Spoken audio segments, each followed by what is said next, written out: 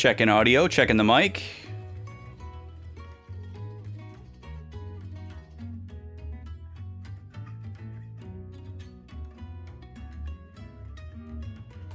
We're live, baby.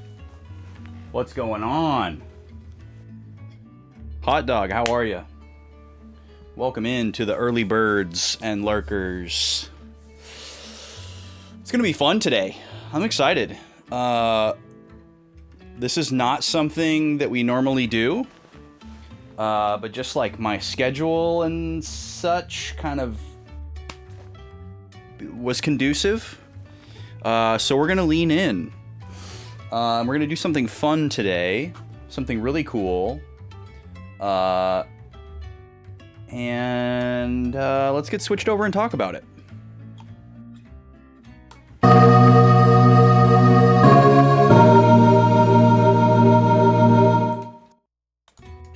How we doing, everybody?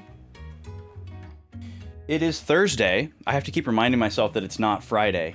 I'm traveling tomorrow, and something about having a travel arrangement like near does something to my brain where it gives me like this very like low level of anxiety where I'm like always thinking about it because I guess I have this like worry that I'm gonna, you know, miss it or like be late or something.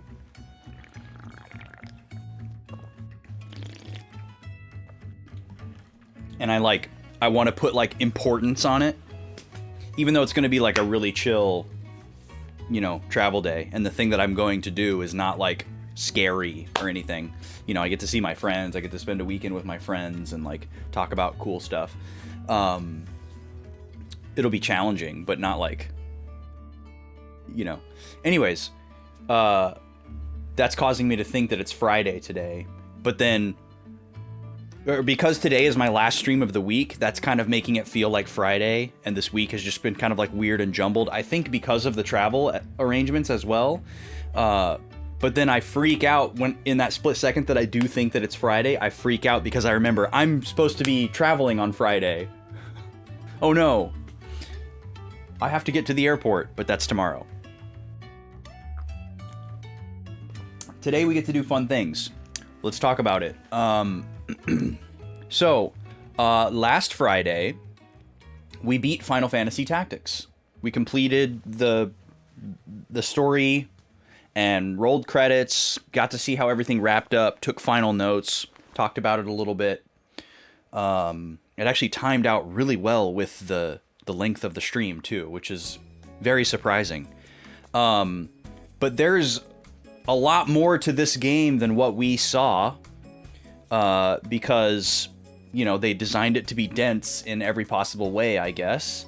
And there's a bunch of side content that we knew existed but didn't engage with because, you know? What's up, Sness? How you doing?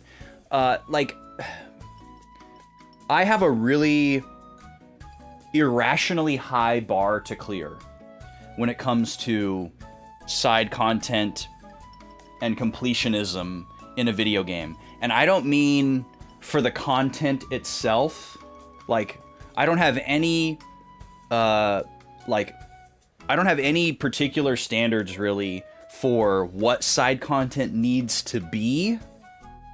It can be the most inane fetch quest checkbox type of side content, but I do have a very irrationally high standard for allowing me to get everything and like laying it out in front of me in such a way that I can see like, okay, like see if I've missed something and I can't get it anymore, or like the progression and like how to track and like how many out of how many, like all that kind of stuff. I've played so many games that give me all of that I unreasonably, and I recognize this, but I unreasonably expect that from any game now, if I'm gonna get everything. So if the game doesn't give me the tools to see like, okay, there are 59 side quests, and you have done 3 of them. You know, if I can't see that somewhere, that's like a point against. You know, and then if I can't see like, oh, this side quest will no longer be available if you move on from this point. or, you know, this side quest in the full list of side quests is now grayed out, which lets you know, hey, you moved too far in the plot to do that side quest. If I don't have something like that, it's a point against. And when I say a point against, I don't mean a point against the game. It's a point against me taking on doing the side content. Like, if your game has all of those little tracking tools in them, I'm more likely to get enticed and go do the side content. And obviously, this being a game from the era that it's from, that was not the norm. I recognize that. But that was the main thing that kept me from doing the side content on a first playthrough, is because there were too many unknowns.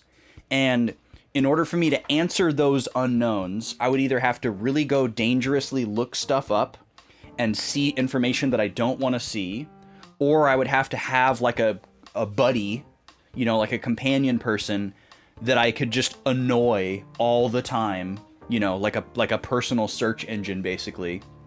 You know, like I'm going to go to SNES or B in the DMs and be like, okay, can you do this? If you do this, will this happen? You know, like, that's not realistic either. I don't like doing that. I don't like being that person. I've been on the other end of that and sort of enjoyed it, but, you know, it just depends on the situation. Like chat, I mean, kind of like chat Draconics, but like in a much worse way.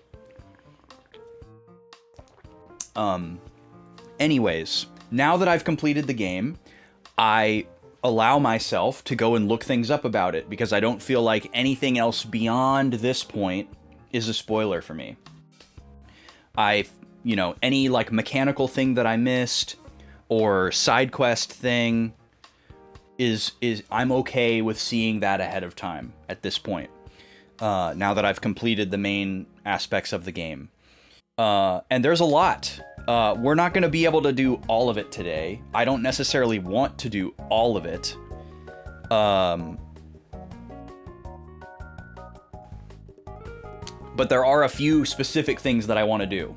One of which was something that I knew was in the game, but I didn't really know what all went into it. And now that I know what all goes into it, I'm actually really excited to do it. I thought it was going to be... Well, for one, I thought we weren't going to be able to do it, because I assumed that the requirements were going to be something that you needed to do throughout the whole game, and I assumed that it was going to involve the propositions, and that I had missed a bunch of them. Well, it turns out you can pretty much just wait till the very end of the game to do all the propositions, and they don't go away, at least in the original version of the game. Which is pretty cool. I was very surprised by that. So if I wanted to go back and do like basically all the propositions, I could. There are specific events that happen based on the in-game calendar, but they're very minor, and they have basically no bearing on anything.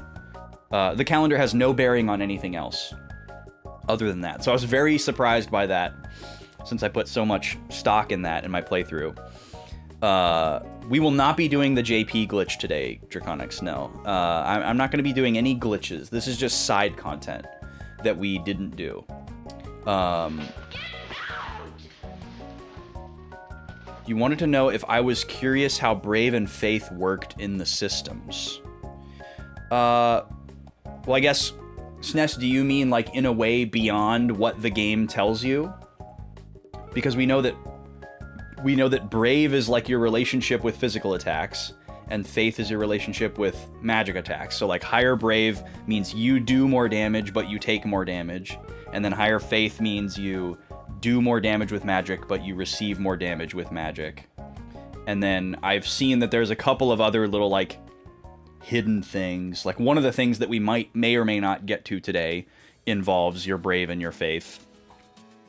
But is there more to it beyond that? Oh, I also did see that I don't know if it's intended necessarily, or if it's just like a programming glitch, but the reason why Ramza's Brave kept going up in our playthrough so much wasn't like a story thing. It was because of the abilities that we used that use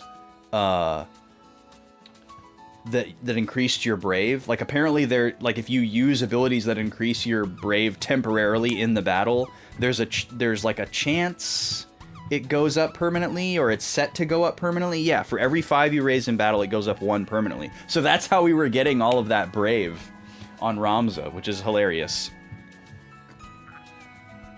That seems super broken. Yeah, it might be 4. I think I remember seeing 4. What's up, Smashington? How are you doing? Brave increases your odds of reaction commands going off. Interesting. In a linear way. What do you mean in a linear way? Just like the more it goes up. Oh, you're saying it's like a linear function rather than like an exponential function. I see. When Ramza has 100 brave, he has a 100% chance of his reaction command. Whoa, okay. Very cool. Yeah, that's actually super nice to know. And regardless of what the reaction ability is, it's always based on brave, not faith, even if it's like a magical reaction ability.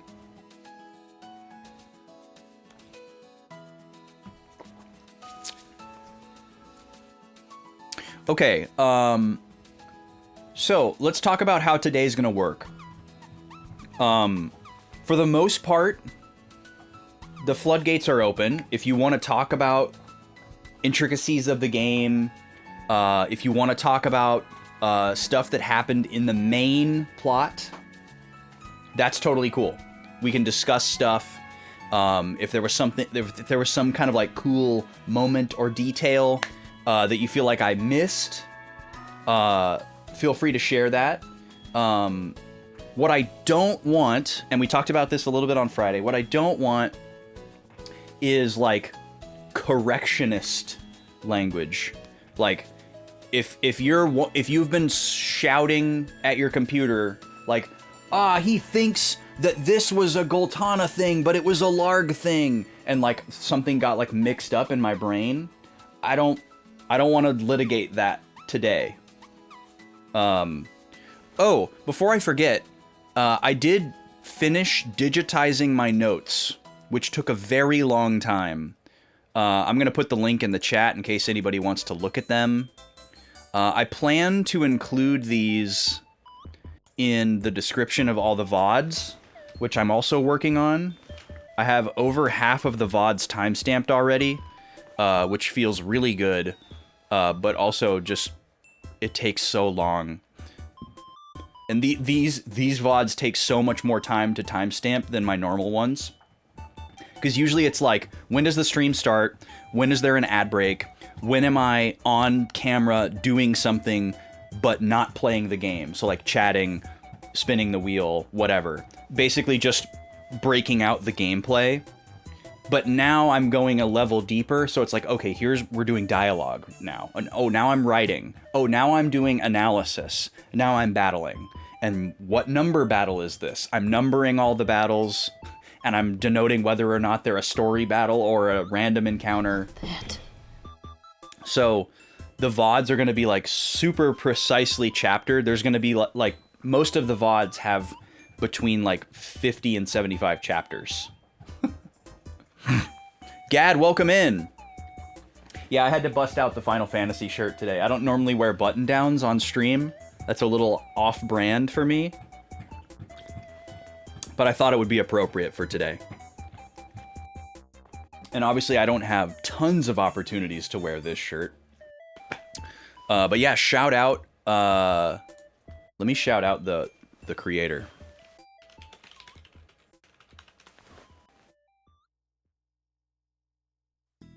Yo, Socks, you did mail this shirt to me. Yeah, I bought this shirt and another shirt from the same person at MagFest 2 years ago. And in the shuffle and chaos of our very crowded hotel room, I left them behind in their nice like little plastic sleeves, perfectly folded. And and the rest of my merch made it home with me, but those two shirts somehow got stuck somewhere and got mixed up and left behind. But Socks, who was also in the room with me and I'm going to be hanging out with this weekend at the thing, mailed them to me. I think you also had to mail me like one of the video games that I bought, I was very naughty and left. It's very easy to lose things at MagFest, let me tell you, because like when you live your normal life, you have like your pattern. It's like, okay, I'm leaving the house, I'm grabbing my phone and my keys and my wallet and like whatever normal things I bring with me, you doing the pocket check and whatever. And when you go to like a convention or like an event, like all of that gets broken, and you have to switch into a different mode of human function, you know, like you don't always have those things with you. And so you kind of get numb and used to the fact that like, oh, right, I don't have that with me because I'm doing this particular thing where I don't need that thing. So I left that in the room, and then just like living out of a suitcase kind of changes my brain chemistry too. And so maybe this is just more of a me thing, but it gets me every time. There's like this anxiety that I have whenever I travel. It's like, okay, what am I gonna like forget because my brain is like shifted out of its pattern? Yeah, it was Pokemon Conquest Socks, a DS game. Absolutely right. Sorry, I was finding this creator. The creator is called Star Salts, and they're very good. Check them out. They do these all over print shirts, and they do all kinds of other stuff too. They do scarves, lanyards, they have pins, they have face masks. I think they do desk mats as well, backpacks. And it's great stuff. A lot of Pokemon stuff. Very Pokemon heavy. The other shirt that I have is a Pokemon one. But it's not all Pokemon. Check them out. Big fan. Okay. Thanks for the follow. Welcome in. Okay, we were just about to talk about how today's gonna work. I'm gonna do some side content. I know what it is. I have tried to intentionally avoid explicitly saying what it is because I am assuming that there may be some people that watch this that don't know what it is, and I would like it to be an exciting surprise for them. I also don't know like the finer details of like how all this is going to play out, so I would like to experience that for the first time as well. So please try not to, if you are super familiar with this content and you know what this is, please try not to spoil it for the chat and for me. But just know that I know what's going to happen at the end of what we're doing. But just try to be along for the ride as much as possible, please. If you want to throw out like mechanical stuff, that's totally fine for today. You know, like if we get into like a weird fight and you want to be like, hey, there's a weird gimmick to this fight, don't use this particular thing because this bad thing's gonna happen, or bring this because it'll make your life easier. I'm fine with that kind of stuff today because I want to move at like a decent clip to make sure that we get through it and see if we can get to more stuff. Thank you for the lovely chat swap. Welcome in. So that's how today's gonna work. So I know that the couple times I've mentioned this, like when we talked about it on Friday, I was like, oh, we're gonna do this thing that like a lot of people know about. Maybe you're getting frustrated that they're not explaining exactly what it is. But I think there are some people that legitimately don't know what it is. Or maybe they're like me and they've heard that it's a thing, but they don't know really what goes into it. So we're gonna try to keep that fresh and exciting and new for me and for those people. So let's boot in. Oh, great question, Smash. Smash says, did you get all the job classes? I thought so. Until I started looking stuff up to get ready for this and found out that there is one that we actually didn't get. And I can see why we didn't get it. But it's still cool because I didn't know that it was in this game. I knew that there were like 2 or 3 additional classes in, oh, I can't hear the game and there's double music. Hold on.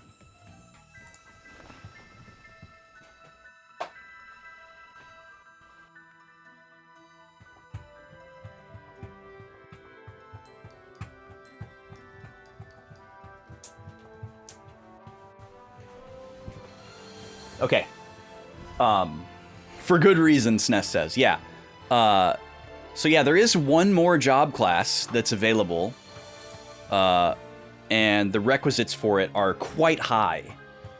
Which is why we didn't see it. Although, I bet it wouldn't be too difficult for us to get it. I don't think it's something I'm going to focus on today. But we can talk about it. There is a mime job class. And I'm assuming the way that it works is it doesn't have its own intrinsic job command like the other jobs, and you just get to pick two, but maybe not. That's kind of like, because that's how it works in, it's kind of like almost like Freelancer in 5, but maybe it's more like you can just repeat the previous action. So we're gonna load into, I think, slot 5. Let me check here. I'm not gonna recap anything that happened last week because it was just beating the game. I'm gonna assume anybody that's here today already is familiar with how the game ends, or has watched the VOD, or was here. Yes, we're gonna load into slot 5. No, slot 1 is Garaland before Mirand. And then slot 5 is after Mirand. Yeah, it's a good thing that these are all written down, because it would be so hard to tell just by looking at this. And when this is all said and done, I'm going to copy over a couple of these save files to one of my backup memory cards so that I have them forever. So that if I do want to go back in, like if I get the itch to play more of this game, I can go back in and, like, you know, grind my characters to 99 and do all the side missions, or, you know, whatever I want to do, and I'll know which one is which. Because I want to save, like, my closest to the end of the game file. There's no game clear save, but I want to save the one that's closest to the end, and then I want to save this one that's, like, right before the point of no return. Okay, so, I'm gonna take notes today, just like I normally would, because we are gonna get, like, plot to this side story. There is plot to this side story, and I'm excited to experience it. So we've got the notes cam ready to go. We're gonna use the same color coding system that we've used for the whole playthrough. Everything is gonna be the same, even though this is bonus day. And I have my little cheat sheet here that I made. That's kind of like my bullet list of, like, how to get this process all started. And the first thing that we're going to do is we're going to go to GOG. And we can actually get there without hitting a random encounter, but I don't know what's going to happen if I go back to Mirand. This will be interesting to see. Okay, nothing happens. That's fine. So let's see what happens here.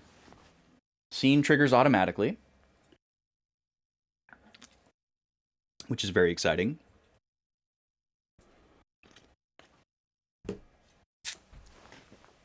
I'm glad you're excited, Smash. I'm excited too. I've never seen this stuff. This is what you found in the drift? You were hoping I'd run through this on accident? I mean, that would have been super sick. I would have been really confused, though, because I would have thought it was main story content. So I'm kind of glad. But I guess if I had just operated under that assumption and done it, I would have realized at a certain point that what it was, and then been like, oh, we found it, which I guess would have been pretty sick. Yes, when I started digging last week at drift number 57. Oh, you know what? There's something that we might need to do before we start this process. We'll keep going. Okay, we'll keep going for now. I tried to take it apart, but I didn't know what to prod where. What is a steel ball?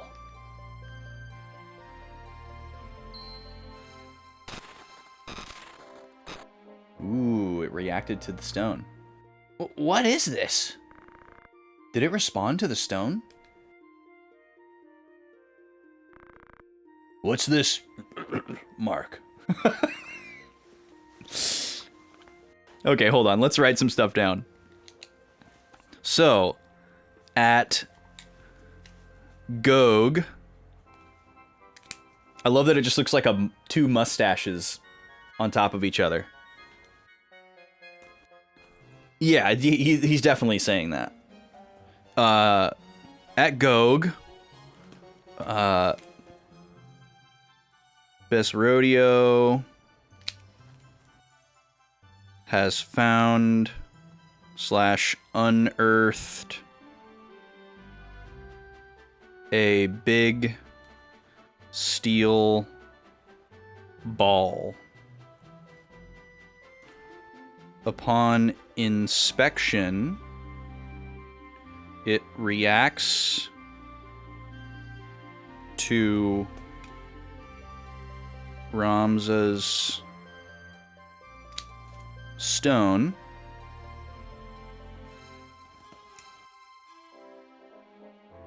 This song is so FF12. Bis Rodeo notices... This is so Rabanaster. Notices a... I'm just going to recreate this symbol on it. Can you confirm? Are you confirming, Smashington, that that's Aquarius? Which is the symbol of... I did, as I was going through, make a list of like, okay, which were the zodiacs that we did not see throughout the playthrough? And Aquarius is one of them.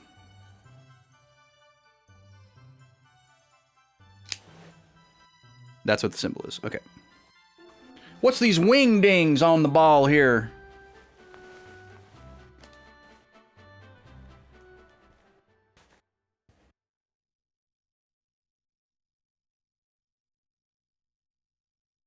Is that all we get?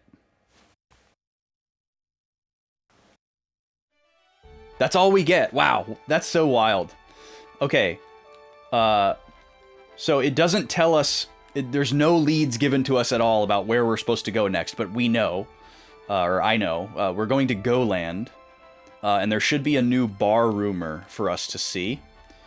I'm going to avoid doing like my normal saving practices today because there's so many different saves on my memory card that I'm looking to preserve, and I haven't like moved them over anywhere yet.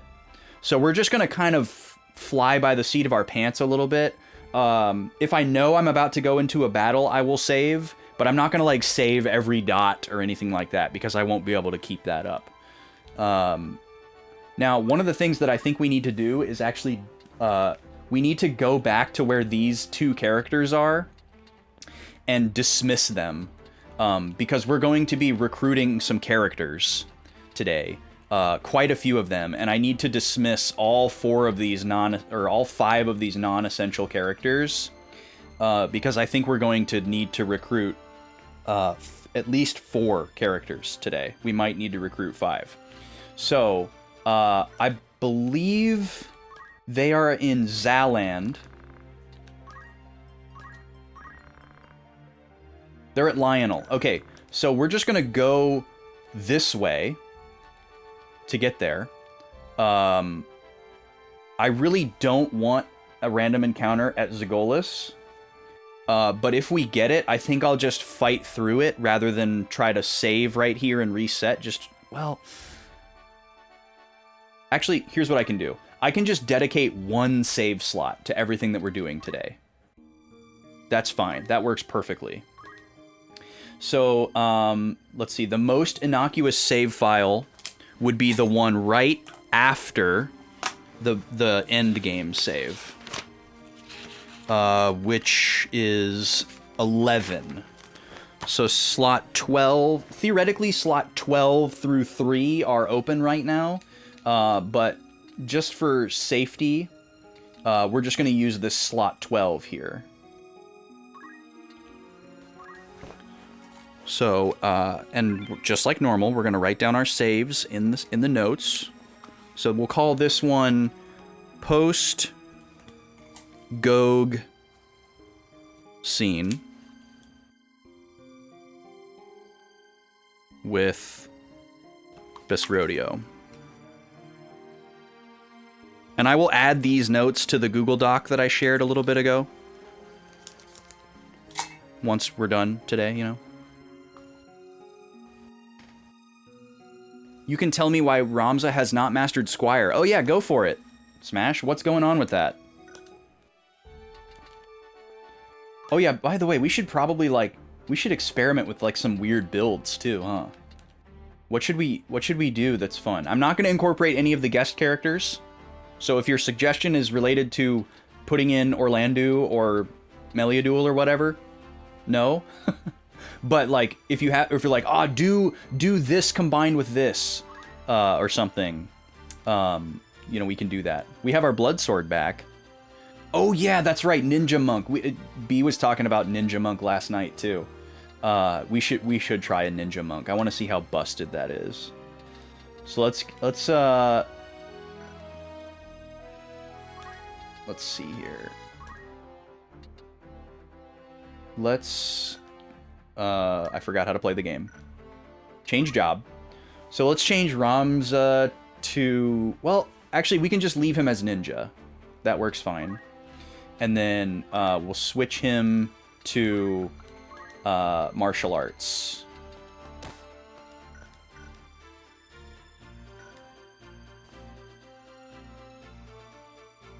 Am I thinking of having one slot for world map traversal and then others can be after events or during? I think I'm just gonna YOLO it SNES and just have one save slot. I think it'll be fine.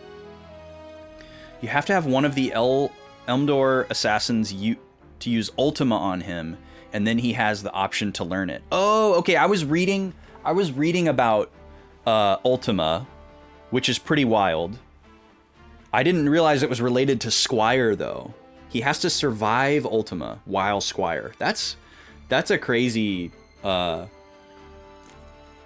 prerequisite. And only Ramza can do that because other people have Squire mastered. So Ramza's Squire list is like a little bit different and special. That's very confusing too. Okay, yeah, I was seeing other guides about like how to make Ultima good, where you have to like level it up. Okay, we can try a gun ninja as well. Veronica's already a ninja, but I don't think I have more than one. I think I only own one gun, and Salome has it. So maybe we can pass by somewhere. Well, actually, we're in Gog. Gog sells guns. So maybe we can just pick up some guns right here.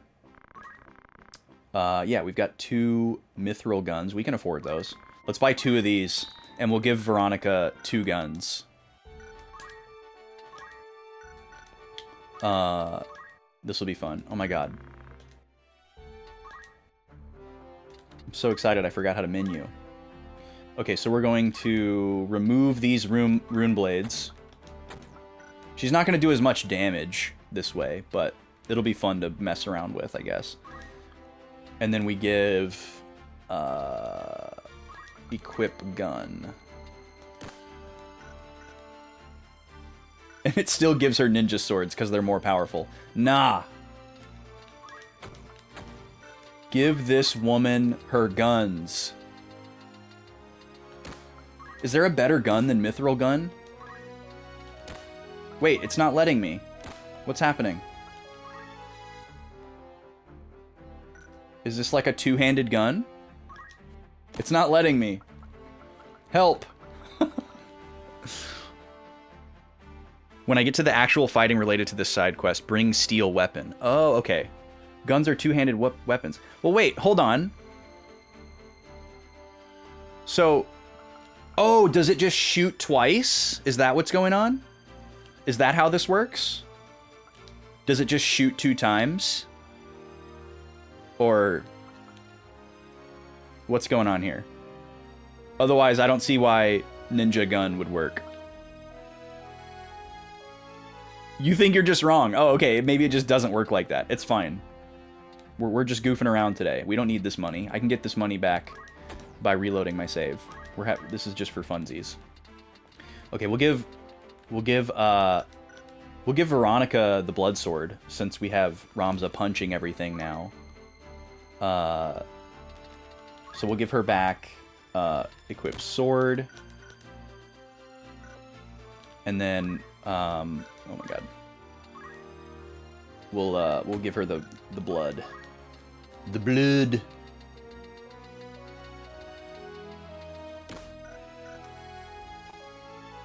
A lot of the fun stuff is using Ninja. Yeah, Ninja is... It seems so... Like, I knew it was busted.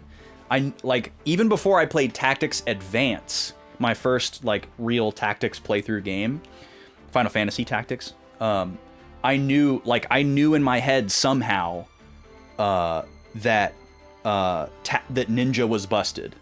I didn't even know why or how, but I just already knew that somehow. That information was already implanted in my mind. And then when I got it, I was like, oh, I see. I get it. It's busted.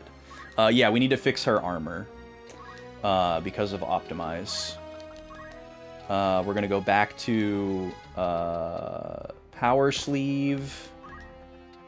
And did we have... She wasn't using the bracer. Probably Sprint Shoes?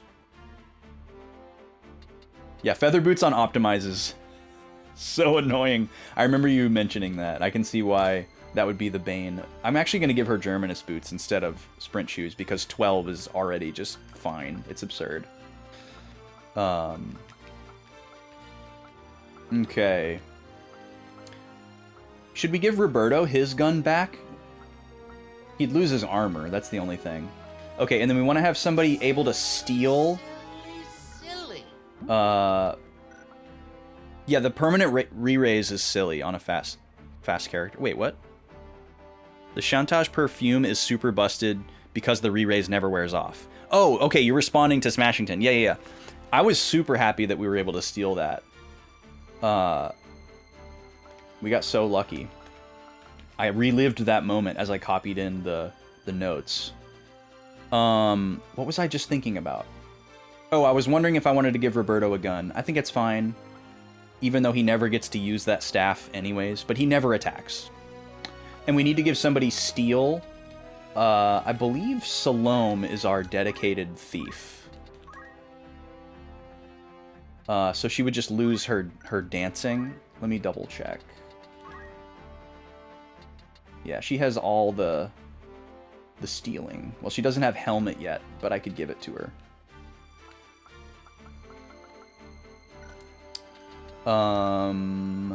Veronica also has thief abilities too, though. She has steel weapon.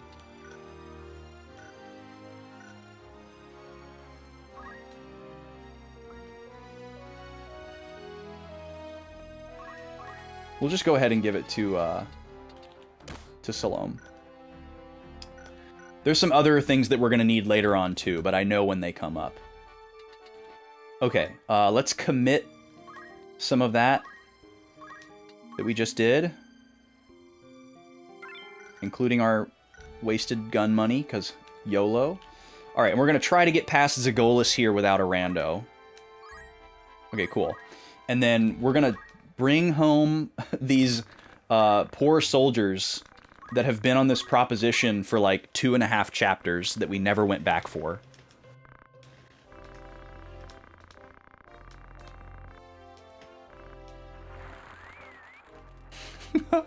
They've been away on this, yeah, for like a year. For 2,000 gil and 50 JP. Alright. That's so funny. We got them back. And after all of that hard work and time away, we're just going to literally throw them to the wind. We're going to remove all of our optional units here. Just wait. Can you go on without me? Sorry, Rad. I know you're like kind of canon as well as Alicia and Lavian, but we need the space here.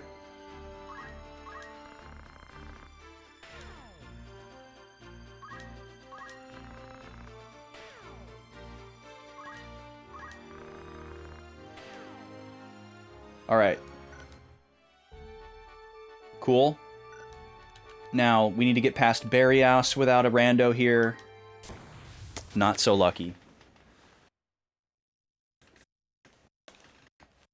There's a super weird backwards feeling mechanic regarding move find. Some item finds have 2 outcomes, and the lower the brave. Oh, yes, I was reading about this Smash because it's a thing for the like, super bonus dungeon thing in this game. where there's a bunch of extremely valuable rare items that you can find, and you can only find them with Move Find. And I have no idea how anybody would get it. You will want Rafa, yeah, because her brave is so low. But I also was reading that you can use the like temporary battle skills to have the low brave. Yeah. And so you could like, and what you basically, it sounds like what you basically want to do is push someone's brave all the way to 0, because then it's a 100% item rate. Okay, let me do this again and save again before we go past Zagolis.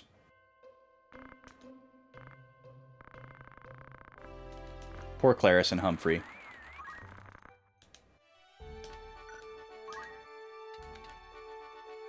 But yeah, I'm not sure how much I would actually want to do the bonus dungeon in here. It sounds really kooky and mean for the most part.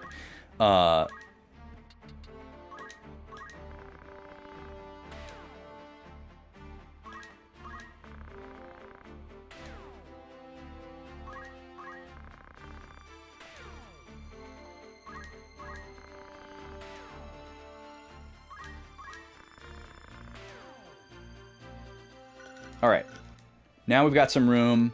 Let's save again. Yo, Vicious, welcome in. I guess what I would like to see from the super dungeon or whatever. I guess I can just call it by its name. It's called Deep Dungeon. Okay, cool. We got past it that time. Save again. Save every time we have to go past a green dot.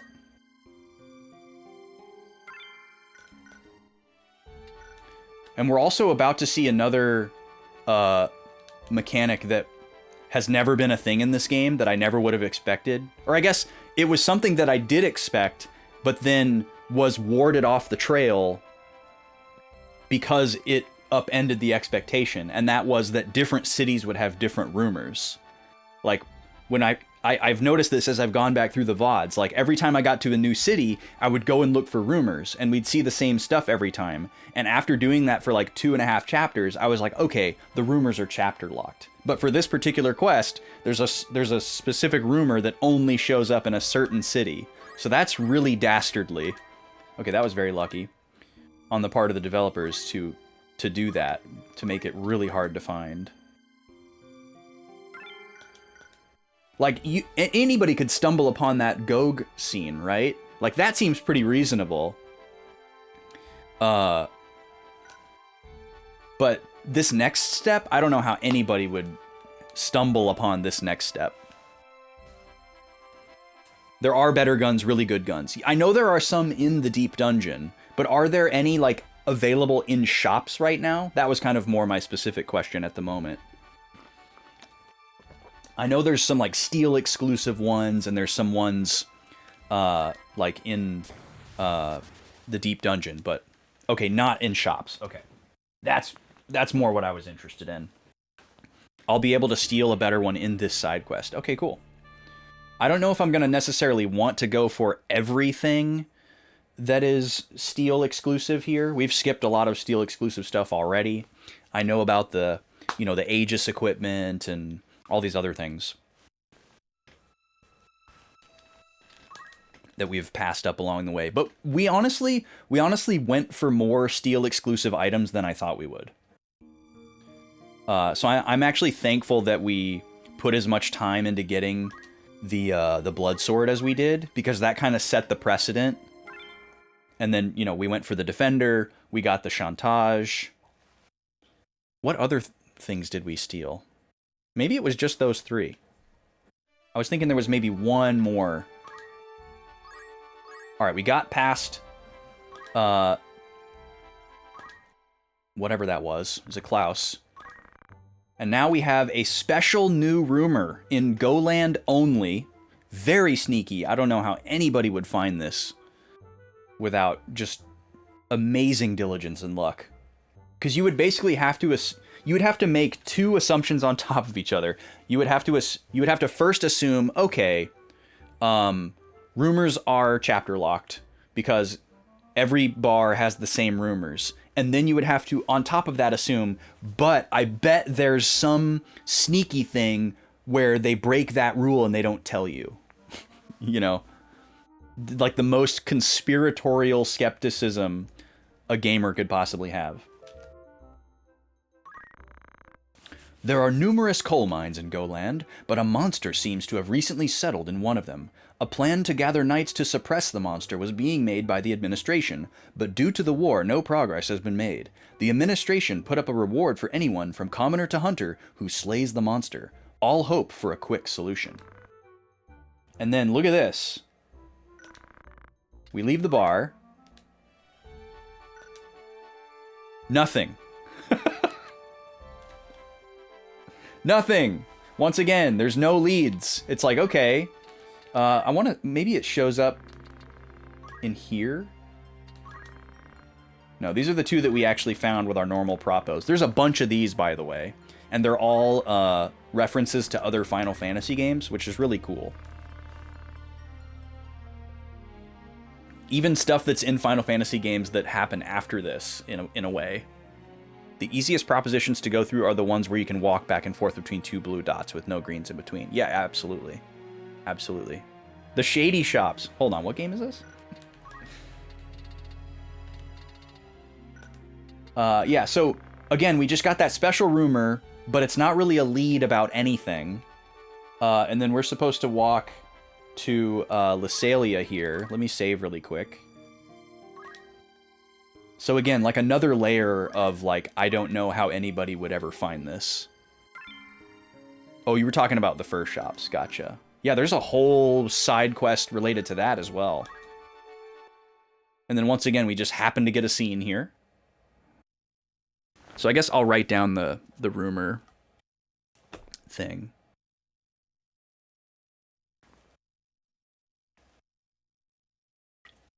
Let me wait till we get to a point where we can write here. All right. Sneaky music. Okay, hold on. Let's write for a second. So with no lead, we discover a unique bar rumor at Goland about a monster with a bounty.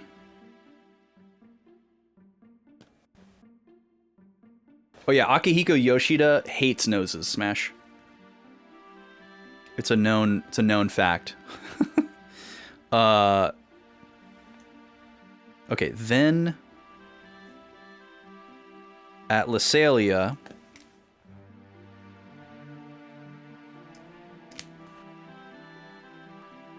a scene triggers in the bar. Alright, and we'll go from here. Oh, we have an ad coming up. Let me get a prediction ready for you. We're going to be on top of it today. I'm going to try. Kirby versus Donkey Kong, 2 minutes to get your points in. The score is currently 5-2 in favor of Donkey Kong, if you'd like to know the odds. Welcome. Something to drink? Okay, milk please. Ramza, you're 18, man. Ha, I like you. Never seen anyone order that at a bar. You must have seen a lot of bloodshed, but you don't drink, huh? You must have seen a lot of bloodshed. What leads him to that assumption? So, it was true. There are monsters in Goland. Yeah, the coal mine shut down. We're in a fix. And we can't count on knights either way, either in this day and age.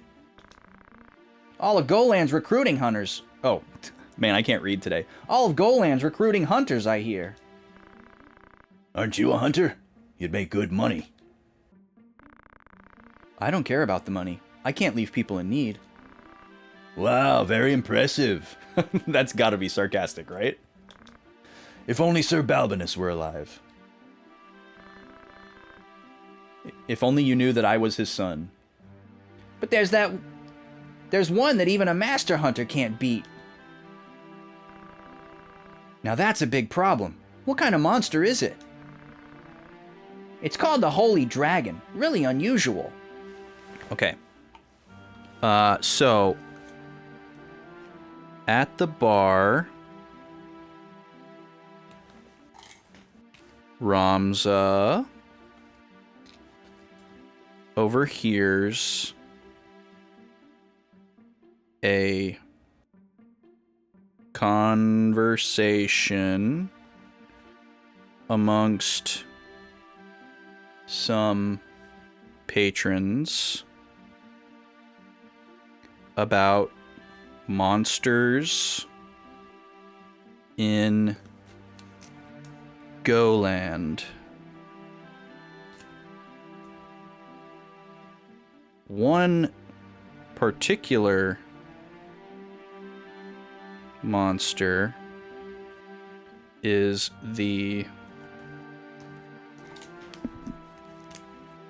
Holy Dragon, which has a great bounty attached.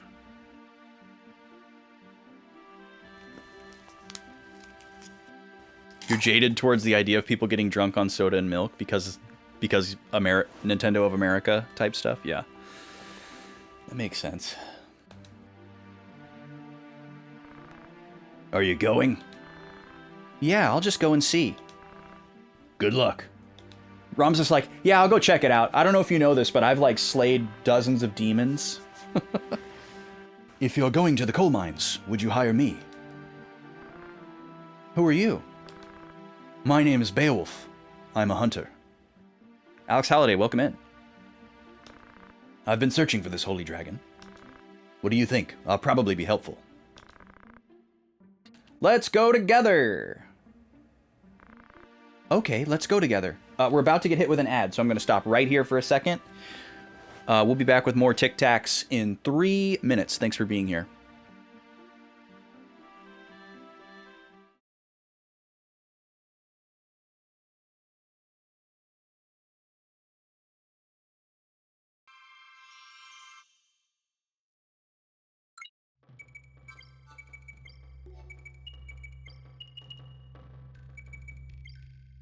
Free for all! Kirby, Yoshi, Kirby!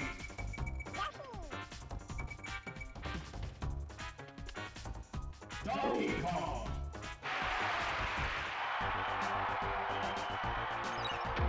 3, 2, 1, go!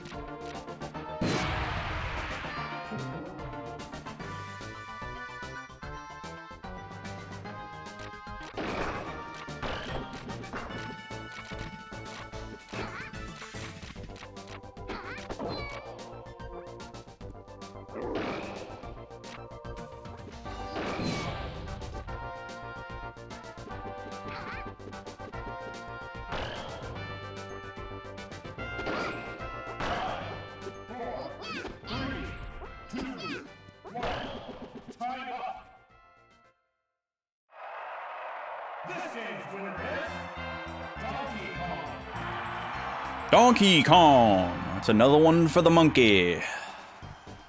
6-2. Still 3 more rounds to go for these combatants.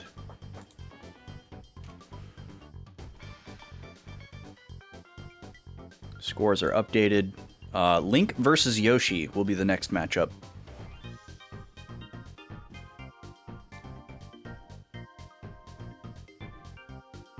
And let's get back over here. Welcome back. Looks like Dad just lost his 2-year soda chip. What? What does that mean, Smash? Okay, let's write something. Where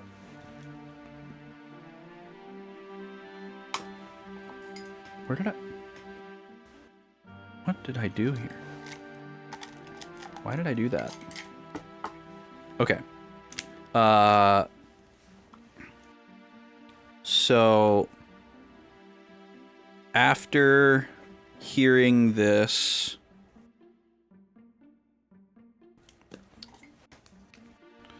Ramza agrees to check out the situation.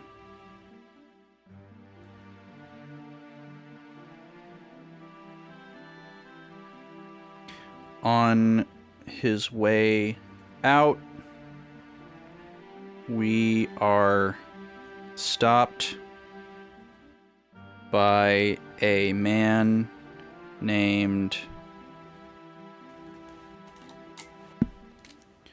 Beowulf.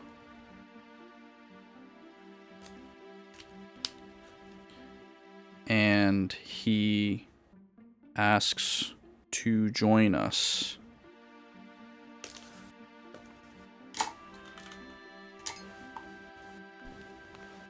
That's the N64 controller? All right. You can pay me later. Let's go. Okay. He's got a cool cape. It's like a off-white and with like orange and green and blue pattern on it. Really cool. Okay, are you just in my party now? Oh yeah, there he is. Beowulf, the Temple Knight. Sick. He's got pretty normal equipment.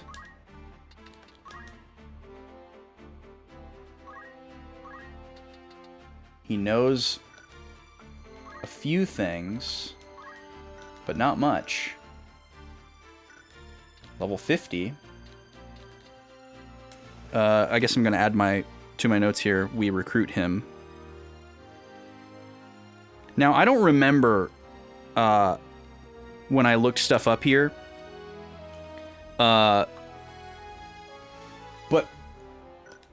I don't have to use these characters, right? Or do I? Well, actually, I think there's one situation where I have to use one specific character, but I don't remember. So feel free to guide me on that. We're gonna save again here. We will call this one post Lasalia bar scene and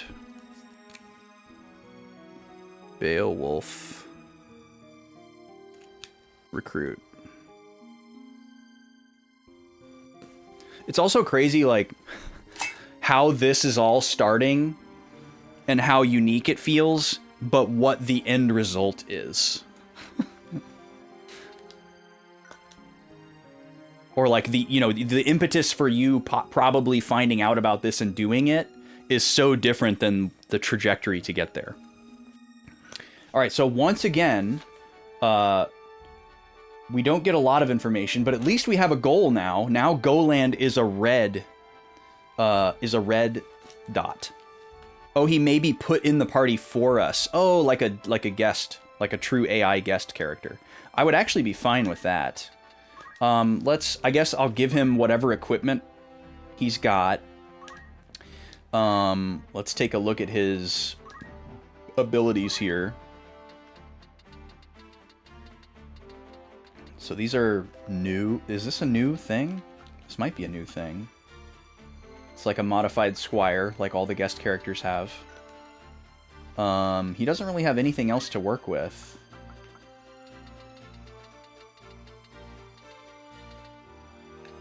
We could give him this.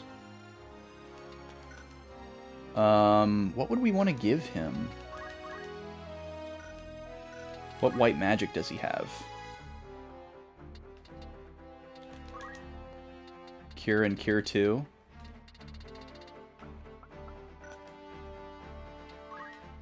Black magic, he's got Fire, Bolt, Ice. Mediator, he can try to invite monsters.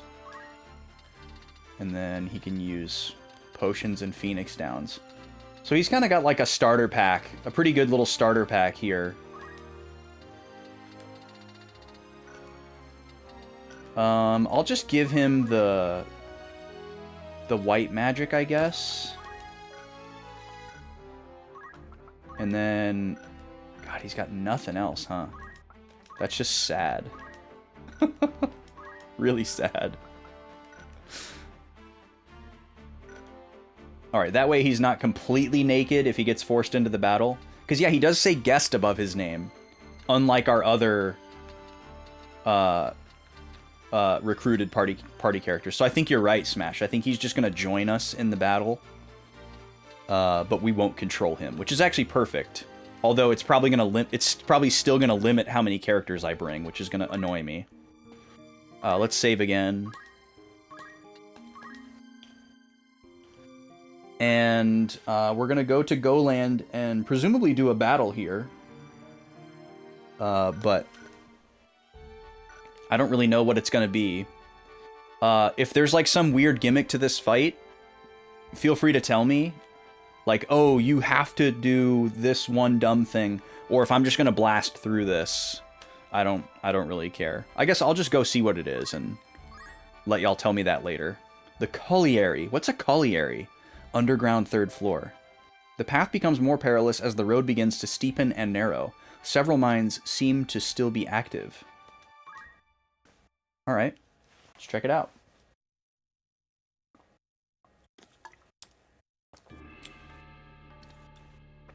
Right into the form.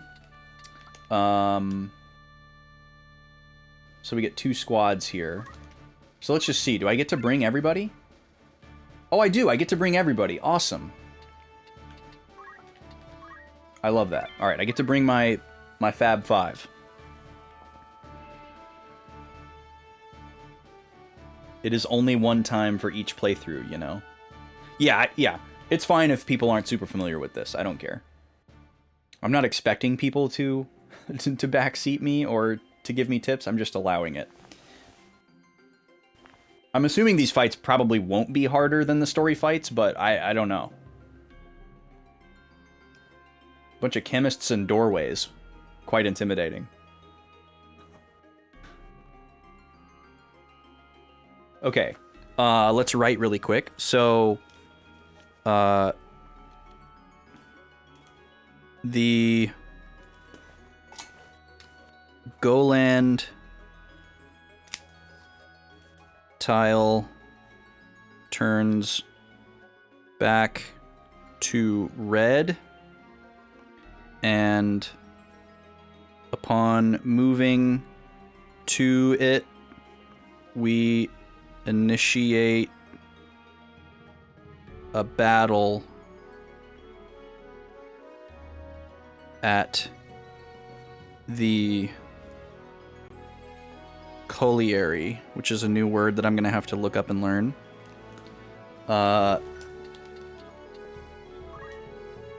Vector, the chemist. So is this going to be just a bunch of chemists with guns? Oh, this is actually really annoying. This could be super annoying, actually. And they're all in doorways. God, their names, though. They have the most chatted out names for this squad. Dallas and Rush and Navarro and Vector. And, well, okay, except for Harold. Sorry, Harold. Okay.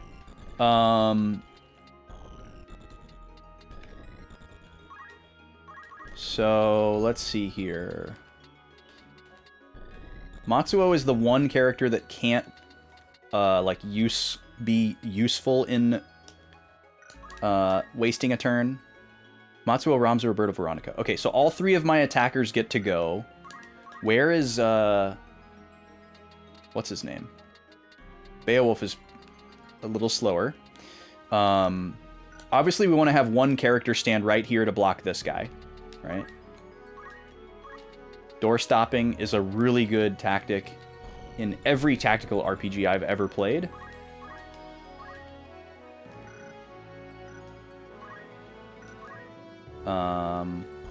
Ramza can't quite get up there. But he does have the power of Hamedo. And then Veronica. Okay, so I think I'm going to have Matsuo doorstop this guy.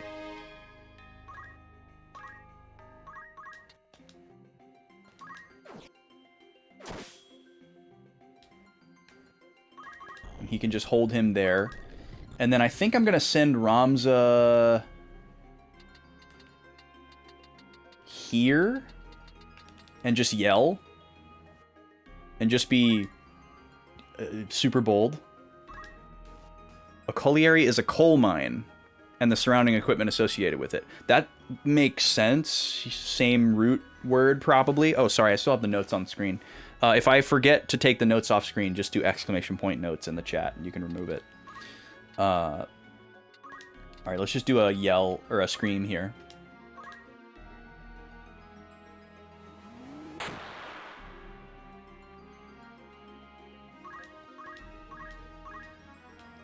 And we'll face this way. Let's try to get Roberto to some cover here. And he can start singing. I think I'm going to go Life Song here with the gun problem. And then I'm just going to have Veronica go for this guy.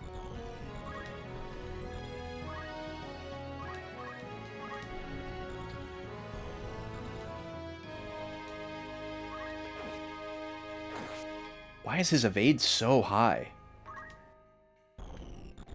60% accuracy from behind. Oh, the see more was from the Google search? That's funny.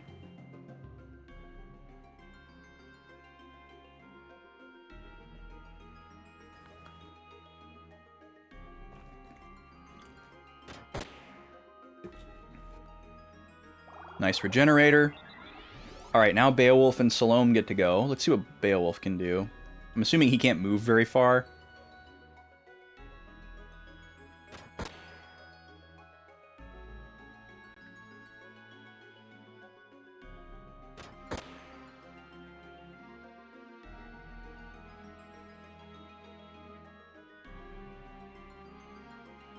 They're like tripling up on Veronica.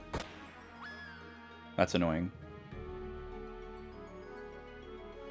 Alright, well, I don't know how useful Salome is going to be, so I might just have her revive Veronica.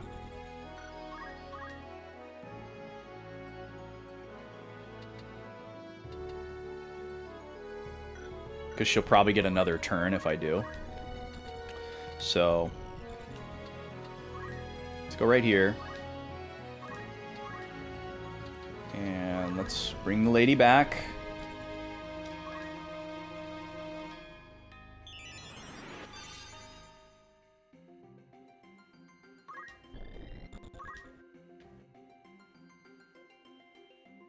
Alright, let's see what he does.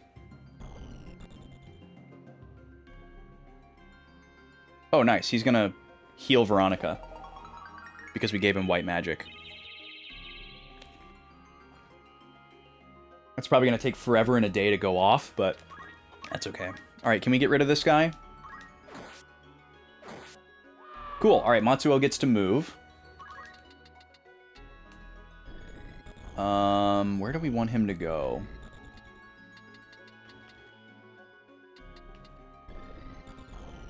Ramza's probably better for chasing down this guy if he's going to try to run along the rooftop.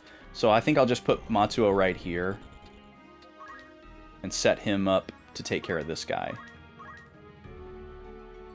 Oh, that actually went pretty quick. All right, thank you for the cure too, Beowulf. Appreciate you.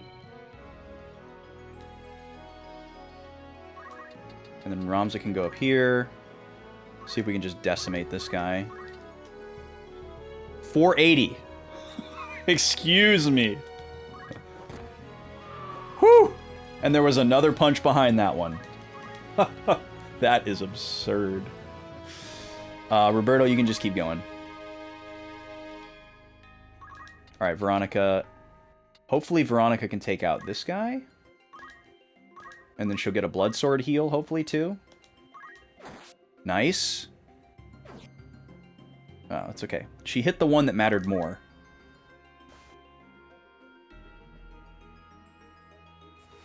Oh, they've got X potions, too. That's really annoying. Yeah, chemists with guns.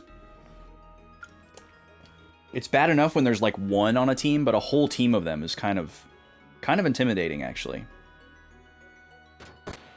Being able to attack the whole battlefield. Throwing items.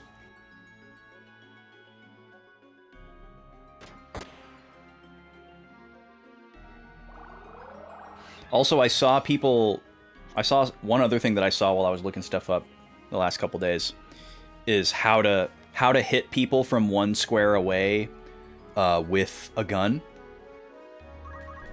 or a bow, which is pretty cool.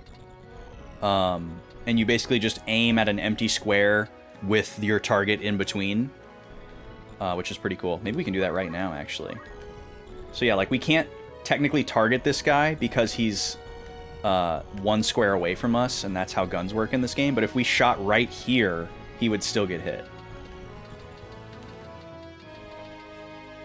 But maybe I'll shoot this guy to put him in kill range for Matsuo. Because I can't hit that guy. Can I hit this guy? I don't know. It's only 64 damage. I might be better off just giving an X potion to Veronica.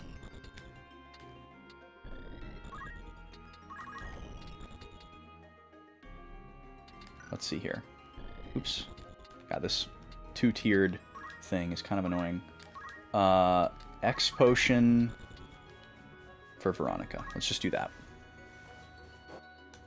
I can be a chemist too. Yeah, I'm sure if it's not like a straight line, it's really hard. But it would be cool. It would be a fun thing, I guess, to like practice and master. But it would have its frustrations, to be sure. All right, this will help block some damage from Roberto.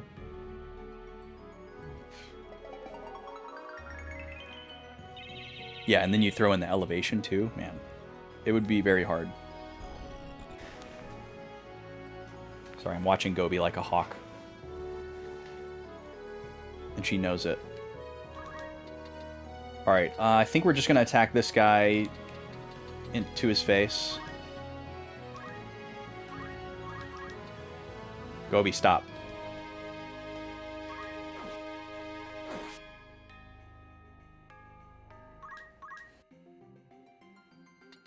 Keep going, Roberto.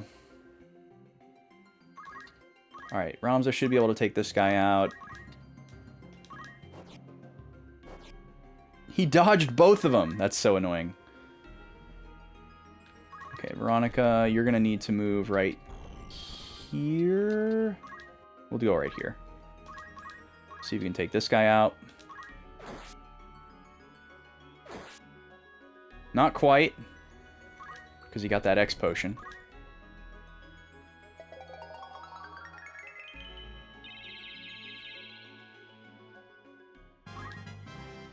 We're also not going to, like, min-max any of these battles, in case anyone's wondering. We ain't got time for that.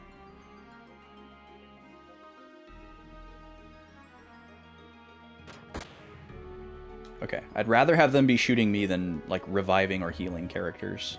He's probably going to heal himself. Yeah, that's annoying.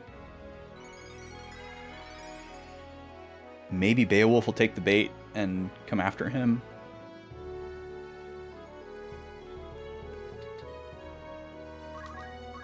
Roberto, you're fine.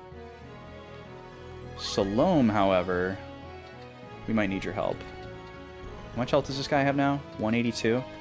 I think if I shoot him, I can put him in kill range for Veronica, so that'd be good.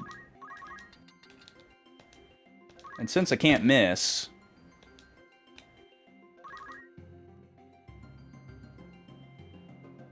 Okay, I'll let Ramza deal with this guy. We'll send Matsuo down here.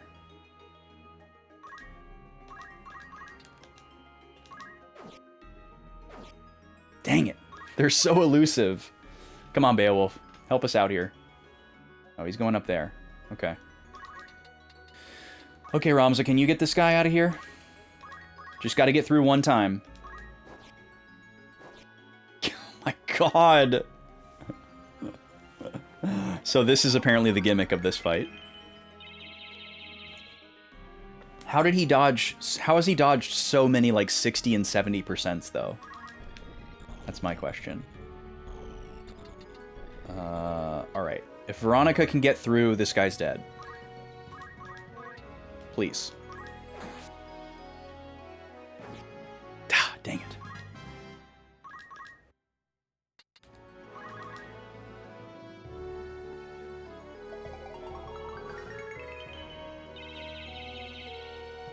Roberto's just going to keep everybody topped off. Matsuo, try again, buddy. Thank you. Crits that don't matter. And then we'll move him up here. Oh, shoot, no. I just realized that these two areas aren't really connected. I don't know if I can walk across there or not. So maybe just for safety, I'll send him over here. Come on, Ramza. Thank you. I love the idea of him just sidestepping a bunch of punches. Alright, and then we'll see if we can go over this way. Drop in on this guy. Okay, yeah, I guess you can just walk across there.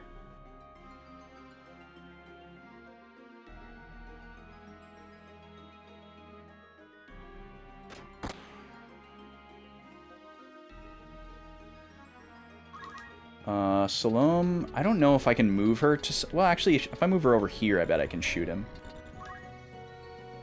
Give it a shot. There we go. Might as well. Veronica can't quite get there.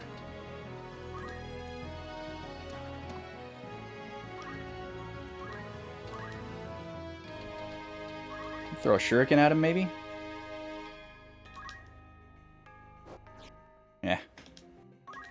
Darn. Roberto, you're good.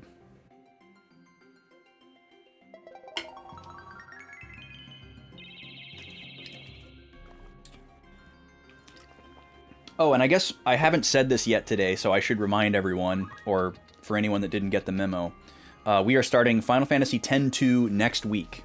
That is the new RPG playthrough. You didn't miss a poll. It was the 1,000 follower goal. It has been for several years, and it finally got hit. So that's what's going on with the next RPG playthrough. I didn't want to start it today and then not play tomorrow and go on this, like, weekend trip. And then I also was enticed by some of this content that we're doing today. So it just worked out really nicely. I forgot to mention that earlier. Haha, no more spells for you, gun chemist. Come on, Ramza, can we end this? Can we wrap this up here? Thank you.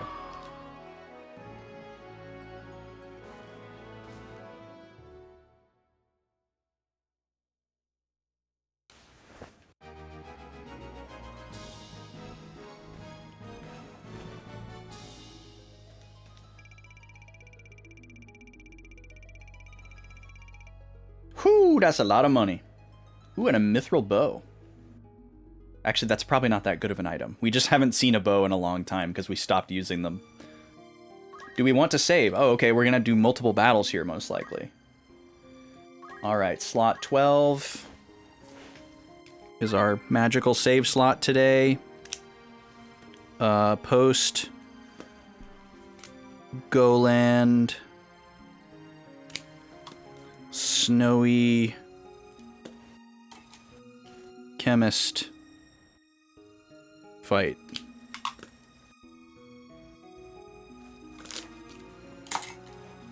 Next.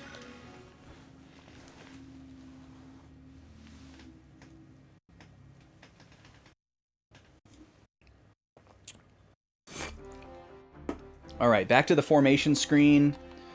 I don't know what's next, and I don't have any inclination to change anything. Y'all mentioned steel weapon a while back, which we have access to, so just going to proceed forward, assuming that's the only thing that I'm going to want to care about, gimmick-wise. Alright, and we get to bring everybody again, which I just love so much. These characters are canon to me. Colliery Underground, 2nd floor. So we're entering into the mine. Why are there people trying to stop us from fighting this really powerful monster, you know? Oh, I see something hiding there.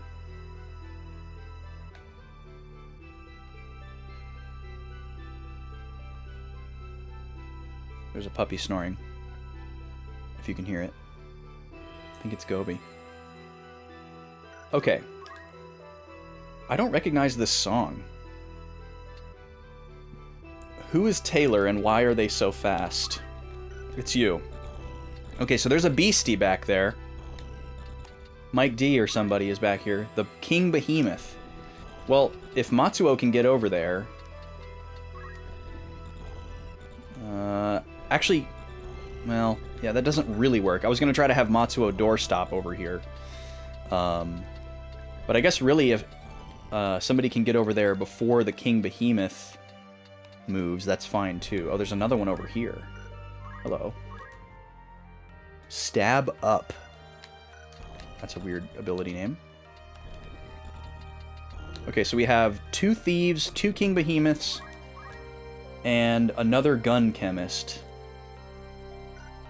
Is this one of the rare guns? Is this a gun that y'all want me to steal? Is this blaze gun why you had me bring steel weapon here? So these guys all have really high evade. Again. So let me move Matsuo here. We'll just see what happens.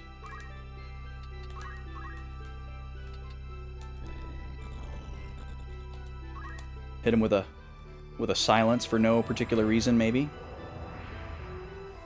But we'll also get some early damage. We'll take that. Okay, he's going to move 1 unit forward, which is actually really good for us. He's charging, which means that he can't dodge. So I should probably just go bop him on the head and kill him. Veronica could go do that, most likely. Let's see here. And yeah, I'll send Ramza after the behemoth over here. Because they're both going to get to go, right? Yeah.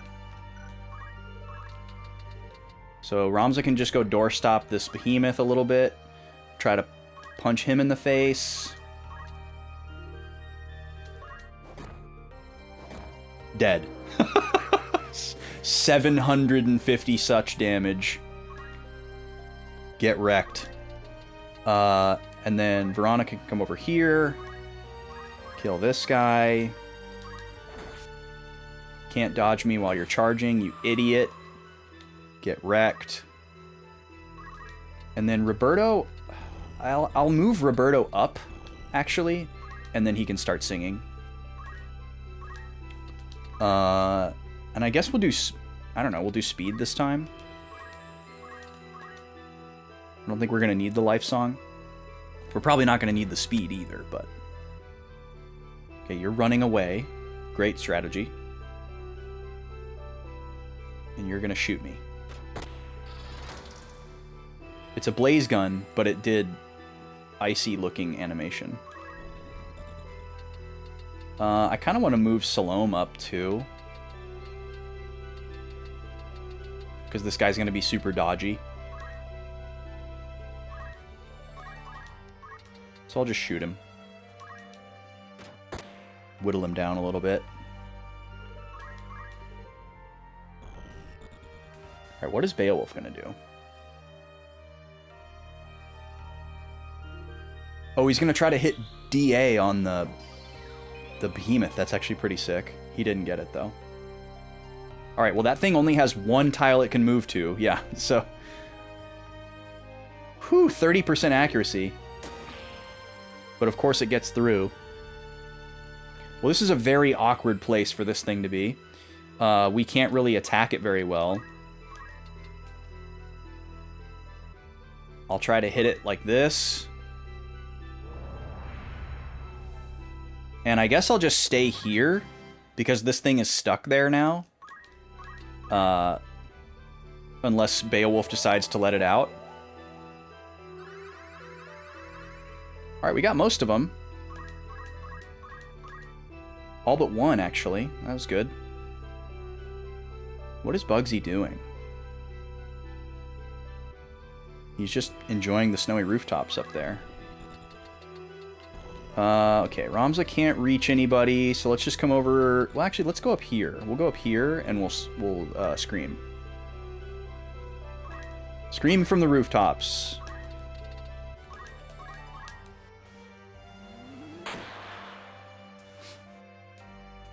Names don't matter!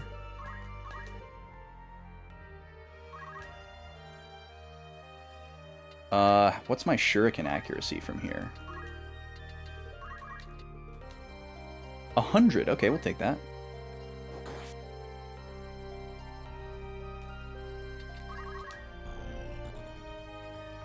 Roberto. Let's have you switch songs, since that cheer song was so good. You can switch to Life Song, I guess. Now, Salome...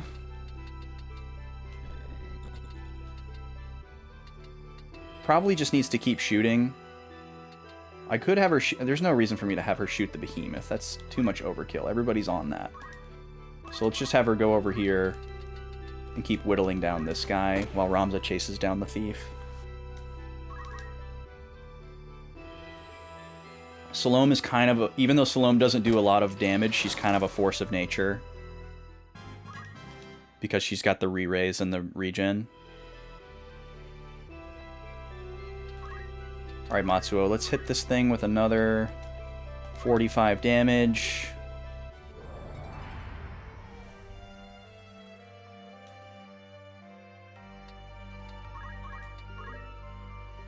Alright, Beowulf, what do you got? You're gonna let it out. Okay.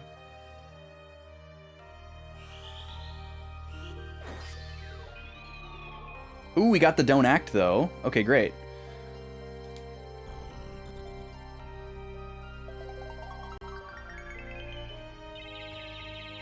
That means I'll get Veronica and Matsuo out of there, and I'll just let Beowulf kill that thing. So yeah, it's just going to corner up. See if we can throw a shuriken at this chemist with any reasonable accuracy. 75, I'll take it. Nice.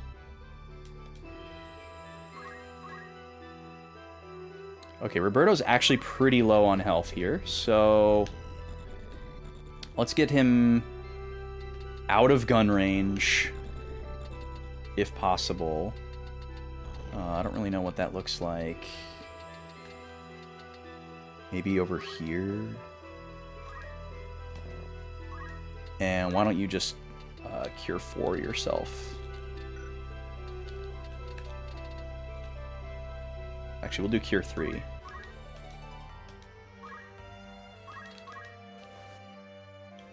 Alright, Bugsy, are you still running away from me?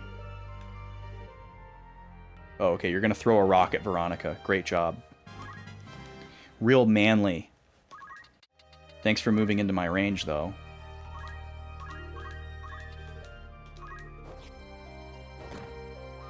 Goodbye. I guess I will have Matsuo stay here and just try to kill this thing, because it's going to take Beowulf a long time to do that much damage.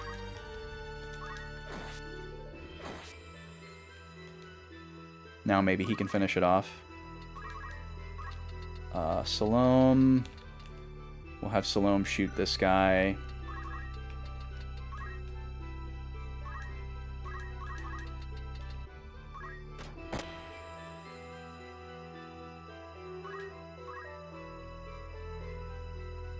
And I guess maybe I could keep this guy alive and try to steal the gun for funsies. Have Salome chase him around. Oh, he's going to heal himself. Great.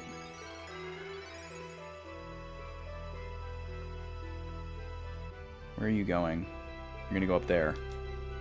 Okay. Here's what I'll do.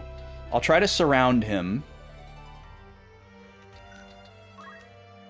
Salome's not going to be able to get to him this turn, which is kind of annoying. I'll try to surround him.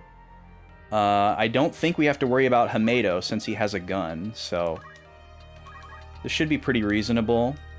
Ramza should be able to get behind him. Yeah. So that will at least force him to move towards Salome if he moves. He might just continue to heal himself, which is annoying.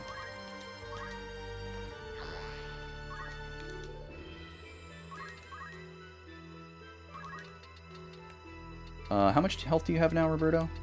Pretty good. Let me move Roberto a little bit closer to the action, in case we need him to help out with this effort. And you can switch back to Life Song. Okay, Ramza's gonna go stand here. And hit us with another Scream, my guy. Why not? Let's get his default Brave to 100 by the end of this, shall we?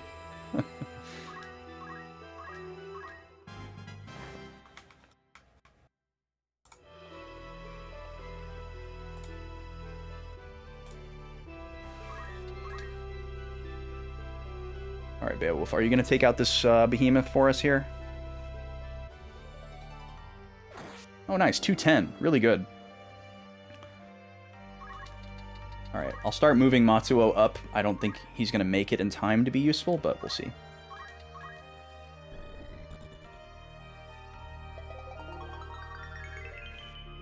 Alright, we're moving on to water now.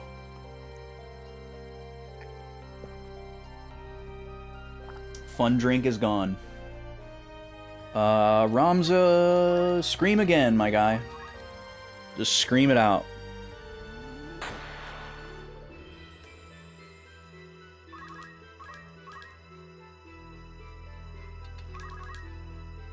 Alright, Salome. Salome needs to move closer to this guy, because we're going to try to steal from him. And we'll just wait to get our next turn faster. Veronica, you can accumulate again. Maybe we can raise your max Brave.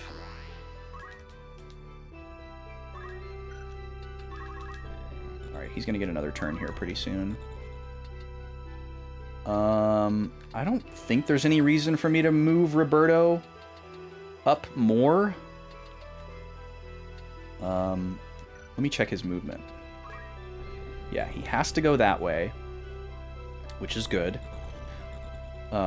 He can't move outside of Salome's range, which is good. That's what we want. I'll move Roberto right here, I guess, in case we need to. We might need to rebuild our blockade after he moves. Okay, that's fine.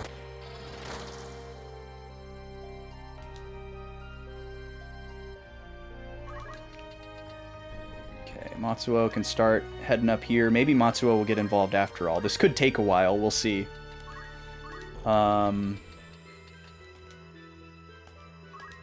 Might as well stay on top of his HP, though.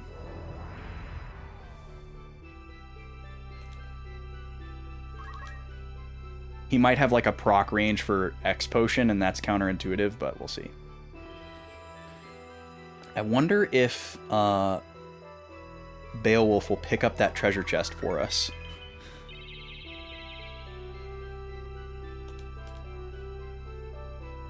Okay, who gets to go here? Let's plan this out. Everybody gets to go a whole bunch. Ramza twice, Salome once, Veronica once. Okay, so we're gonna get our first steal attempt here. We want Salome to get behind him for that, for best accuracy, and then we'll try to put Veronica and Ramza on the other two sides of him. He can't jump down, so he would be blocked in, which is exactly what we want. So, we'll move Ramza here. We will scream.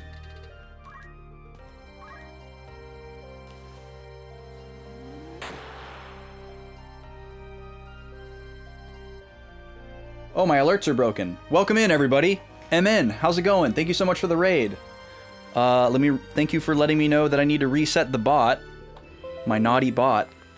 Welcome in, everybody. Sorry for the lack of fanfare. Nice to see you. How was the stream today?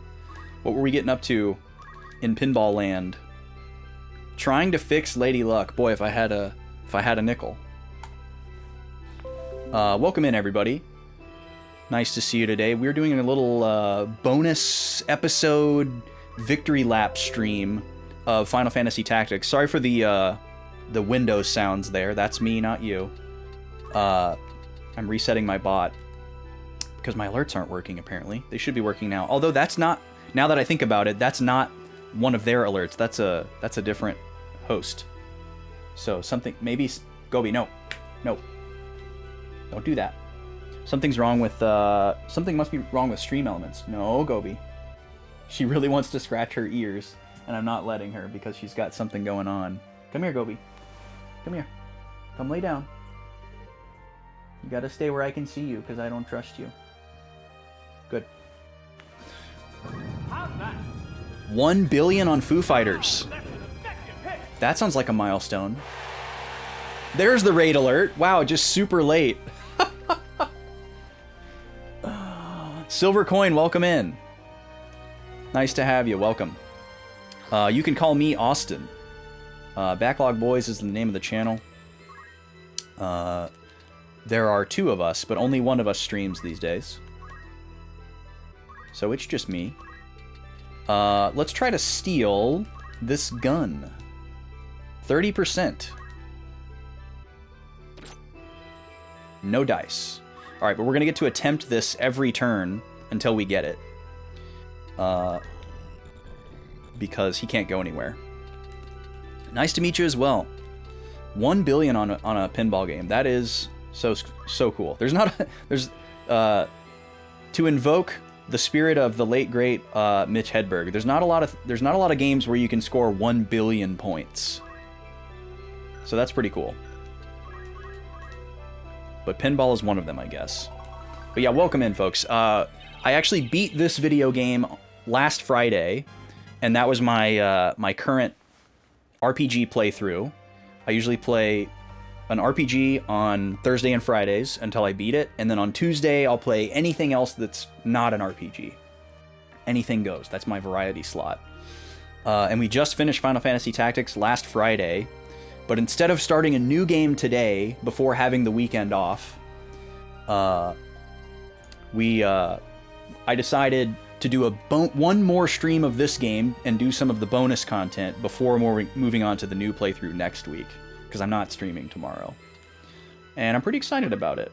This game is super cool and super fun, and I think this bonus content is going to be pretty fun today too. The misnamed guns, yeah, it's like the exact opposite of a blaze gun. It's probably supposed to be Blizz gun. Alright, Matsuo, you can stand right here just for good measure. And I can't do my elemental on you because it's going to also hit Salome. Or I guess I could, but I'm not going to I'm not gonna bother. Get that chest, Beowulf. Dang it. Alright, I'll have to send Roberto down there to get that chest. If we don't get it, we don't get it. But we're kind of killing time here because we're gonna ham fist stealing this guy's gun. Oh, and we got a crystal. We could try to have Roberto grab that on the way, I guess.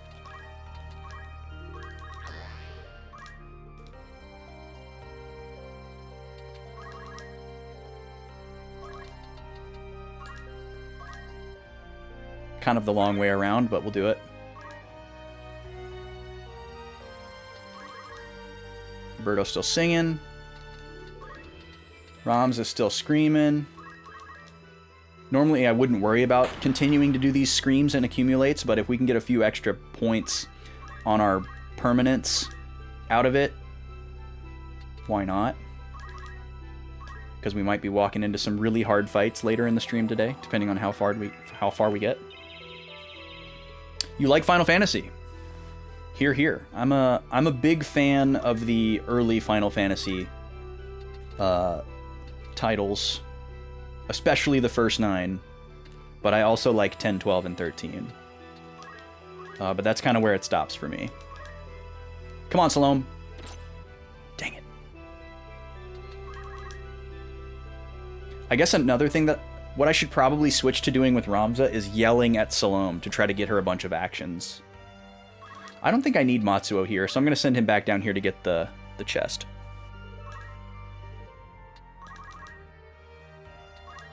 Alright, let's start yelling at Salome. Which sounds mean, but I promise it's good. We're raising her speed. I gotta sneeze.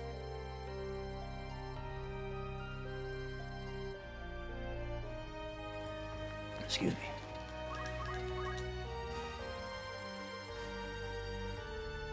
Alright, Beowulf does have ranged attacks, but I don't think he can do damage, so hopefully he doesn't ruin this for us. You're kind of the same, Silvercoin? Yeah, and, you know, I can be a curmudgeon about a lot of things. I try not to yuck two people's yum. A lot of people like the, 13 sequels and 10-2, which we're playing next, and it's going to be a fun sojourn. Or, they like the MMOs, or they like 15, whatever. I don't like to spend too much time, being negative about those games. At least not publicly. Unless, I'm talking with somebody who has similar feelings with me and we just want to kind of yuck it up a little bit. But I don't like the idea of going on, a negativity campaign about it. On, the small platform that I have, even. There's just... I don't know. There's just nothing productive about that. But I to cap the conversation, I really am not a fan of where Final Fantasy has been for the last 15 years. Although it is very important to mention that I feel like 16 was a huge step in the right direction. It's still not really a game that I'm interested in playing. I think the gameplay is incredibly not compelling. But everything else that they did with 16 I thought was very compelling.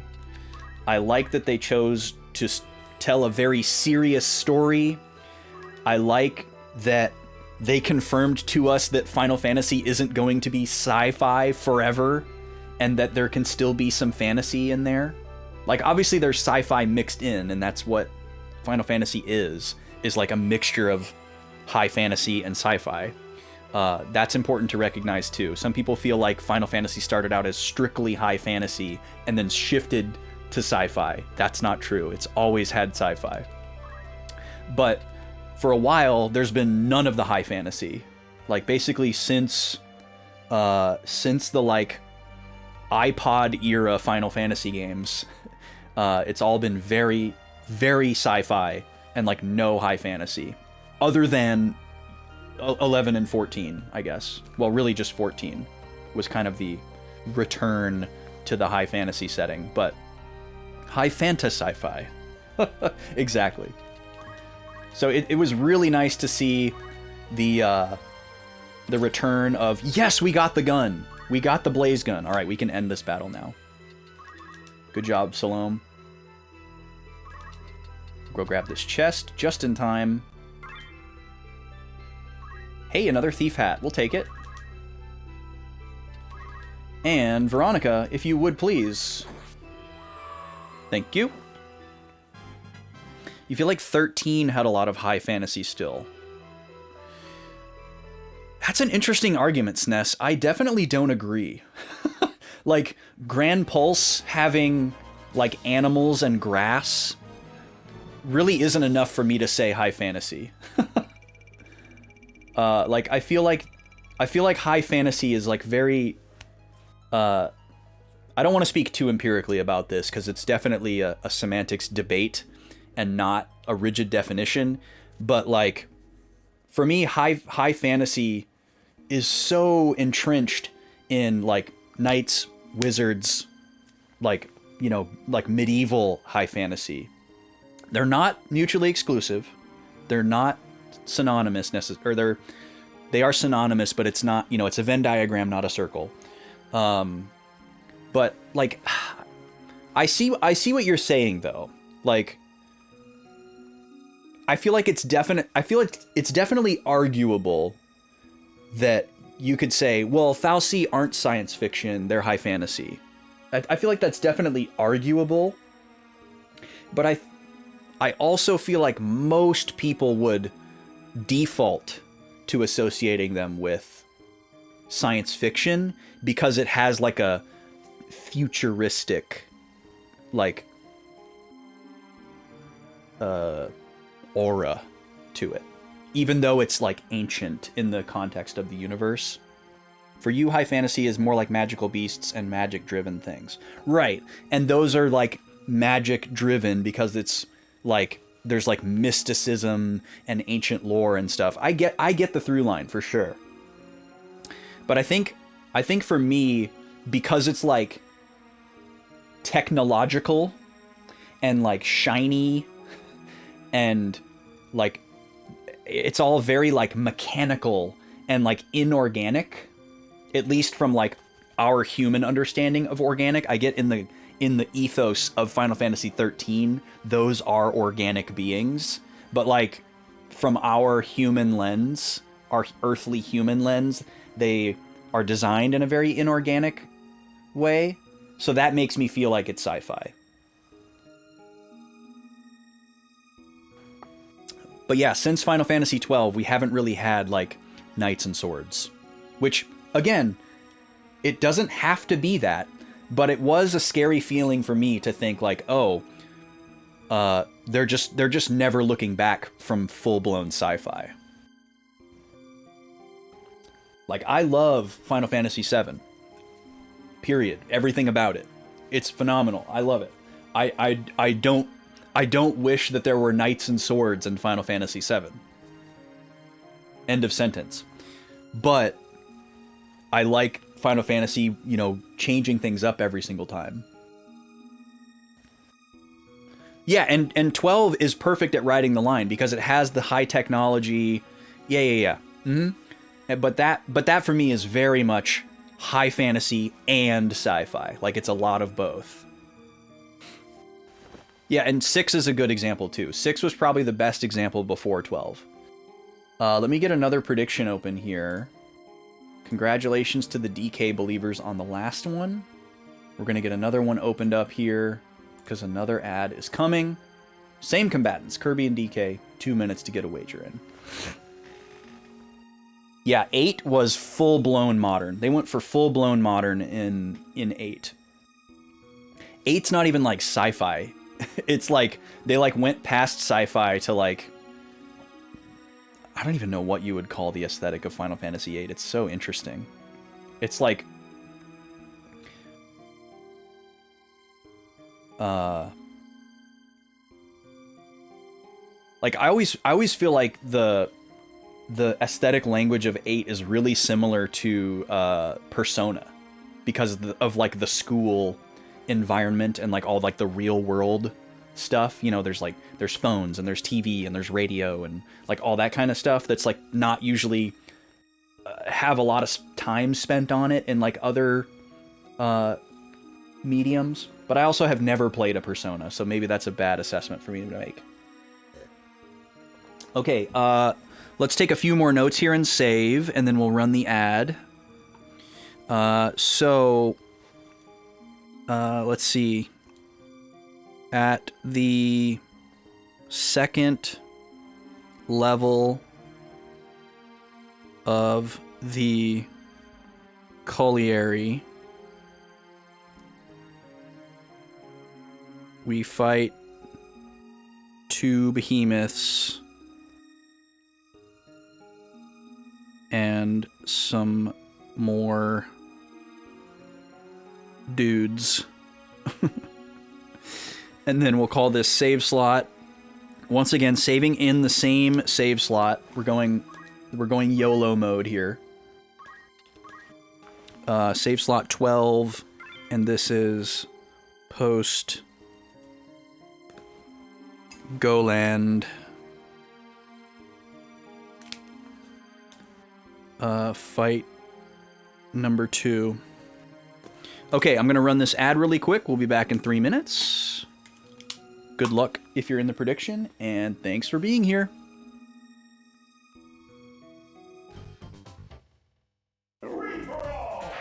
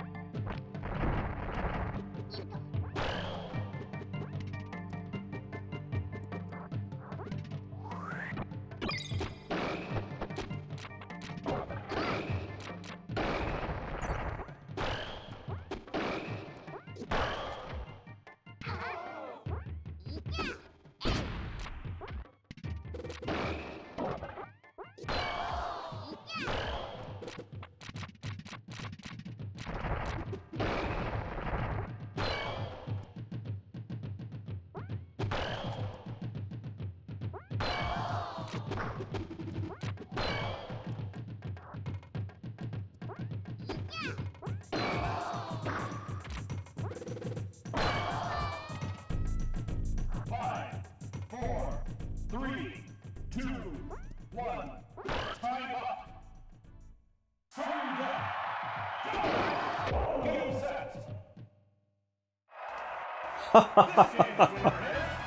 Holy! Kirby making a run at it in sudden death. I thought for sure that was DK. I thought that was an immediate monkey slap. But I guess Kirby got some kind of dash attack off or something. So, that takes us to 6-3 after 9 rounds.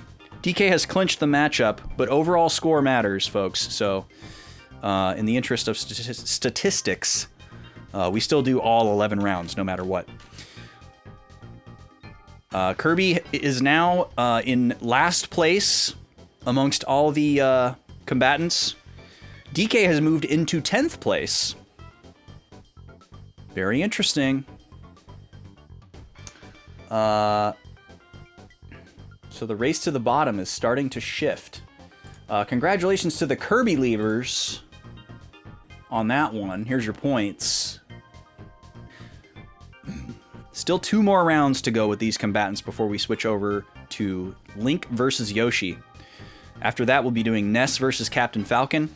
And after that, we have Kirby with no opponent selected. So if you'd like to select an opponent for Kirby 2 matchups from now, feel free to do so with 1,000 channel points. If you select someone that Kirby has already fought, I will let you know and you can reselect. We're starting to get down to it. We're over halfway. The next round, Link versus Yoshi, or not the next round, but the next matchup, Link versus Yoshi, will mark our halfway point in this Super Ads Bros Smash experiment. It'll be the 33rd matchup out of 66. All right, welcome back. Here we go. We did save, correct? I guess I'll just save again to be certain. Goodbye, channel points, Gad says. As if Gad has any lack of channel points to worry about. Oh, we got a redeem here. Let's see. Can we put Yoshi to test right away with Kirby after fighting Link? Yeah, that's totally fine. We can do Kirby versus Yoshi as long as it hasn't happened already. Let's see. Yep, Yoshi is open. Alright, so I'll lock that in for you, Gad. So now, in matchup number 35, we will have Kirby versus Yoshi. And now it's wide open if folks want to pick a character for matchup number 36. We can go as far into the future as you would like. Okay, we're back at the formation screen. Let's give Salome her new gun, shall we?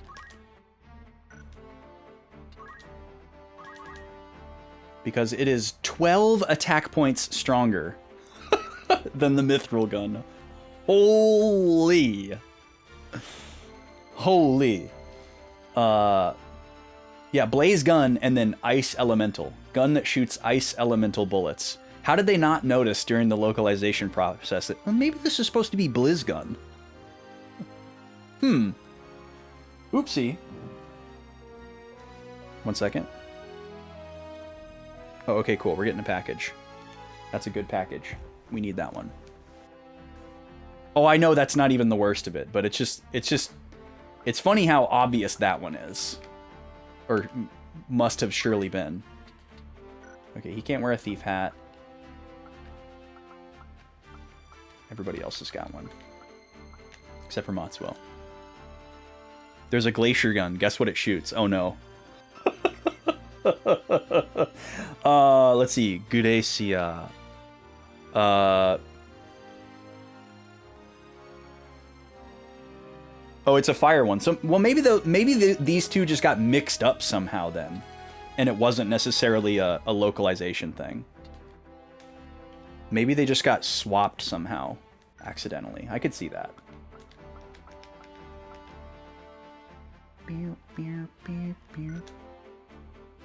Yeah, they must have just swapped them. That makes sense. Okay. Let's see what's next here. Maybe we'll actually get some, like, dialogue or some story in this fight. We're splitting into squads again. Boys on one side, girls on the other. No purple.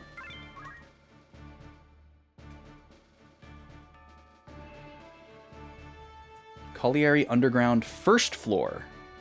So wait, are we going up or are we going down? I can't tell. Also, none of this has felt underground because it's snowing. I don't know if y'all know this, but it can't snow underground. Oh, there's dragons.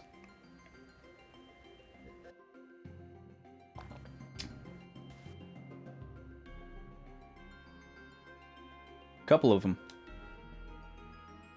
Couple of blue dragons. Alright, who gets to go? It's weird for Ramza to go before Matsuo. Alright, let's take a look here. So we got 2 blue dragons.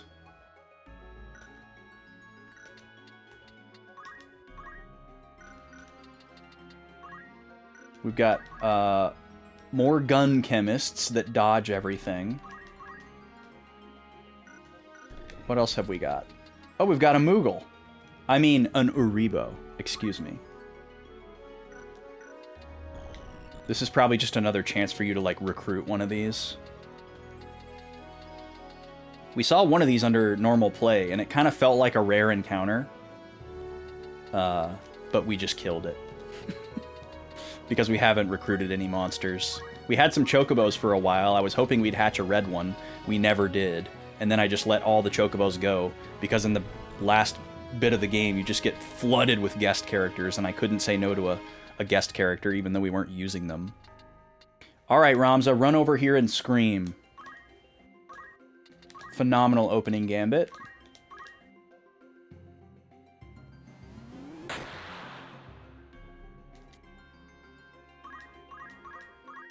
Let's get that brave to 100. Matsuo, I guess just come over here and draw aggro. And maybe throw out one of these. That heals him. Okay, good to know. Ice magic heals the blue dragon. Makes sense. Haha, no spells for you, chemist! Roberto definitely needs to stay away from the action. I'm assuming the dragons can't move very far. Actually, they can move kind of far. Alright, Roberto. I guess we'll just have you corner up. And we'll go for speed this time.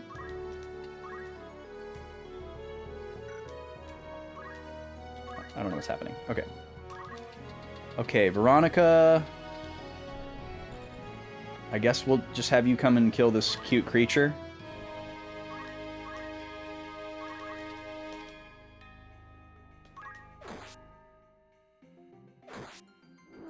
Goodbye.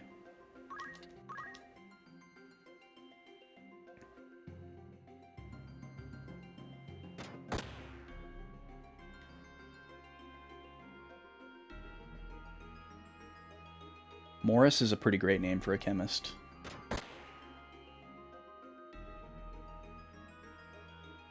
Okay, Salome, why don't you go...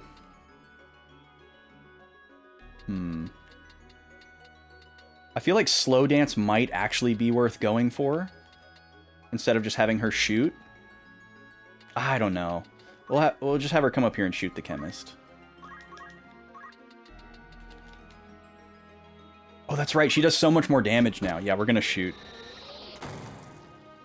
Oh, Humphrey. Yeah, that's a good one, too. 255 damage. That's incredible. Salome is truly a force to be reckoned with now.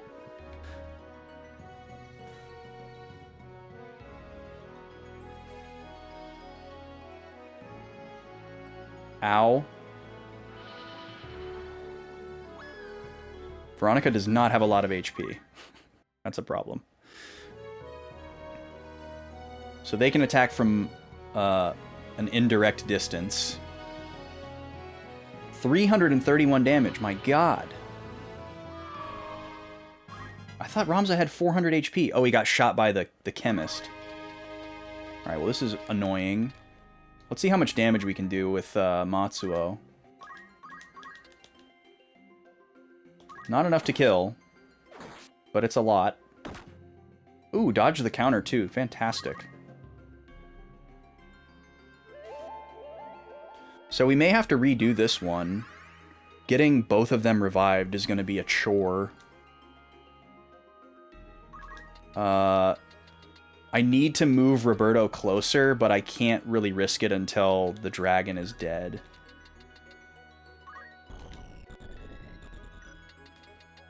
He's probably going to come after Roberto as it is.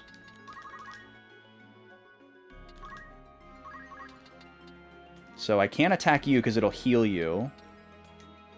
But I can get rid of this guy. And then what I'll do is... Well, hold on, let me see something here.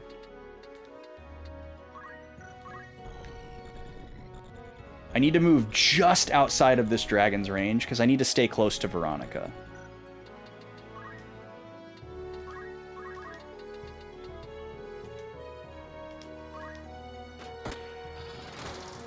So let's get rid of you. And then we'll move, like, right... Let's see. Well, let's reverse engineer this.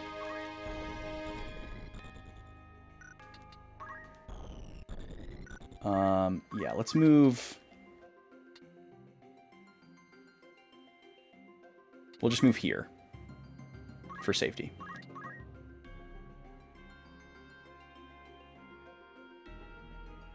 Okay, good. That's the way I wanted Beowulf to go. He'll probably draw aggro from the... Oh, he's going to heal the dragon. That really blows.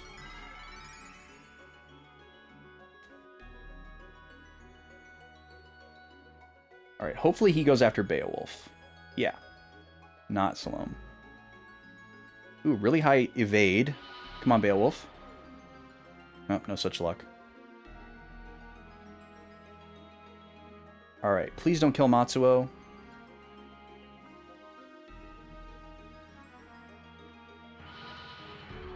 Alright, now he's cornered up, and we cannot attack him with perfect accuracy.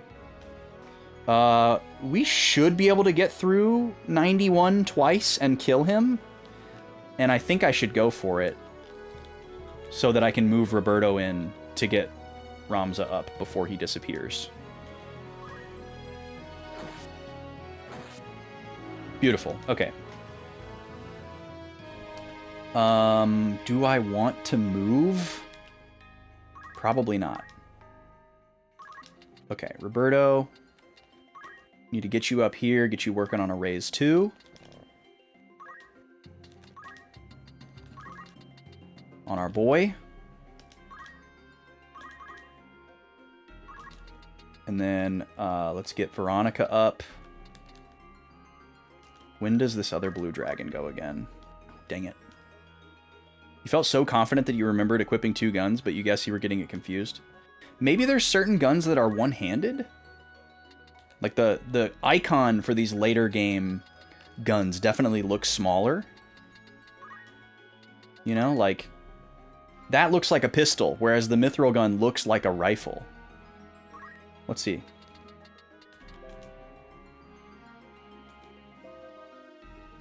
That doesn't say 2 hands.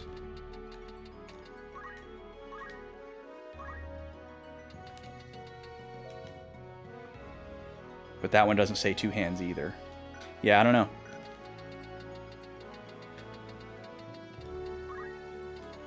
Incorrect memory is a powerful thing, too. It's kind of scary. It do be happening sometimes. Like my memory of how far we got in this game as a kid. I can very vividly picture this specific battlefield that was the one that we got stuck on, and that battlefield just doesn't exist in the game. We never got there. But I can look at it in my memory, but it's very clearly just not real.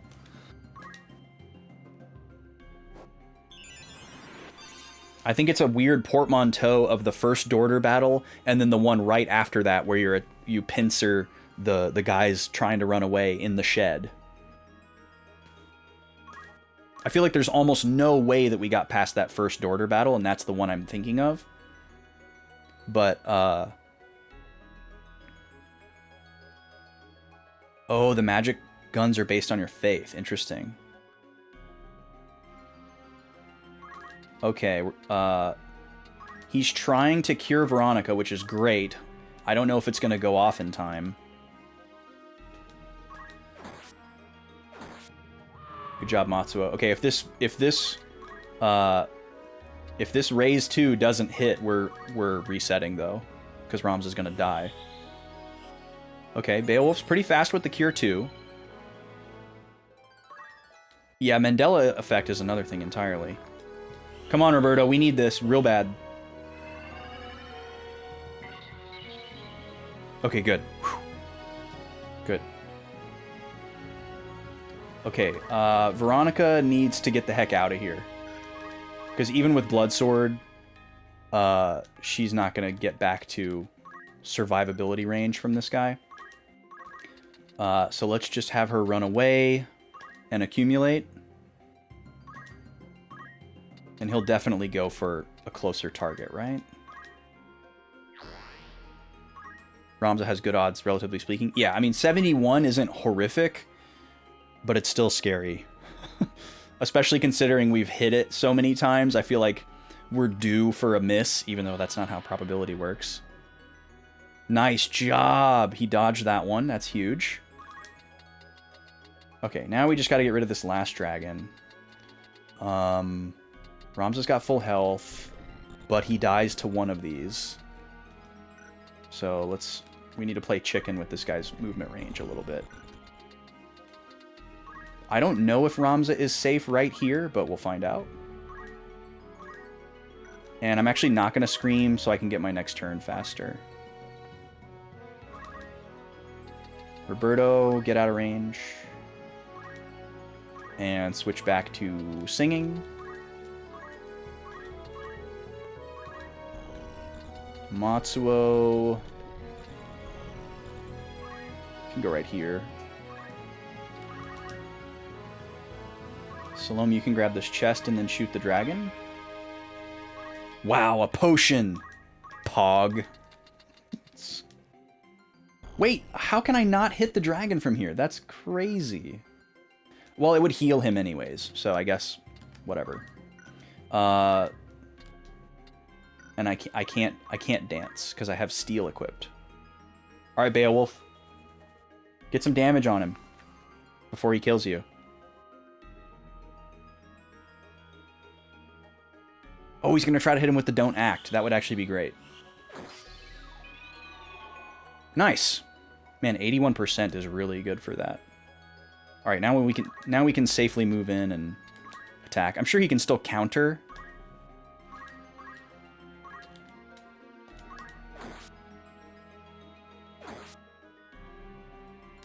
Well, maybe not. But he's done now. All right, that started off a little scary there. Punch that dragon in the butt. All right, quick note here. Not much to say. Yeah, 400 per hit is wild. Third battle at Colliery featured blue parentheses ice dragons. And here we are, we're gonna save again. SS12 post Goland fight number 3.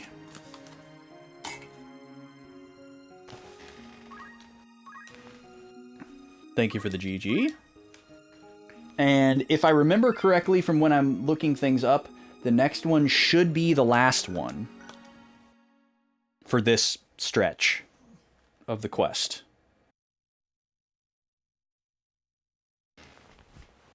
We'll see. All right, back to the formation screen. Not going to make any changes here. Interesting that Roberto has surpassed Matsuo. I guess that makes sense because Roberto's always singing. He's always gaining experience, whereas Matsuo has done more waiting. Oh, we only get to bring 4 this time. Oh, maybe we just split up one person by themselves. Let's have the one person by themselves be Matsuo.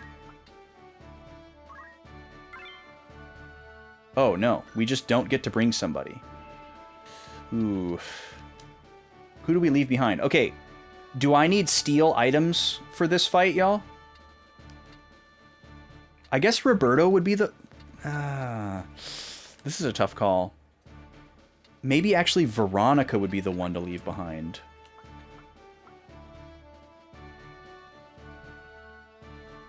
The main reason was to get that gun. Some good accessories, maybe. I might actually leave Veronica behind.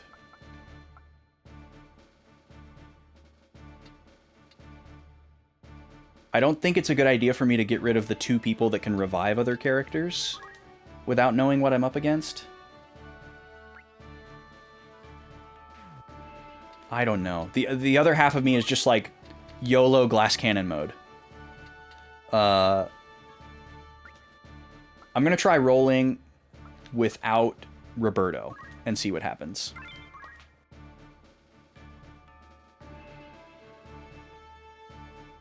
I'm guessing this means that we're gonna get joined by another character based on what I know here, but we'll see.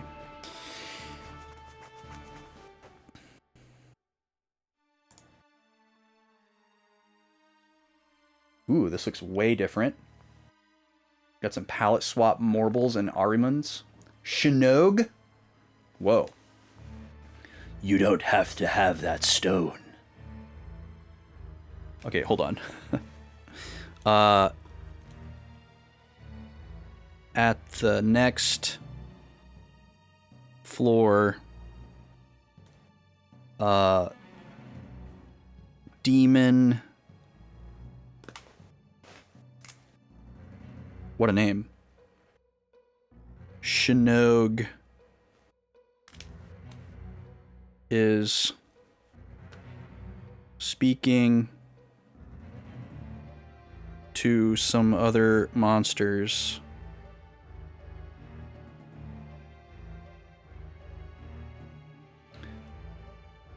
about a stone. If you value your life, hand it over now.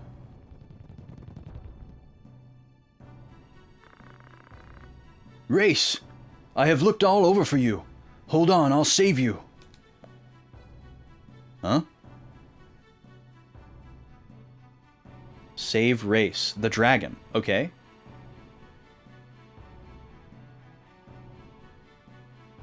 Okay, let's write a little bit more here.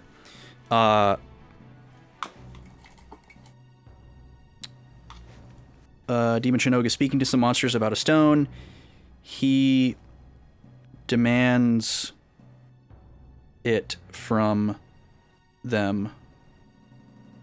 Or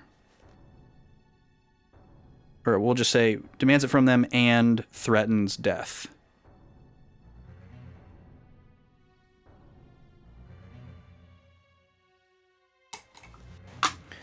Okay, new page. Sorry for the mic bump. Happens a lot when I do this. Wait. Today's not 6/6. That was last week. Today is 6/12.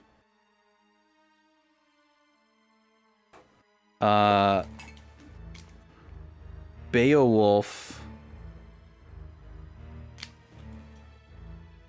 recognizes someone on the battlefield as Race, and we must save them. Race is a purple... Hold on. Holy dragon.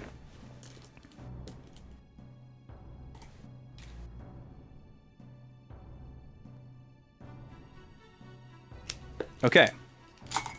So, I'm assuming these other monsters work for Shinog here.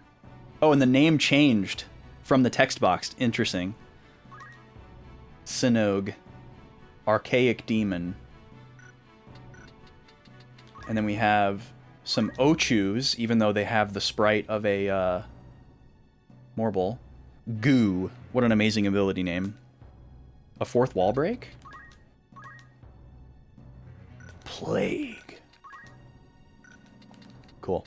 Okay. Oh, there's a third one. Look of Devil. Okay, who gets to go here? Seeing these Arimons makes me worried about Petrify and potentially other statuses. Everybody gets to go, including Reese, or Reyes. Reese? Reese? Reese? I don't know what I prefer. Okay, Ramza gets to go first. I might want to send Ramza all the way up here and attack this one. Because I don't... Oh, yeah, Matsuo can't jump, so he can't even get up there. So he's going to have to do some Geomancy. And then Veronica... Veronica can go as far as Ramza can go, even though she's one tile behind him, which is pretty amazing. Oh, no, she can't get beside that guy. Okay, yeah, so we're going to send Ramza all the way up front. Ramza's going to go right here. Do a little bit of door stopping. And just punch this thing into oblivion. Goodbye. Maybe we can get some Hamedos in this fight. So Matsuo's got to go the long way around, I guess, because he can't jump up here. It's too high for him. What's your jump?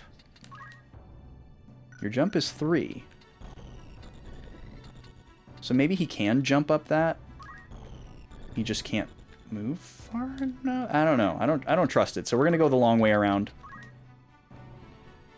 And we can't do elemental from here. So I guess we'll just chill. Alright, and then Veronica's going to go after this guy.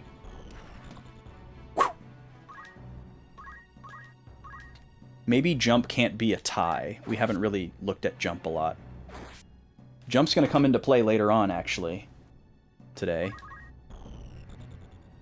Alright, let's see what Reese the Holy Dragon can do. So this is supposed to be the high bounty monster that everyone said we should be afraid of and try to kill, but now we're trying to save it, which is an interesting twist. Salome also can't jump, so why don't you head up here? And you can just wait.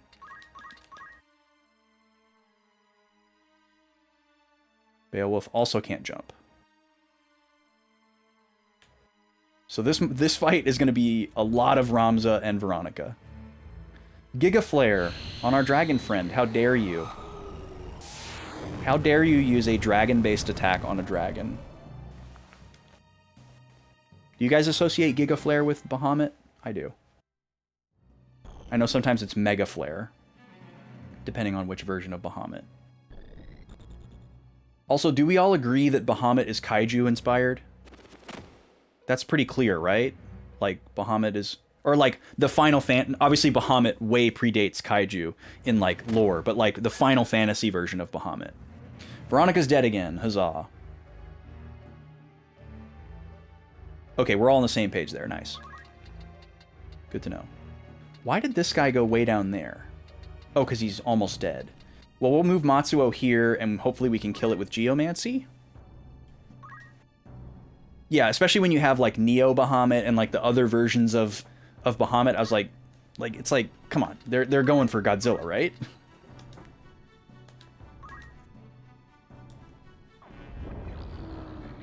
Alright, that's a nice way to take care of that enemy.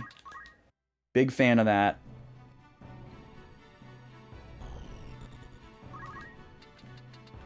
Probably better to just go after this guy, I think, than the Morble, even though this thing has less HP. But it can probably do more damage. So let's just bum rush it. Yeah, the fact that Ramza only does 230 damage means that it probably has pretty high stats. Is it worth doing a Phoenix down right now? I think there's a good chance that Veronica would get another attack in before anyone gets to go, so let's try it. Oh, I can't reach her. Never mind.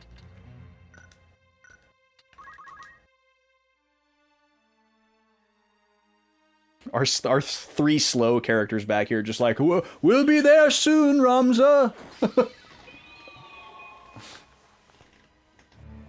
Bahamut's very destructive because it wounds Kuja in 9. Interesting detail. Yeah, that's true.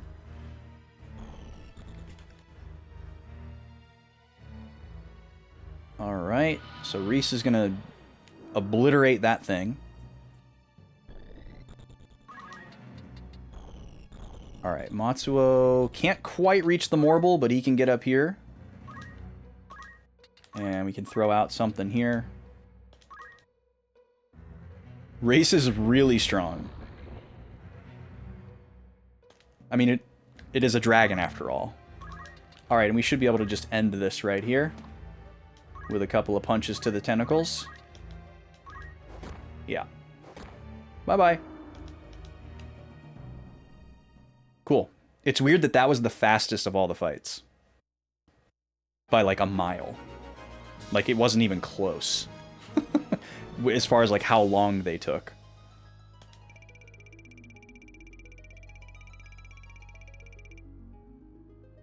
Yeah, small arena and something about it being like a hallway, I guess. And also, I guess, the lack of dodgy chemists. Yeah, if we all had low jump, then it would have been pretty brutal. We would have had to just wait a bunch of turns with Reese getting pummeled. Although, it seems like they can carry themselves. Okay, let's write some things down really quick. We defeat the demon Sinog, and I'm gonna put a little note for myself here.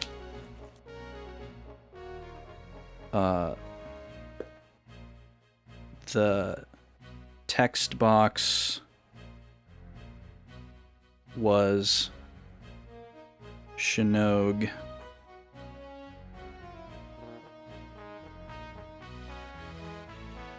And its monster cohorts with the help of Reese.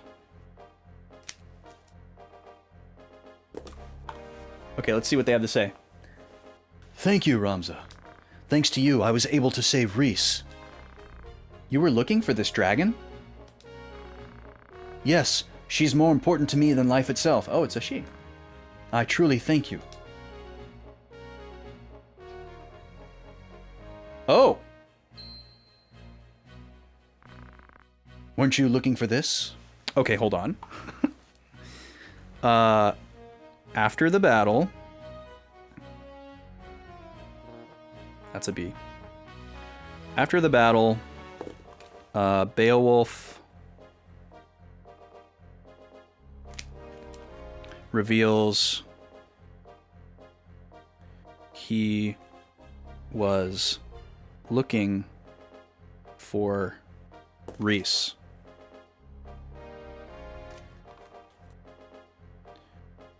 He thanks us for helping him save her and presents Ramza with a blue Zodiac Stone.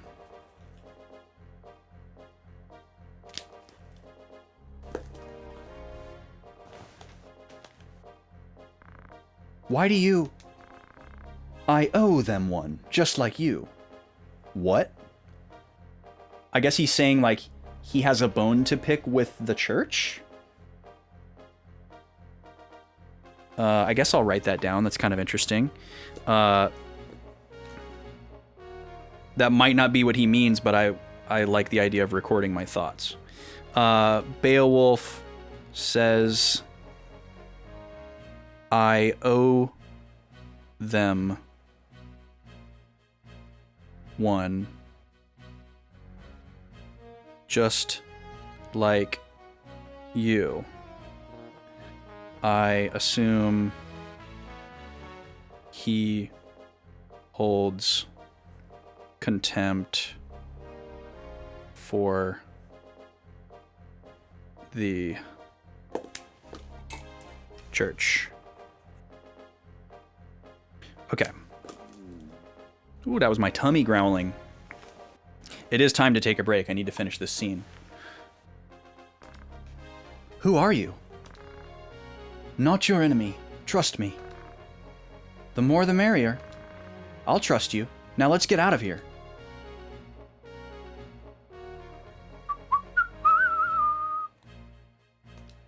Add Beowulf to your party? Yes.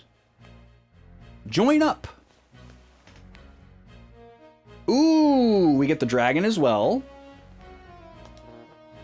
Yeah, we'll add the dragon to our party. Okay, cool. I was pretty sure this was going to happen, but I wasn't sure. I tried to intentionally skim when making the outline for today because I didn't want to know too many things ahead of time.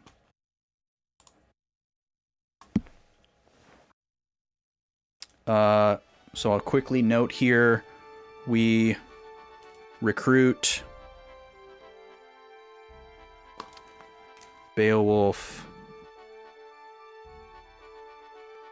and Reese.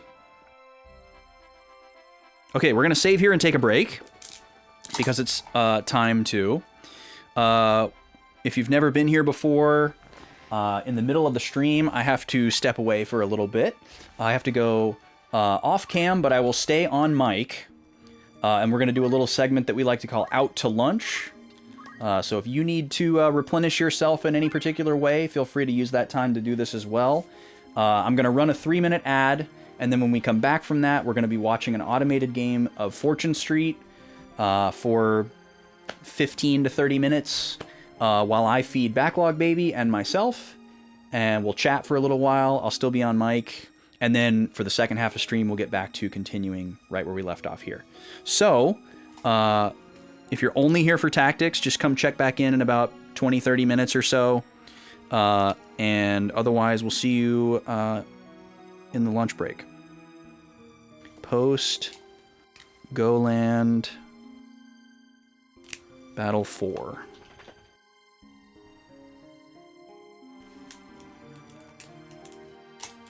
All right. See you in a few minutes. Free for all! 3, 2, 1, go!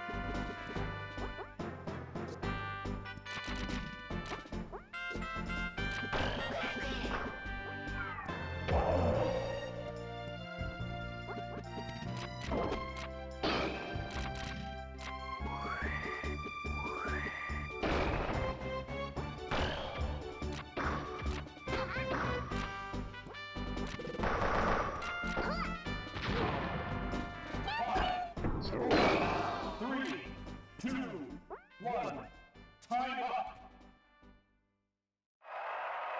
This game's winner is Donkey Kong!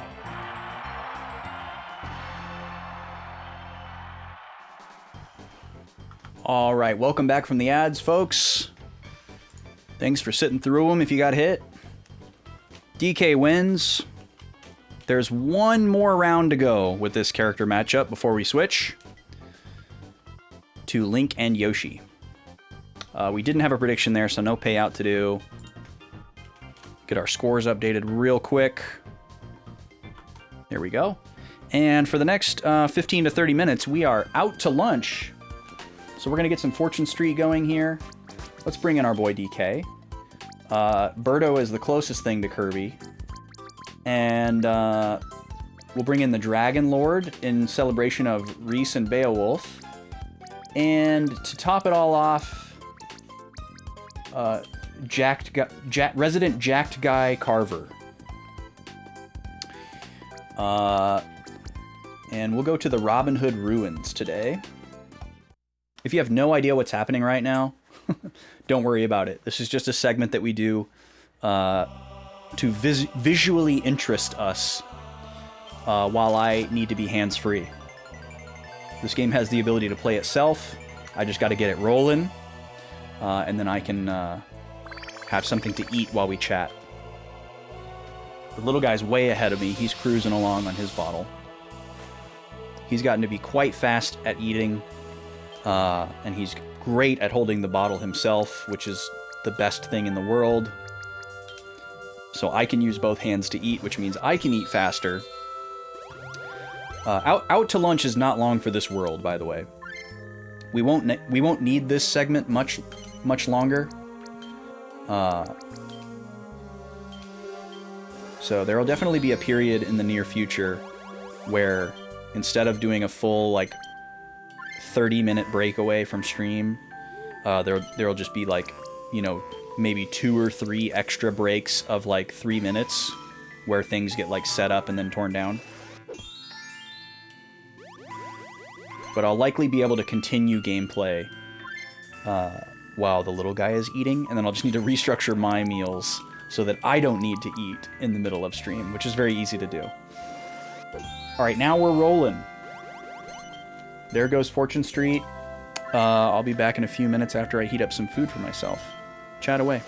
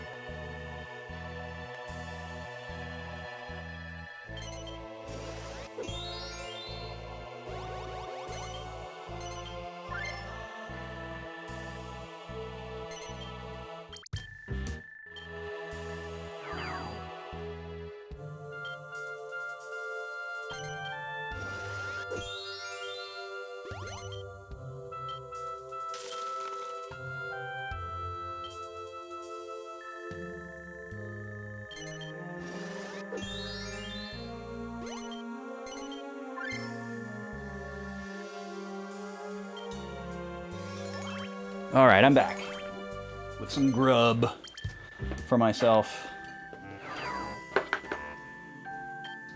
I'm gonna smash it real quick. I'm hungert, a great hungert.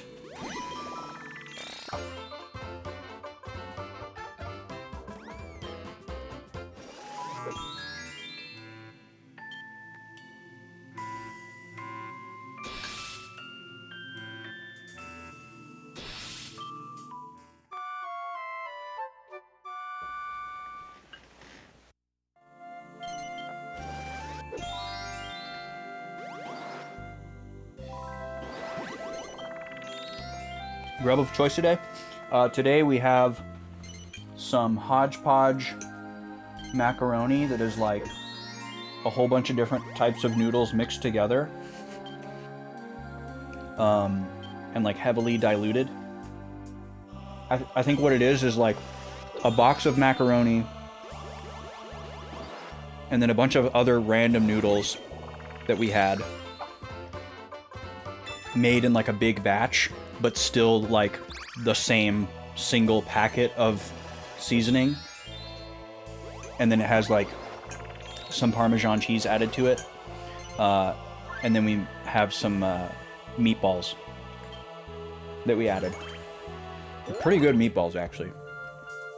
Super salty. But yeah, the noodles are not super flavorful. Just like a slightly cheesy, buttery flavor.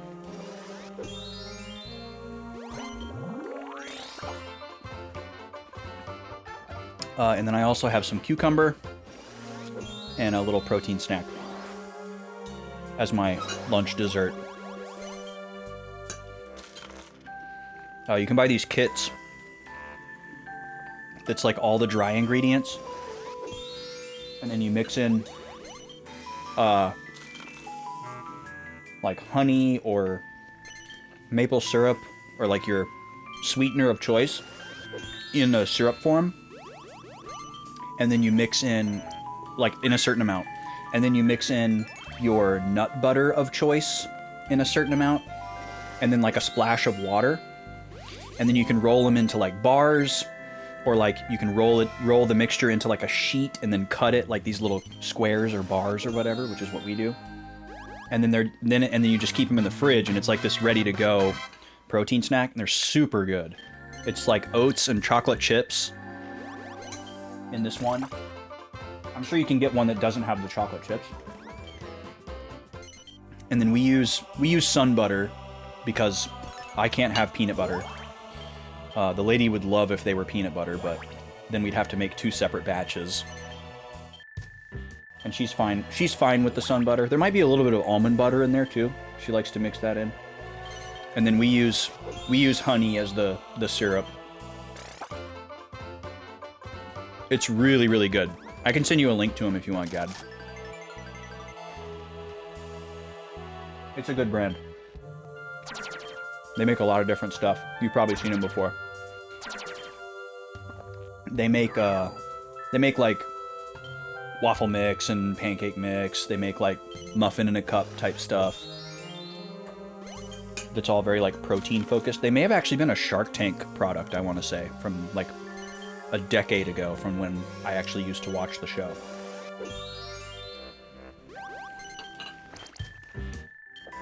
I'll just get you the link right now.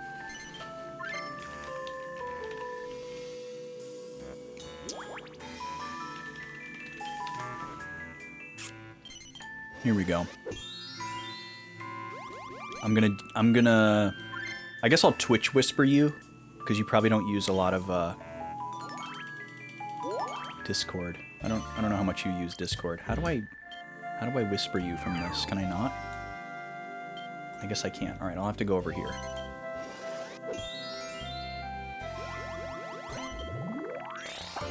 All right, I'm sending you a Twitch whisper. Or at least I thought I was. Can I not do that from OBS? Okay, actually, this is so annoying. This is harder than it needs to be. All right, hold on. I'll do that in a second.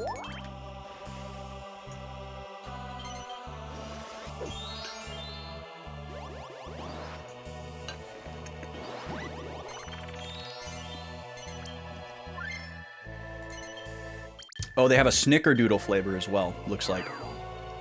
Nice.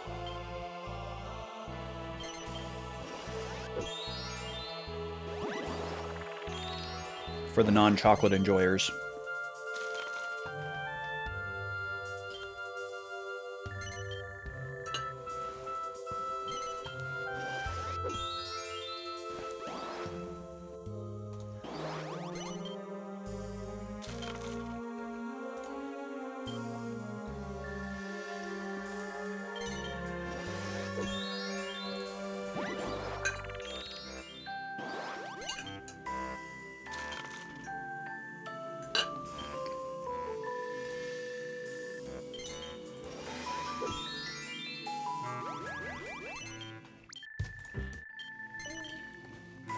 Here we go. Now I can whisper Holy God. Alright, I just sent you a whisper as BB Austin.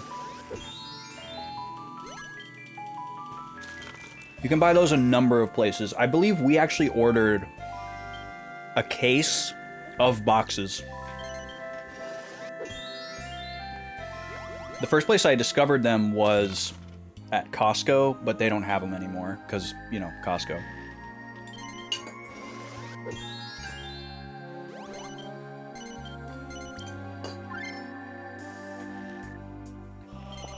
Yeah, you know the brand. I've never seen... this brand has a lot of stuff at, like, our grocery store, and probably most grocery stores, but they don't have this particular item, from what I've seen. We have to order this one. But it's definitely worth it. Because, like, you can totally order, you know, 3 or 6 boxes of it or whatever, and just keep them in the back of the pantry or whatever. It's not gonna go bad for a really long time. And then you just make it when you need to make more. But yeah, it's great for the meal prep enjoyers. Like we are. Just make up a batch of those, throw them in the fridge, work your way through them, make another. What's going on there, little guy? What are you doing? He's like really trying to turn around and see something. Like he thinks he's going to be able to turn around and look at the screens or whatever. But joke's on him. He's in a spot where he can't do that anymore. As soon as he learned to hold the bottle, he earned himself a new spot. And we found the perfect spot. Found the perfect spot where I can put him, where he can see me, and I can reach him with one hand if I need to help him. But he can't see the screen. There's a couple drops in there left. Are you gonna get them? Or are you just playing around with it? Alright, I think you're done. He keeps trying to turn around. He thinks he's gonna see something, but all he can see if he turns around is like a lamp. Alright, let me move him really quick before he gets irritable. And I'm almost done eating too.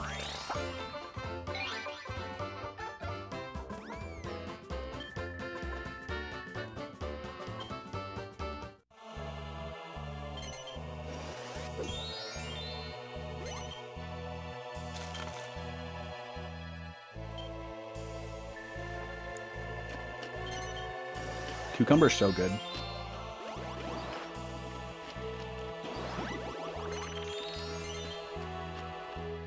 I need to speed up on eating this, though. It's going bad.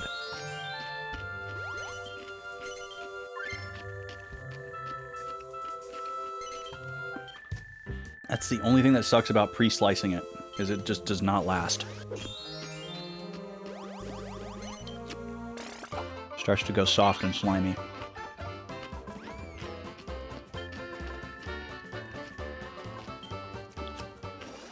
All right, give me a few minutes to get the little guy set and reset the room, and we'll be back with tactics.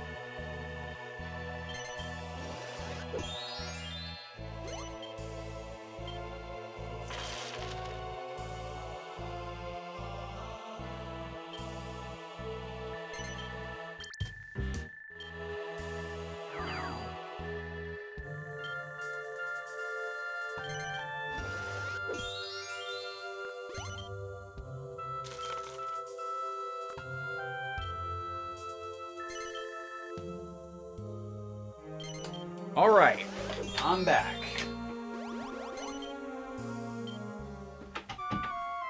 Everybody's fed. And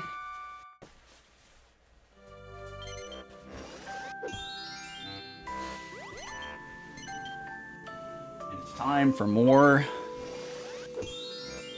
Tic Tacs, which is the perfect thing to have after lunch. Not a sponsor. Okay. Let's see. Let me go over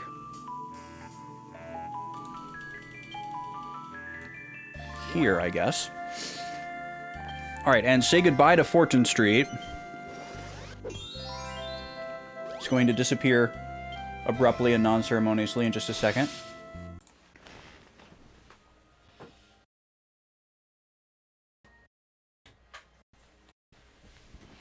Because my capture card does not like if I play with my component switcher while it's activated, so I have to just deactivate it for a second. All right, welcome back, everybody. We're going to be tactical again. So, we just recruited Beowulf and Reese, and we got kicked back out to the map. And once again, we're not really given any direction as to what to do next. Exactly. But let's go into Brave's story and read about our new characters. That seems pretty cool. Let's see if Beowulf... There's Beowulf. Beowulf Cadmus, age 32. Hunter specializing in monsters, said to be searching for the illusory Holy Dragon. And then how about Reese? Age? Holy Dragon encountered at the mines of Golan Coal City. Seems like Beowulf is after the Holy Dragon. Yeah. So we now have them in our party. Let's see what stone we got here. Hey, there's Aquarius. Pretty cool. One of the 12 holy stones, a legendary zodiac stone representing the Water Bearer, found deep in a mine in Goland. So let's write that down. Add it to our list. So Aquarius is the water, and it comes to us from Goland, which not really, via Beowulf. It's really interesting that there's a character named Beowulf, because that's clearly the inspiration for the Beowulf family name, is like the Beowulf legend. I'm sure that's where Matsuno got it from. And then I guess I'll make a note here in the margin that this is from Al-Islam's record to keep things uniform. Cool. One more stone for our collection.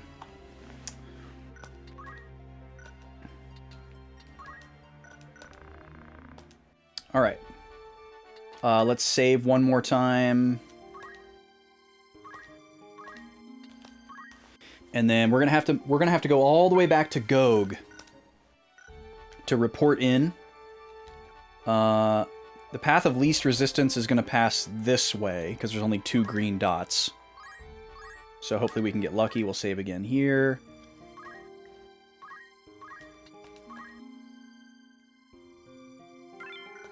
Mm-hmm. Alright, cool. We got past Swiggy. And back to Gog.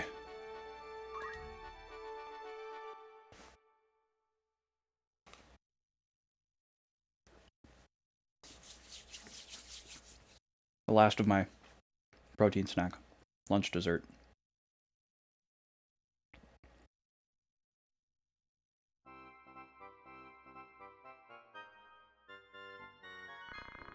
I didn't even notice that Bezrodio has a cane, or like a walking stick. Has he always had that? Will it really work with the stone? You saw it too, right? I'm sure it does.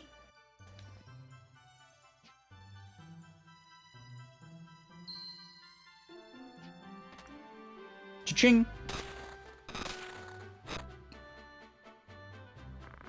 Hey, look! It moved! Oh! It is a robot.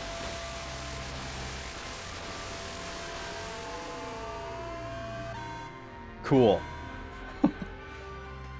So this is like some of the rumored ancient technology that we heard about. No? No go? System setup completed. Everything is normal. Okay, hold on, let's write. This is cool. So, back at Gog.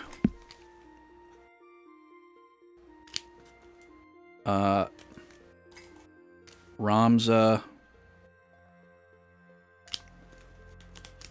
uses Aquarius on the steel orb, and it activates into a robot. That's kind of a misnomer. I should probably say an automaton or a golem, but we're not going to split those hairs today. Master, what is your order? Wow, it spoke! I love that he looks like a knight, even though he's a robot. It's kind of funny, because like, you might imagine that that's how they would, that's how they would interpret a design of like, high defense. Master, your order, please. Ramza, give him an order. What? An order? No, I'm scared. Don't be silly, you're his master. Repeat order, please. Maybe he's just a fast food worker. Well then, dance. Do better than that. The facepalm, that Mustadio facepalm. Somebody's got that as an emote for sure. All right. He's dancing though. Look at him go. He's dabbing. He's dancing. I wonder if he's strong. I am very strong. Well then, beat Mustadio up. Oh God. Do better than that. Jesus! Help! Phoenix down! Where's the Phoenix down? That was some dark humor. Worker 8 is gonna join our party. That was very silly and funny. He has a faith of 0 because he's a robot. He can't believe in anything. Okay,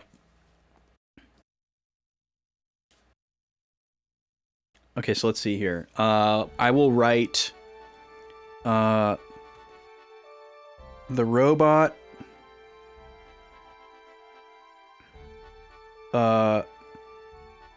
sees Ramza. I love how Besrodio had absolutely no reaction to any of that whatsoever. The robot sees Ramza as its master. And Ramza inadvertently orders it to kill Mustadio.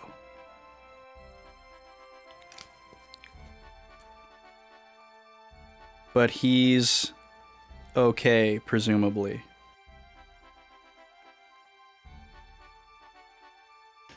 Gobi. Come lay down.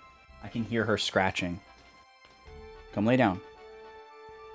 Thank you. She needs to not be scratching her ears right now. Okay.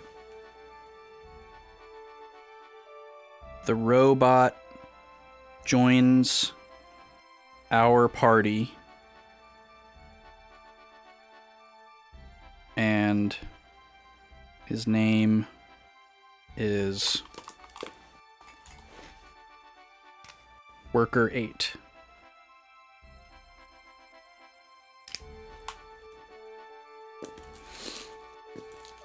Introduces you to a new mechanic, Re-Zero Faith. Oh, interesting.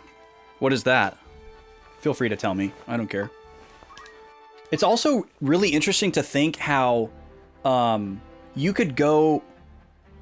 you could basically go to any stage of this side quest and assume that you were done.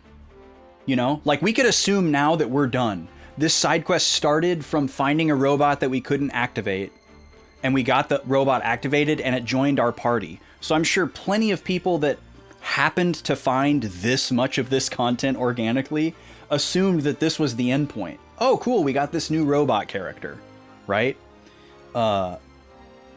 And just moved on. But this isn't the end of the content. There's more. I guess maybe it's not necessarily linked, but anyways, we're getting there. Absolutely no magic works against him. Oh, sure, yeah, because faith, yeah, we talked about this earlier, how the higher your faith is, you do more magic damage, but you also take more damage from magic. So by having a faith of 0, he's impervious to magic. That's pretty cool. Level 53. He knows how to counter. Pretty cool, but he can't do anything. I wonder what work is. His only ability is work. Percentages of 100 that get multiplied for damage. Interesting. Yeah, that makes sense.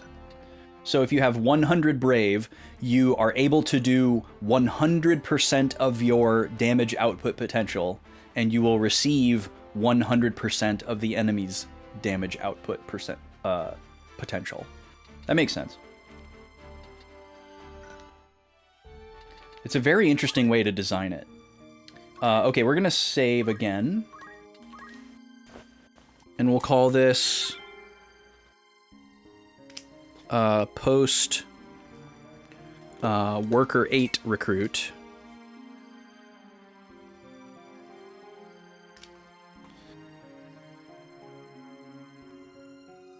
And now, maybe that's why some of the guys took so little damage at endgame. Yeah, it could be. It could be. I don't remember looking at them. All right, so now we're going to go to Zeltenia. Let's see. That's all the way over here. Yeah. Ooh, that's a long way. We're just going to try to cross as few green dots as possible. So let's see. 1, 2, 3, 4, 5 if we go that way. 1, 2, 3, 4, 5 if we go that way. Okay, so it doesn't really matter. We'll go this way. Oh, there's another scene. Hold on.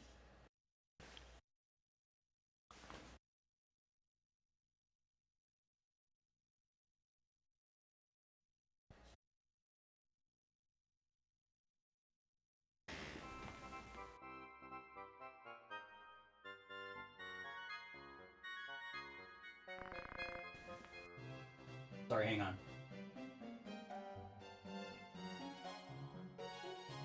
Forgot to turn the Wii off. I'm just doing that. Father, what's this big one? I built it from stuff found at drift number 83, but, It looks like a heavenly globe. now that you mention it, I guess it does,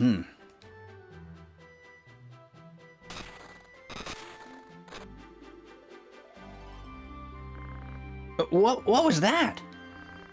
It responded to the stone again?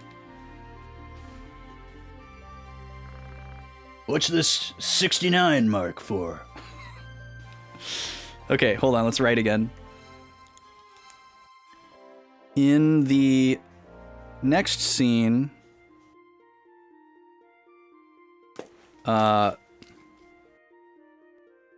this rodeo has a giant mechanical mobile contraption in his shop. It responds to the Zodiac stone. Similarly to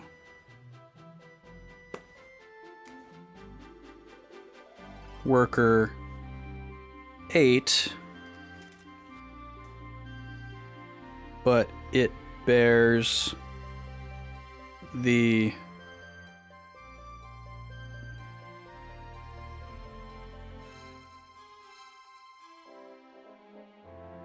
symbol. Now I should know this one. This one is it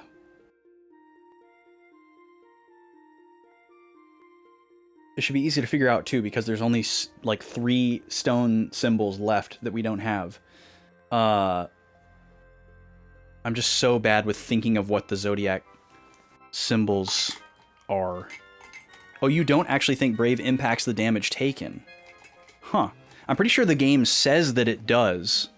I remember that from the tutorials vividly. So I guess if it doesn't, then it doesn't work how it says it's supposed to? Holy stone, indeed. You want us to search for it, right? Oh well. Wait, why does he say oh well? That doesn't really make sense. I guess Rams is like, I guess I don't have anything better to do. I was on my way to save the world, but I guess I'll go do this random errand for you. Alright, now we're gonna go to Zeltenia. Let's save again.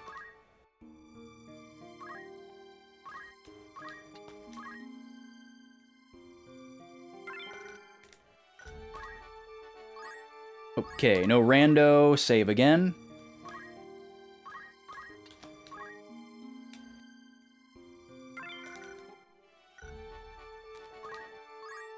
No rando, save again.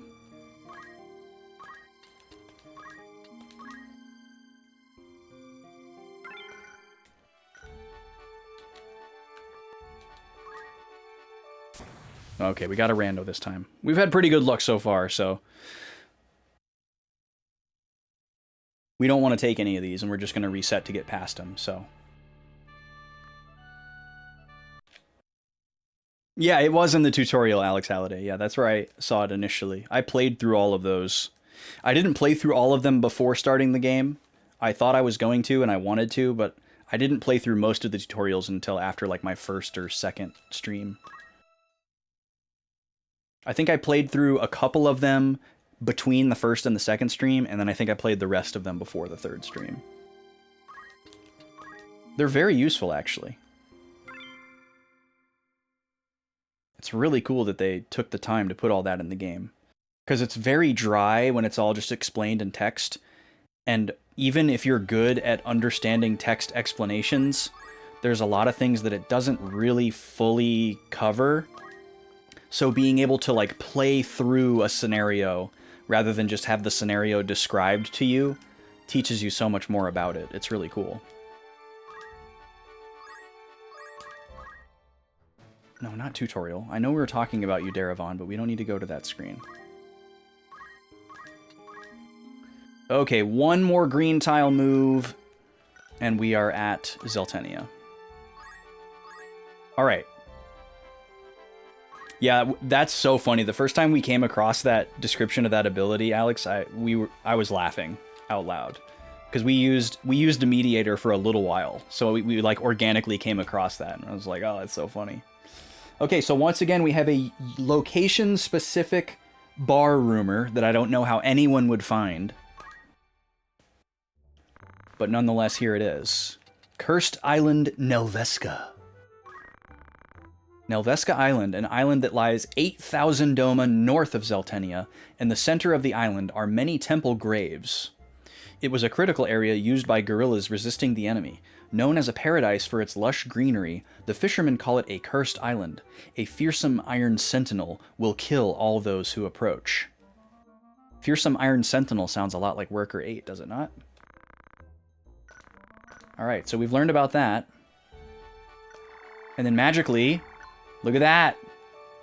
New map location. That's so cool. So we're going to save again.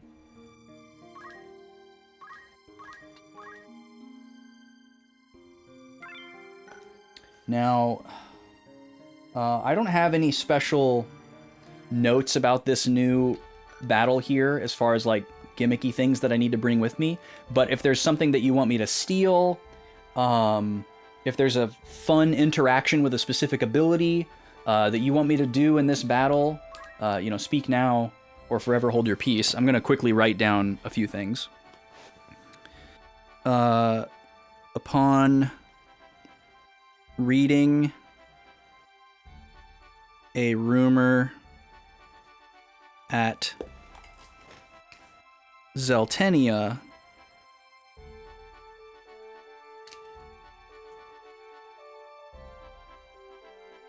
we learn of a cursed island and its temple. It is said to be guarded by what sounds like a giant mech / robot.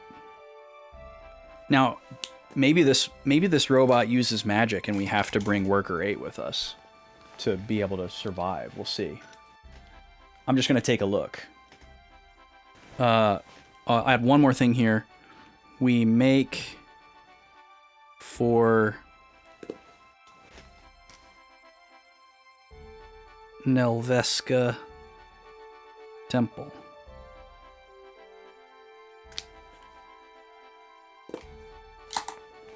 Okay, here we go.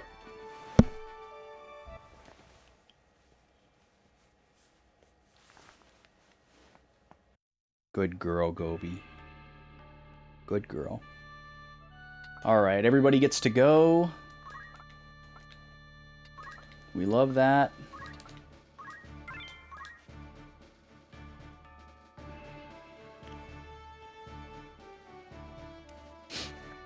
Let's see what it is.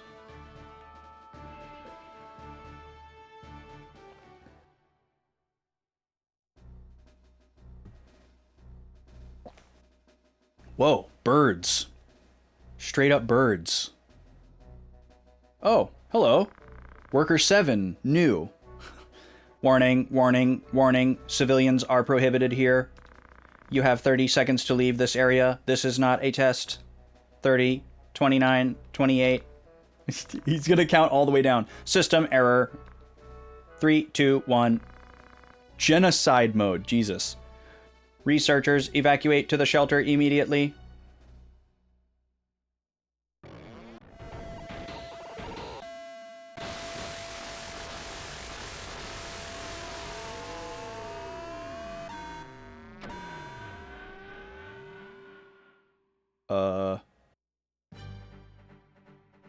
Was that a good or a bad? Defeat Worker 7. Okay, so we don't have to beat up any of the other enemies. We only have to beat up the robot. So presumably this robot is also impervious to magic. Let's take a look. Yep, Faith of 0. Worker 7, new. What a name. He's pretty close, which is cool. Look at these guys. The Cockatorus. So is this supposed to be a cockatrice? We've never seen this enemy type throughout the entire game. And we know that these three-headed dragons have very powerful magic. Or at least they typically do. So it seems like the strategy here is definitely going to be a bum rush strategy. All three physical folks get to go.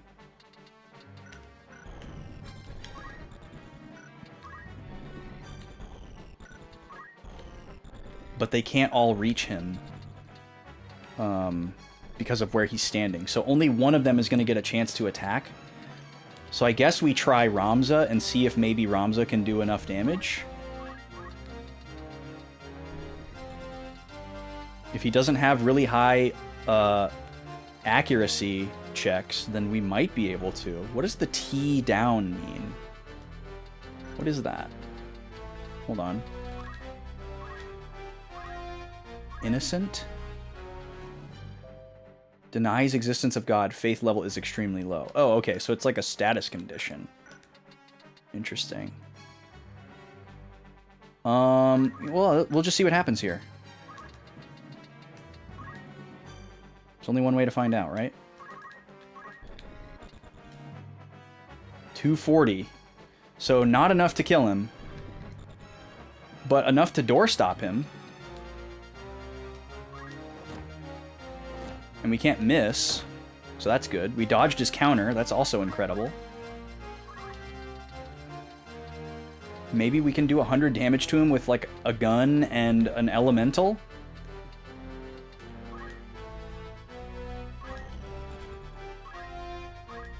Gun's not going to get a chance to go.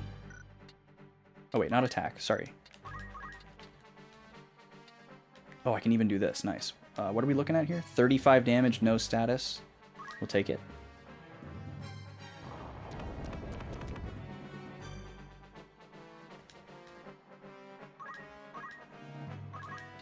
Alright, and maybe Veronica can throw something at him?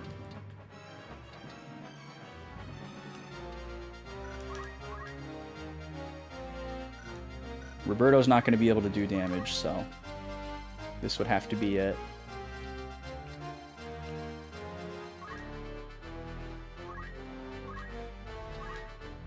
I guess we could throw something more valuable to try to clinch it in one turn. Let's just see, because it looks like we can't miss. So the elemental balls do nothing, because they're considered magic. Yagyu Darkness is enough to do it. I don't even have to give up a weapon. I can use a consumable. Let's do it. Ooh.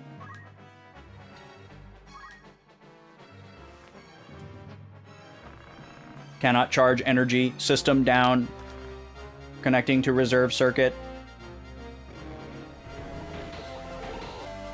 Oh, is there going to be a phase 2?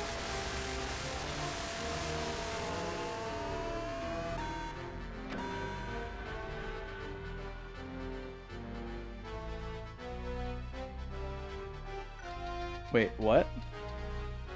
He's just back with 1 HP. Come on, man.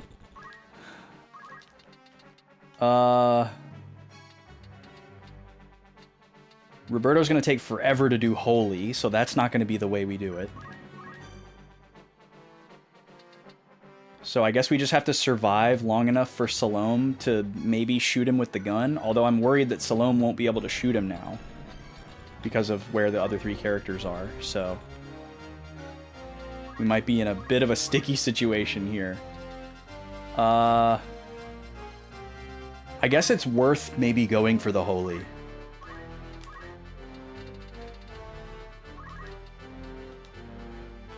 Can't hit him. Oh, right, because he's got the 0 faith thing. Okay. Well, let's have Roberto do Cheer Song, I guess.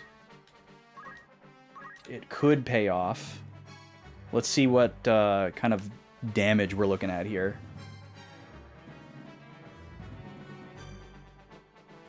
Oh, just their regular attack can petrify. Yikes. Well, they got Roberto.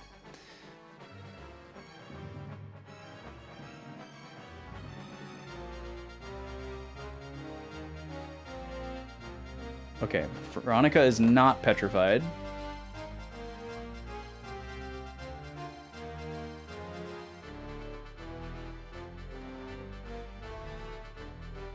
Ramza is not petrified.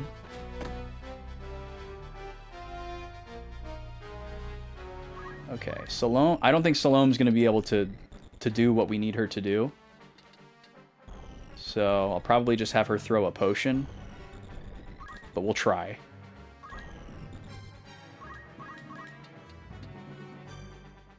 Yeah, can't hit him.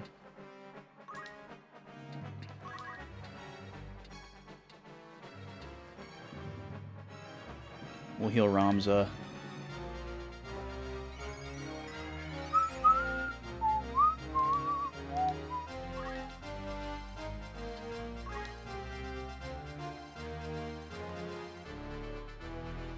Holy moly, 400 damage. Okay. Oh, but then he died. He did 100 damage to himself. Self-destruct mode. Begin countdown. System error.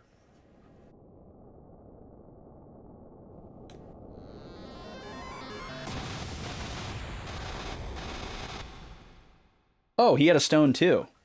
It's kind of an orangey red one.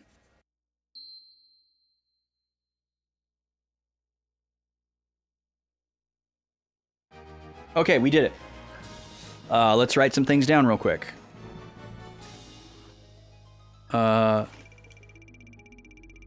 At the temple, we encounter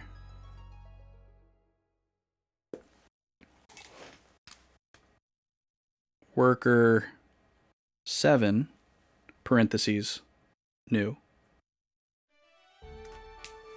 That's it? Okay. New page here.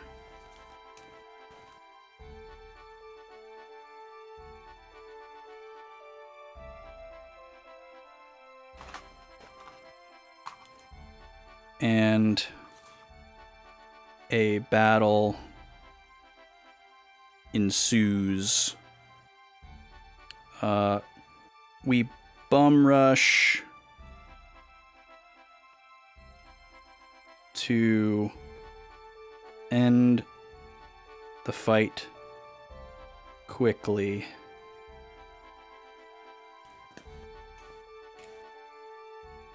Worker 7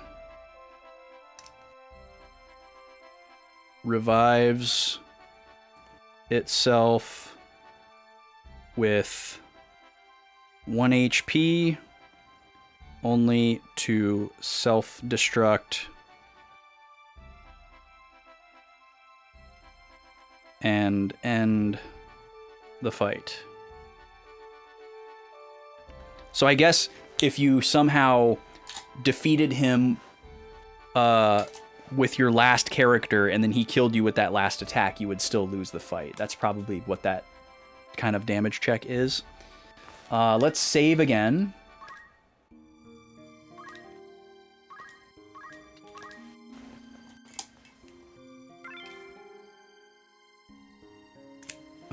Post Worker 7 fight.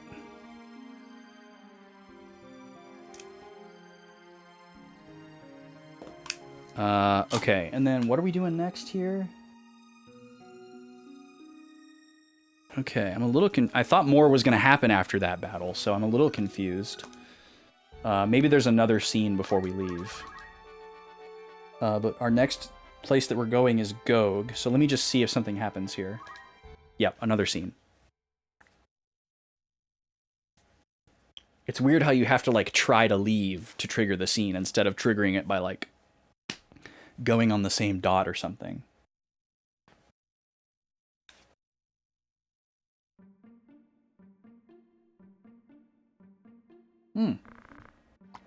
No way. This dragon? The evidence is clear. If I use Cancer... Oh, that's what the 69 symbol is.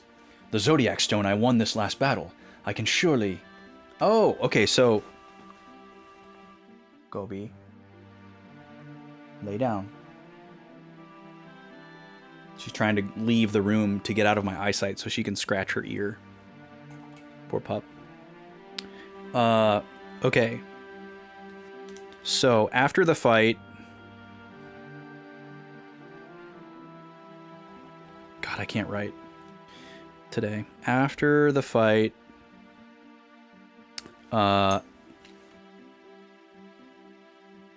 Beowulf reveals that he won the Cancer Zodiac Stone.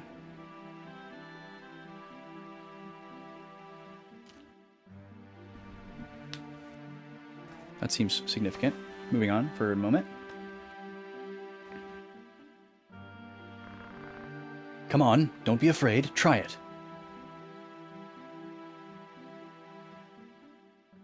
Okay, so the dragon understands speech. Uh-oh.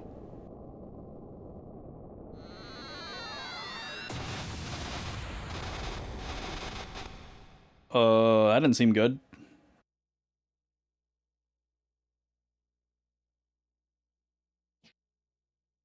A lady? Hello? Reese, is that you? Aw. Beowulf, I missed you. Reese, my love. Oh. Cool. A dragoner. Okay, so hold on.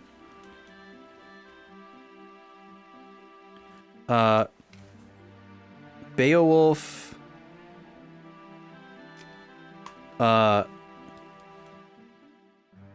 Gives. This is a weird sentence to write without context. Gives cancer to Reese.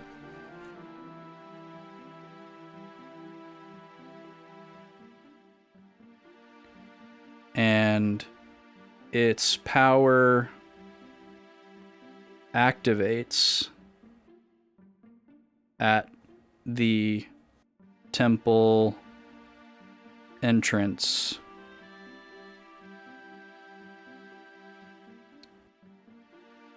It is then revealed that Reese, I don't know, has been restored to a human form, and that she and Beowulf are lovers. Race is a, just because I like using the purple marker, dragoner. Not a dragoneer and not a dragoon. A dragoner. In a vacuum, this is the strongest character in the game. Really? Interesting. I'm guessing because of the dragon ability. Yo, what's up, Doc Corbin? Right. Yeah, now she's going to need chemo and radiation. Exactly. Yep, we're going to add Race to our party. Would you believe that we are not done recruiting characters yet today? Her innate MA grows fast. Oh, her magic attack.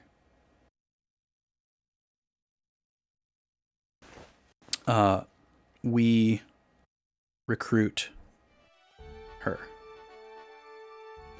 All right, time to save again.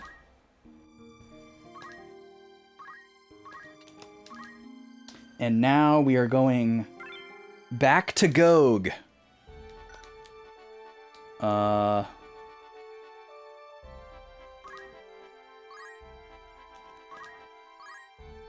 Okay, that's one rando skipped.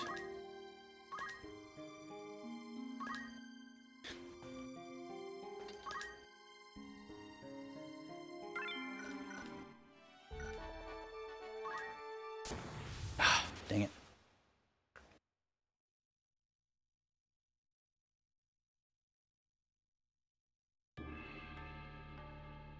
One reset is not so bad.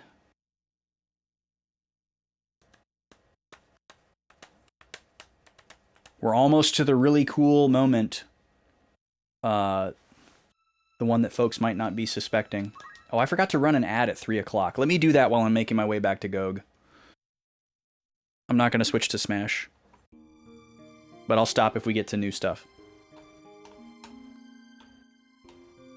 Alright, there we go. There's that.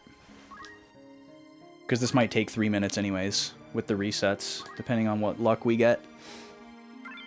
I forgot to do that after that last battle. I noticed and then immediately forgot.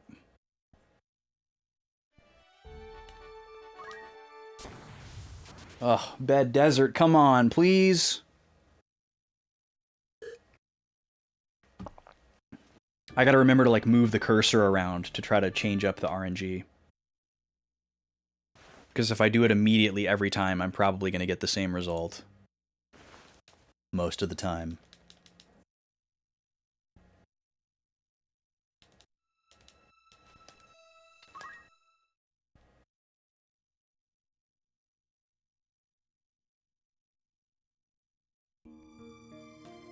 I also found in my heavy experience soft resetting throughout this playthrough that if you hold start while the game is booting, you will perfectly skip the title crawl and go straight to the title screen. Saves a second every time or so. There we go. That's past the bed.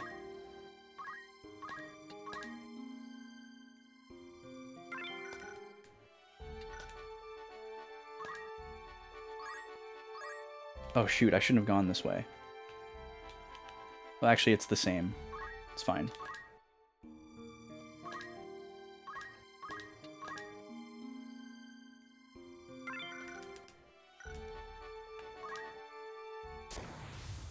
Okay, one more reset, at least.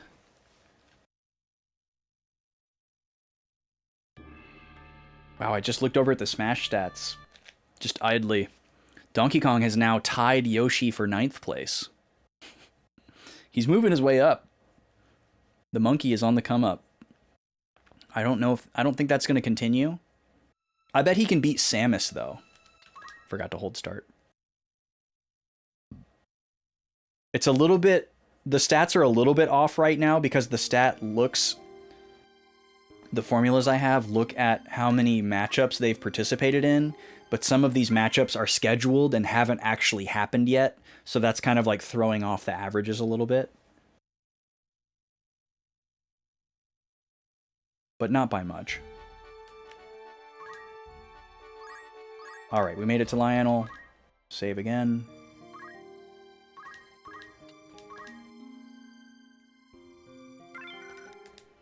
And back to Gog, please.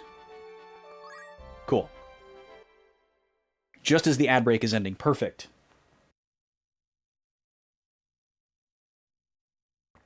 Welcome back from the ads, folks. I was just moving across the map and dodging randos. We're now back at the next scene. We made it to Gog.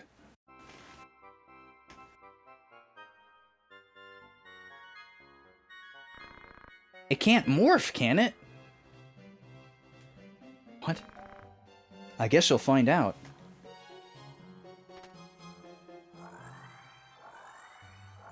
Here he comes! Who?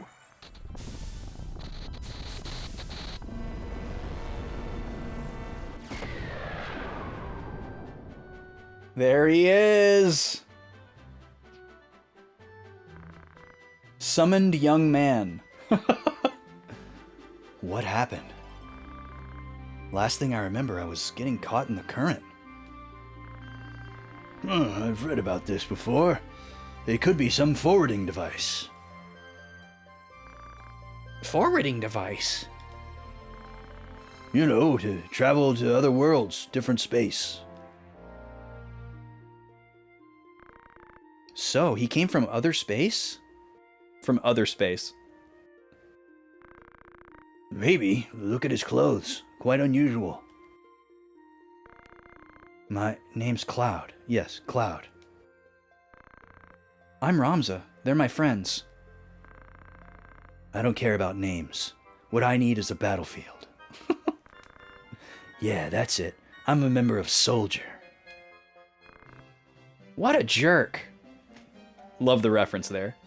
A spiky-headed jerk, maybe? What's this? My fingers are tingling. My eyes, they're burning. Stop it. For us. He's strange. I must go to that place. Bye. Who was he? Yeah, so I guess the lore implication here, if you want to try to get canon with it, is that this is one of the places where Cloud went while he was lost in the life stream. And I guess some other folks might assert that he went to Xenogears somewhere, even though he's not in the game. What that spiky-haired dude cares about, yeah. Okay, so let's write some things down here really quick.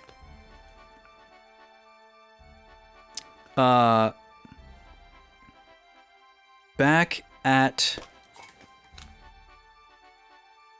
Bisrodio's workshop,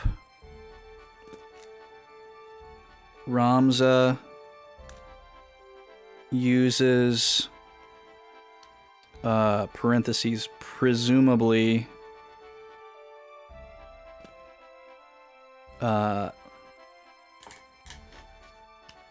cancer on the device, which then summons a young man from somewhere else in time and space.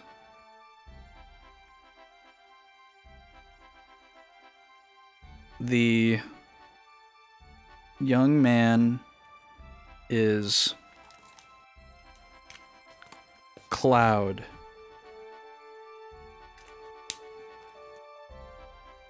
He hungers for battle, which is so out of character, and runs off to, quote, that place after having a tinnitus moment reminiscent of his or reminiscent of, we'll just say FF7. The same thing. Now, I guess if you were really, really paying attention, you would have a pretty good guess as to where that place might be. And where we're going is to Zargitis, way back over here by where we were, because this is the city where we saw the flower girl who looks just like Eris. That's the only lead that you have here to go on. So we're going to save again. Good old slot 12. Post. Cloud. Meet. Alright, and now we're going to start another long trek here to avoid randos. That's one.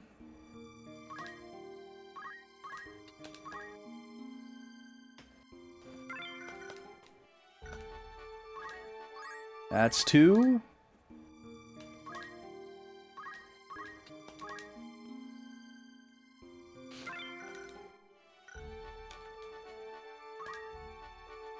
That's three. Pretty good.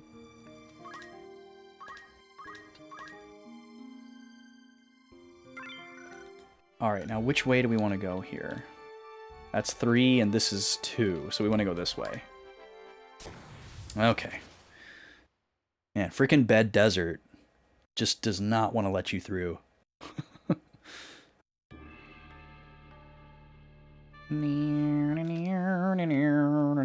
Okay, I gotta remember to hold start this time. So you can just start holding the start button right here. And you'll go straight to the title screen.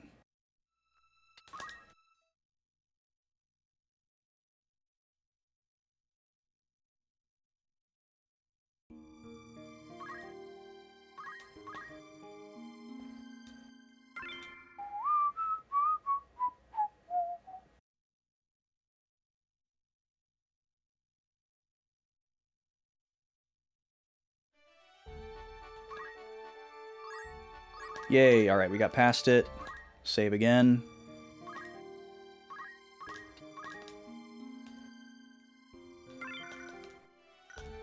One more? Nice, alright. Save at Zaltenia. And let's go to Zargitas.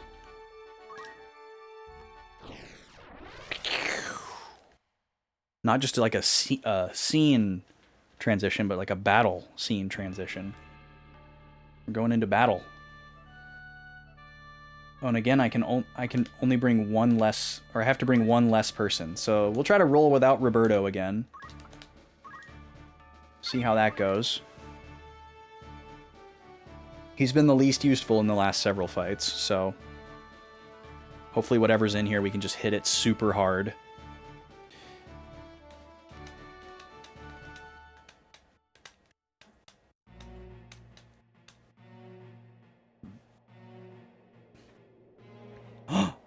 Look at them. Buy a flower, only one gill. Something wrong? Do I resemble someone? No, it's nothing.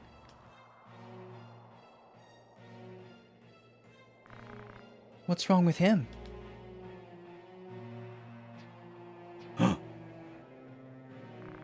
What?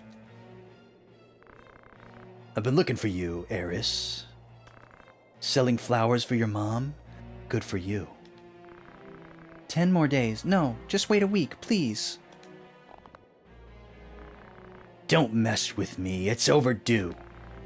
I'm gonna get my 30,000 gil one way or another. Let go of me. Huh, pretty good looking. Ought to try selling your body instead of flowers. Wow. Get your hand off her. Oh, now he cares. What did you say? Didn't you hear me? Get your dirty hand off her. Who the hell are you? Dressed in funny clothes. We're getting some good animations out of this guy. Go, now. Bastard, taking me for a fool? You want to fight?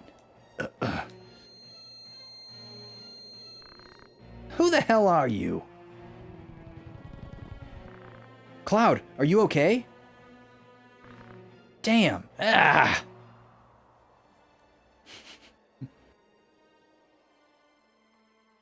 Save Cloud. Alright, that was an interesting interaction. Let's write some things down about it. At Zargitas,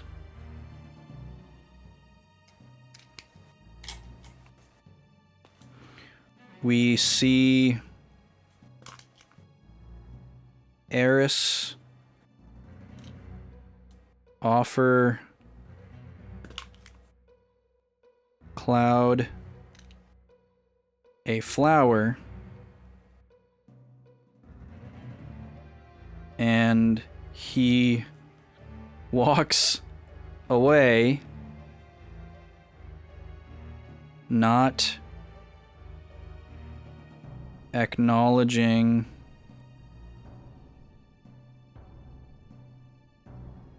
Eris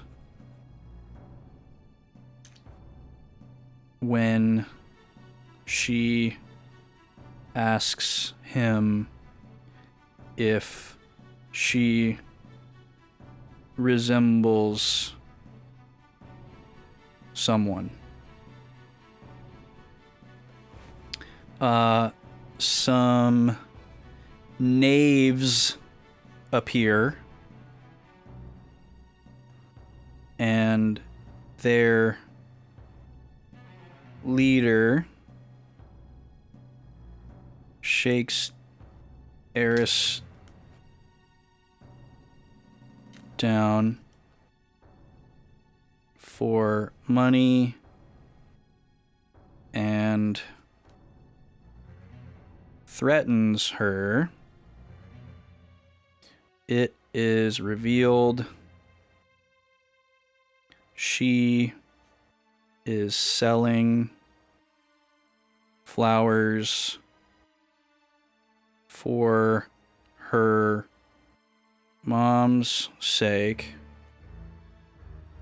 and owes 30,000 gil to the knaves. 1 second. The little guy's making a funny sound. I wanted to see what he was doing. Okay. Now we must... Oh, sorry. I skipped something. Cloud comes back to seemingly protect Eris, but he seems more interested in fighting and sends her away. We arrive and must fight to save Cloud. Okay. Now we can get started. Let me just get another page ready for writing. We've written down more than I thought we would today. This is cool. Okay. Who gets to go? Just my physical folks, as to be expected. Anybody special here? Anybody have something we want to steal?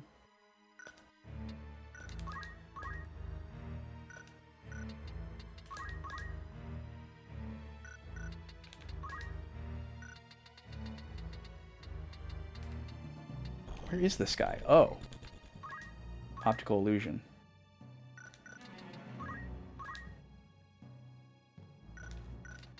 Everything looks pretty normal here, so... Just... Oh, and there's another squire over here. And there's a lot of them. Okay. So, Ramza should be able to kill any one of these guys. I don't really see any of them as more dangerous than the other, so... Let's see... So only Ramza can get to the squire on the right side, so he can go after him. And then Matsuo can only get to one of these front two. I guess we should try to avoid getting stolen from, though.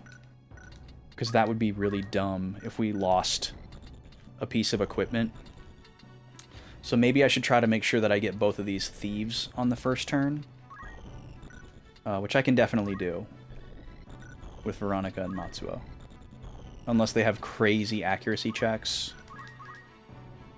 Which, they don't have the strongest mantles, but they do have the 25%. So, we'll see what happens here.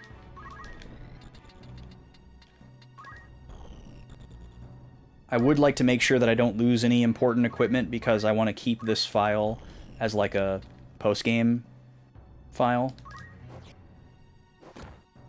Okay, cool. Ramza gets one through. And we'll have Matsuo go after this guy. Come on, Matsuo. Oh, dang it. And he got some money. Congratulations. And we'll have Veronica go after this guy.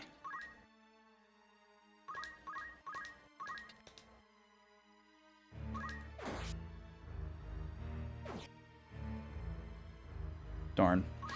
Well, maybe we can get some Hamedo action in this battle.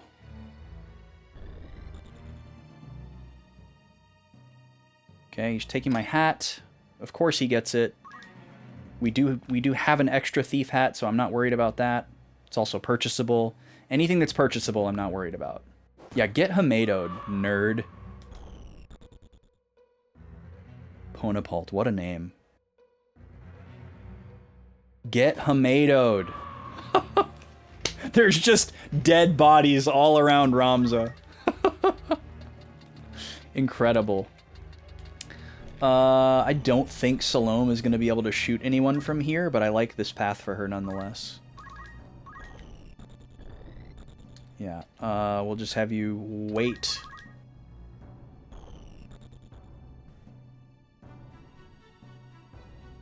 Okay, he's going to do Wave Fist. Smart. Avoid the Hamado train. Well, plus he literally can't target me because I'm surrounded. Okay, Cloud is running away. Based. Our hero Cloud, that couldn't wait to get in a fight, is running away. Oh, he has jump. That's weird. Matsuo, let's see. Matsuo, you can go over here. Come on. Oh, he's not dead, though. That's annoying. Ramza, you can go after this guy. Goodbye. And then Veronica, I guess just attack this guy since we're waiting for the other one to come down from jump. House of Pain, 1993.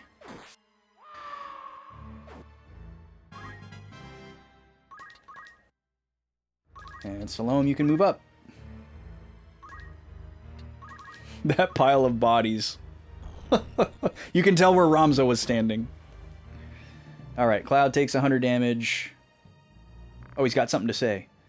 Ugh, my head hurts. What's wrong, Cloud? Do you need a Tylenol? Stop. Stop. I'm from Soldier, not a puppet. Still running away.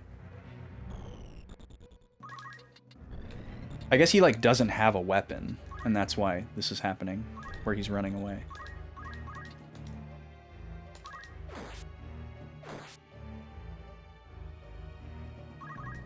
Man, Matsuo used to be our closer.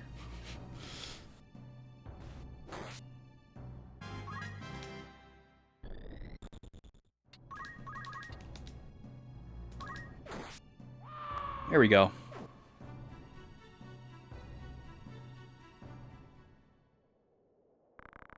I lost a very important thing.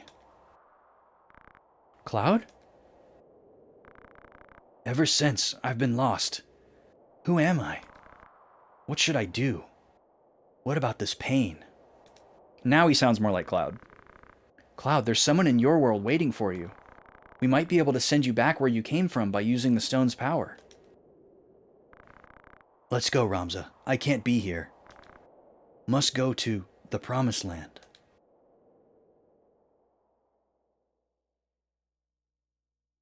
All right.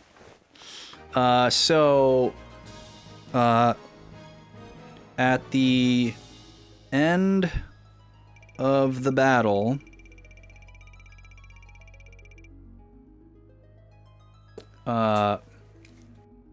Cloud says he lost something important. Ramza suggests we try to send him back using the stone's power.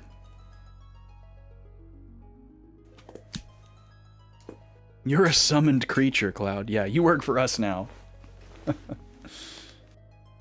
Nah, we won't recruit him. So his job class is Soldier. He's at level 1. And he's naked, basically.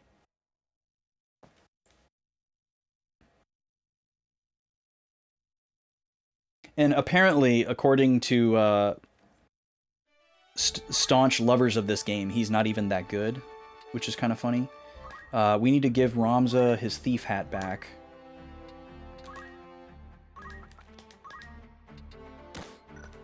Good thing we got an extra. Oh yeah, let's look at...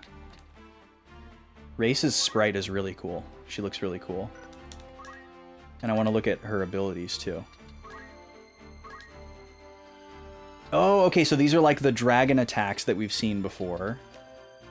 Charms an enemy and gets them to join your party. So I'm assuming it only works on dragons? Maybe, well, maybe not, actually. Restores party HP. Oh, and it gets rid of, like, all of the annoying statuses. Amazing. Holy moly. With Dargon energy. Nice. Good job, localization team. This must be... oh, anything that says dragon first only works on dragons. Okay. Yeah, otherwise this would be busted, because this is basically Scream, but not on yourself. Raising CT. Very cool. And holy. Still pretty cool though. Like if you were really dedicated, you could form a full team of dragons, and get like one of each color or something, and then just have her lead the fight. I'm sure somebody's done that. She has innate 2 swords. That's really cool.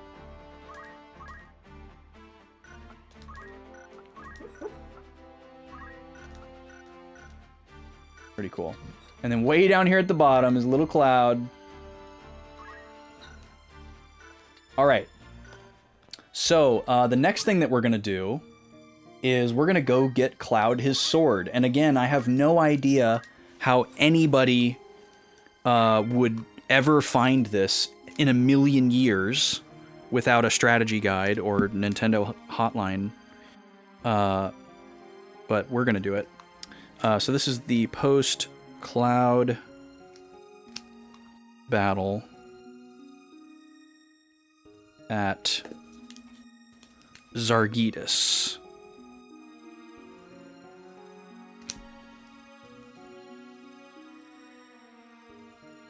I'm also going to note that we recruited him.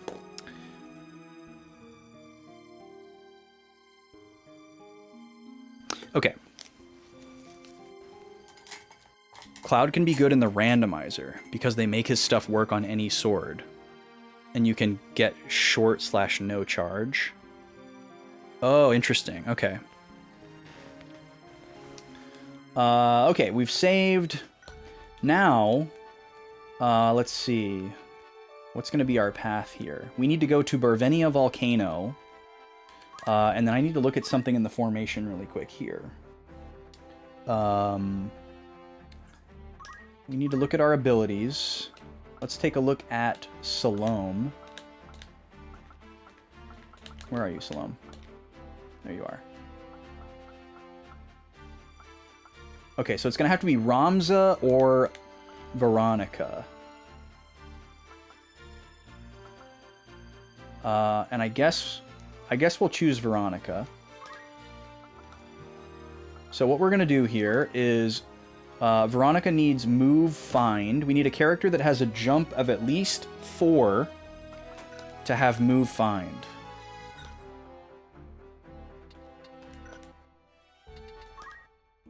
Yo, what's up, Dragonfly? Yeah, we're like right at... We went back to our point of no return save. I don't remember if you were here on Friday. We beat the game already. And today we went back to our just before the point of no return save, and we're doing some side content. So yes, we are in the last chapter. Okay. So we'll probably have to do a number of resets here before we can get over there. And then we are actually going to try and hit a rando for the first time today. Which might also take some resets. We'll see. I thought Nemo was whining because it's a little bit rainy, but she was just dreaming. Those were dream whines. Forgot to hold start.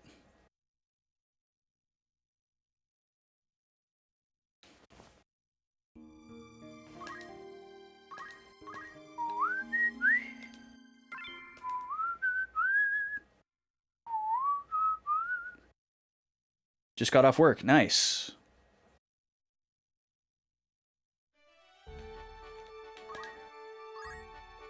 Definitely a very good feeling to just, like, be done with work for the day.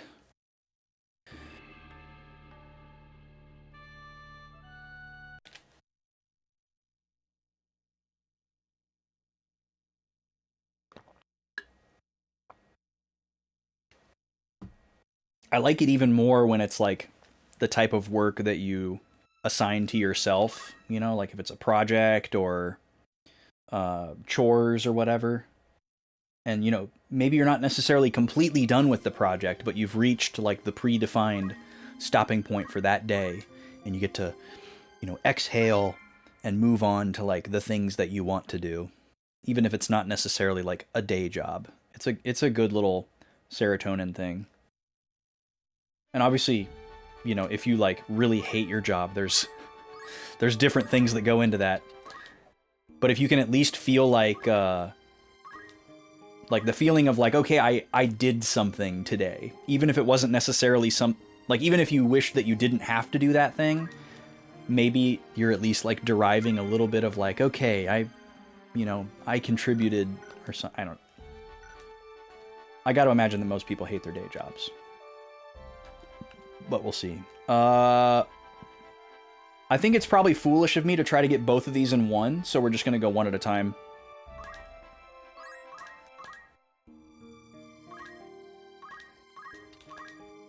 Today was Friday. Nice. Wait. Hold on. So you don't go tomorrow, but it's not Friday, so one more day to go. Wait, so do you or don't you have to work tomorrow? I'm confused. Did I save? Yes. Okay, cool. Save at GoLand again.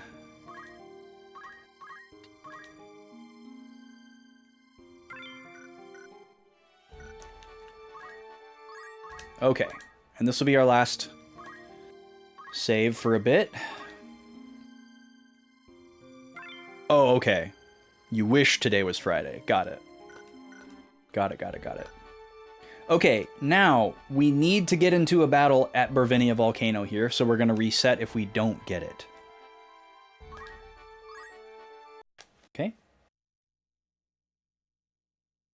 And somehow they expected us to figure out that this is a very special place where you can get a signature weapon for this ultra secret character that I don't know how anybody could ever stumble upon and recruit.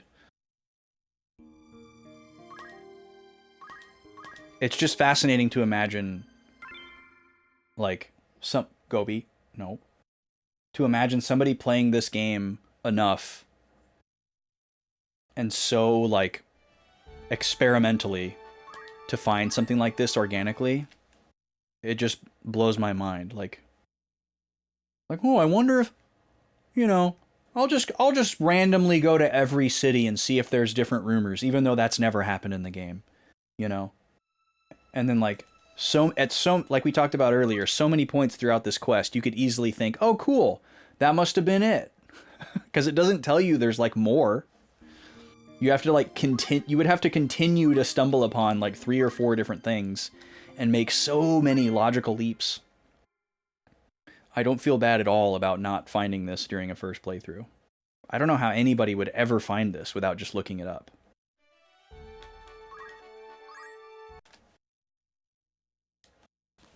And even if you manage to do everything that we've done so far today through sheer luck and happenstance, I don't know how anybody would find this.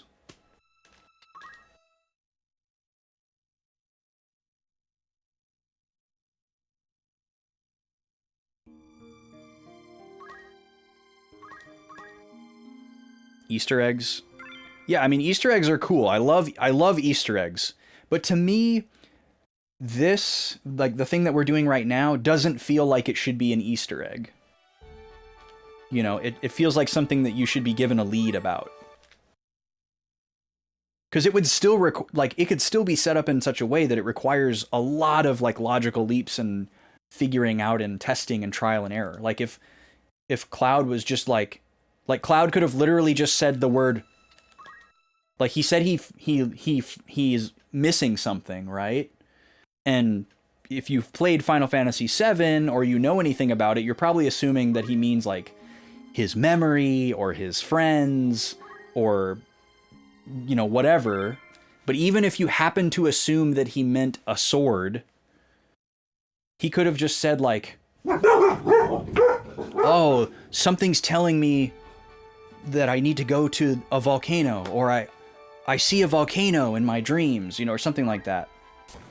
And, you know, it doesn't tell you go to that particular battlefield and go to this one specific tile with move find equipped, and you know, it doesn't have to spell it out for you, but like absolutely no lead whatsoever is just wild. Like how would anyone ever find this? Like imagining somebody just going to every possible battlefield and who did I forget? Oh, Roberto. Going to every possible battlefield with move find equipped and standing on every single tile is just like so wild. Yeah, exactly. Just, you know, a little breadcrumb trail so that you can connect the dots. Yo, what's up, Devarian? No, I did not use move find at Neveska Temple because I haven't been using move find since like the very beginning of the game.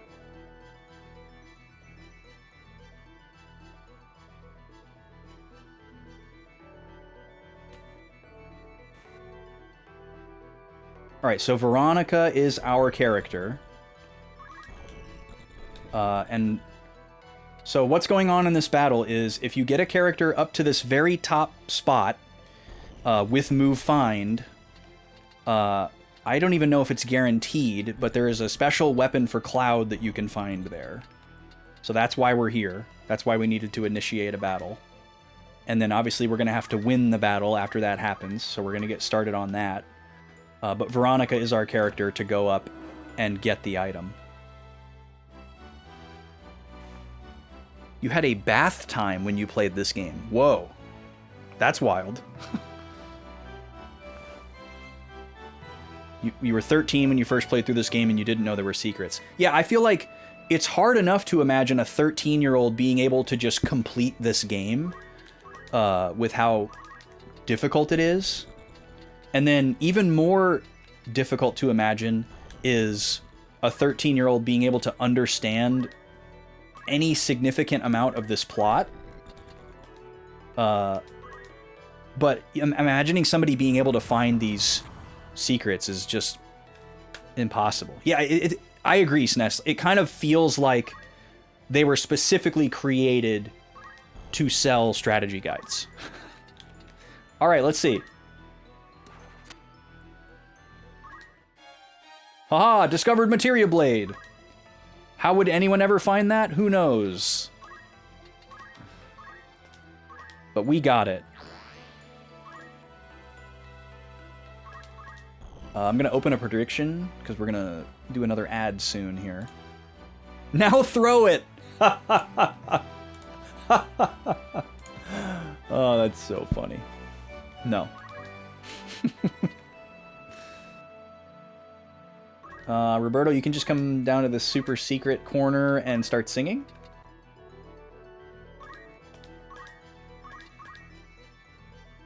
Alexei, great name.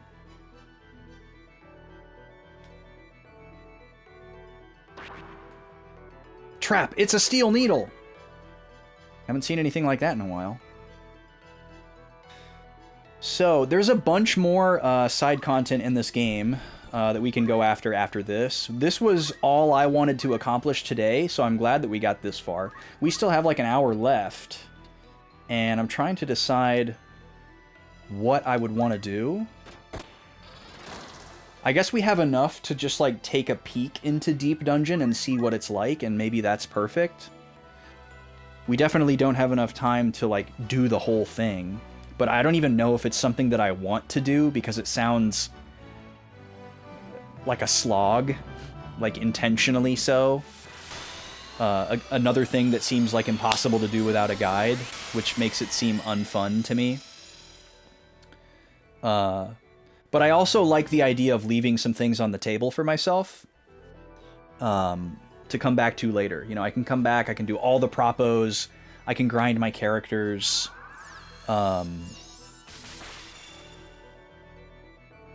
And whatever else.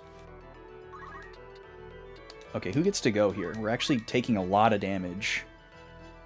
Ramza, Matsuo, Veronica. Everybody gets to go. Okay, is the black mage the one who has the summons? Yeah, we need to get rid of that real quick.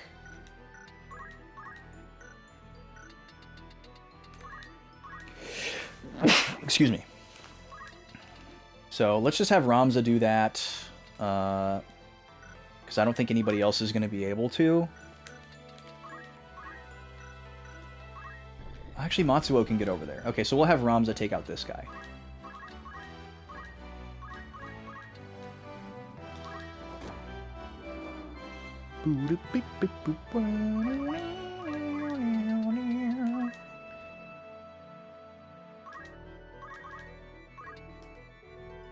Okay, please don't miss, Matsuo. Thank you. Alright, no more summons, thank you. Your cousin told you if you go to the tavern and talk to the NPCs in the rumors section, they will tell you about a secret weapon. Told you that, so in a way you have to be checking every time for rumors and errands. Yeah, I wonder how they got that information.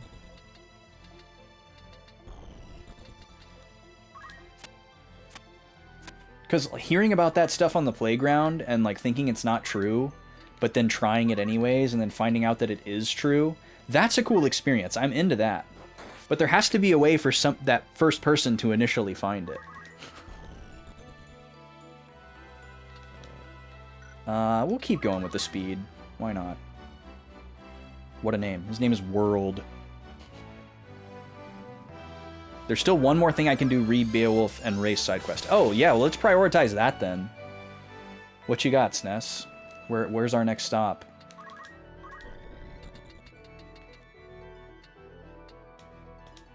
I'd much rather do that. There should be a new rumor in taverns. Okay. In any tavern, or... do we know? I like how it doesn't let you accidentally walk into the lava. Like it does with deep water. You assume it'll be near Lionel Castle. Okay, we'll try Lionel. But it could be any tavern.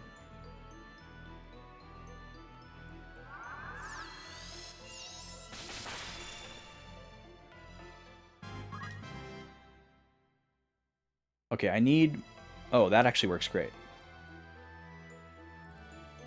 That'll let Matsuo get over there. His HP's getting low, though. Oh, that's only in War of the Lions. Okay, yeah.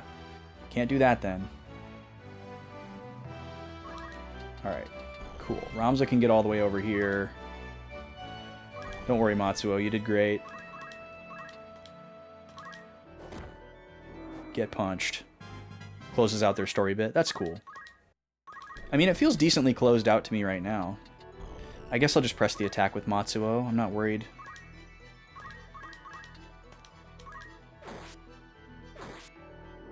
Beautiful.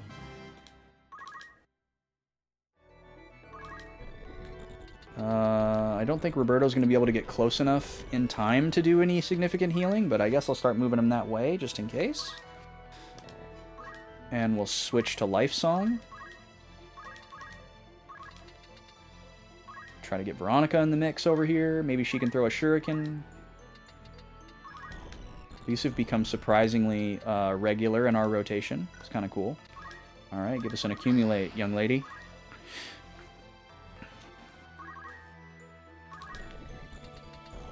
Yeah, I feel like even with the remaster coming, I feel like I still want to play War of the Lions.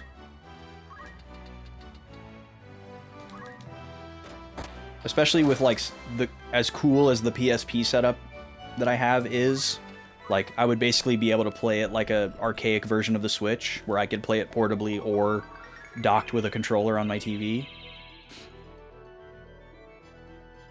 Yeah, and it has stuff that looks like it's not going to be in the remaster. So, let's see. Ramza can't do anything from a distance, unfortunately. So,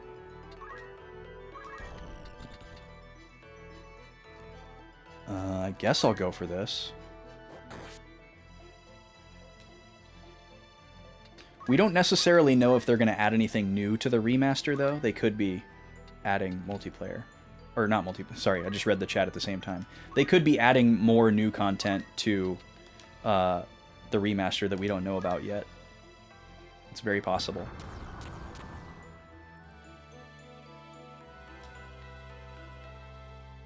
I wouldn't care about playing player-to-player multiplayer, though. I have no interest in that whatsoever. I would only be interested in, like, the additional, like, side content and, like, the extra jobs and stuff. And just doing a second playthrough, you know. And, like, seeing the alternate translation and everything, obviously, is a big part of it.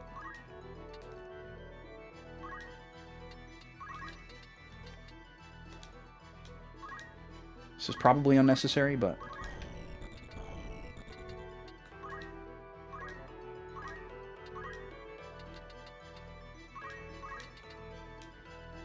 So many shurikens.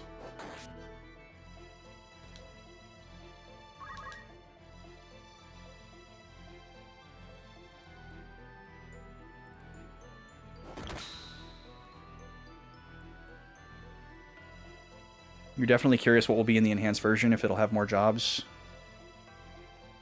and additional story beats.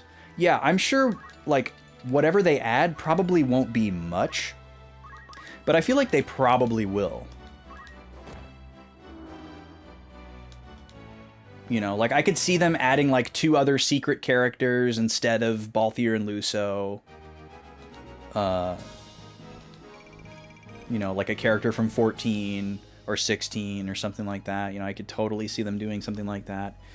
And, like, every time a new Final Fantasy game comes out, they add crossover content in 14, so they might do something with that. You know, like, they might do some crossover content that goes to Final Fantasy 14 and then have some kind of tie-in event in the Tactics Remaster that ties into that. I could totally see that being a thing. Alright, so we're going to go into the formation screen here and go down to little baby Cloud here. And we're going to give him his new Materia Blade. Yay! It's not that good. Foreigner's Sword. Interesting. That's probably a rough translation. Can he use shields? He cannot. Guess that makes sense. Cloud doesn't use shields. It's not a two-handed sword, though. What can he learn for abilities? Let's take a look. Oh, nice. It's his limit breaks. And then an added one called Cherry Blossom, the most powerful limit skill. Very cool.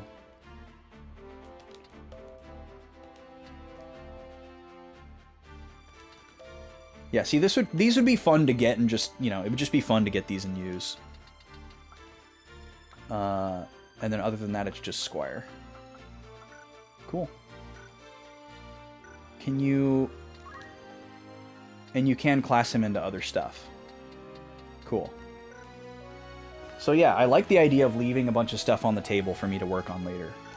But like the fact that he has 237 HP at level 1 is pretty cool. I mean, granted, that's compared to a character who has nothing equipped, but still. The speed stat there is the speed of the action, so to do Braver is like being 34 speed and getting a second turn. Wait, what? I'm a little confused now. So are you saying it's super fast or it's super slow?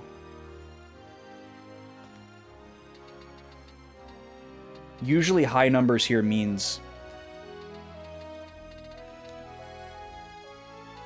Lower number equals slower, right. So this is like how quickly it moves through the AT. Yeah, I haven't paid a super huge amount of attention. But yeah, like if we go to... Holy. Like, Holy is 17. It's really slow. It's one of the trickier ones we've used.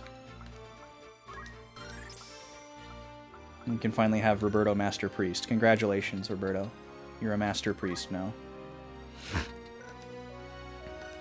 Oh yeah, I wanted to look up the requirements for Mime again.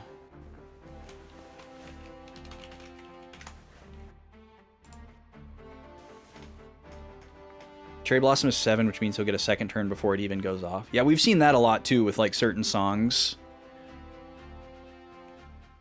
Okay.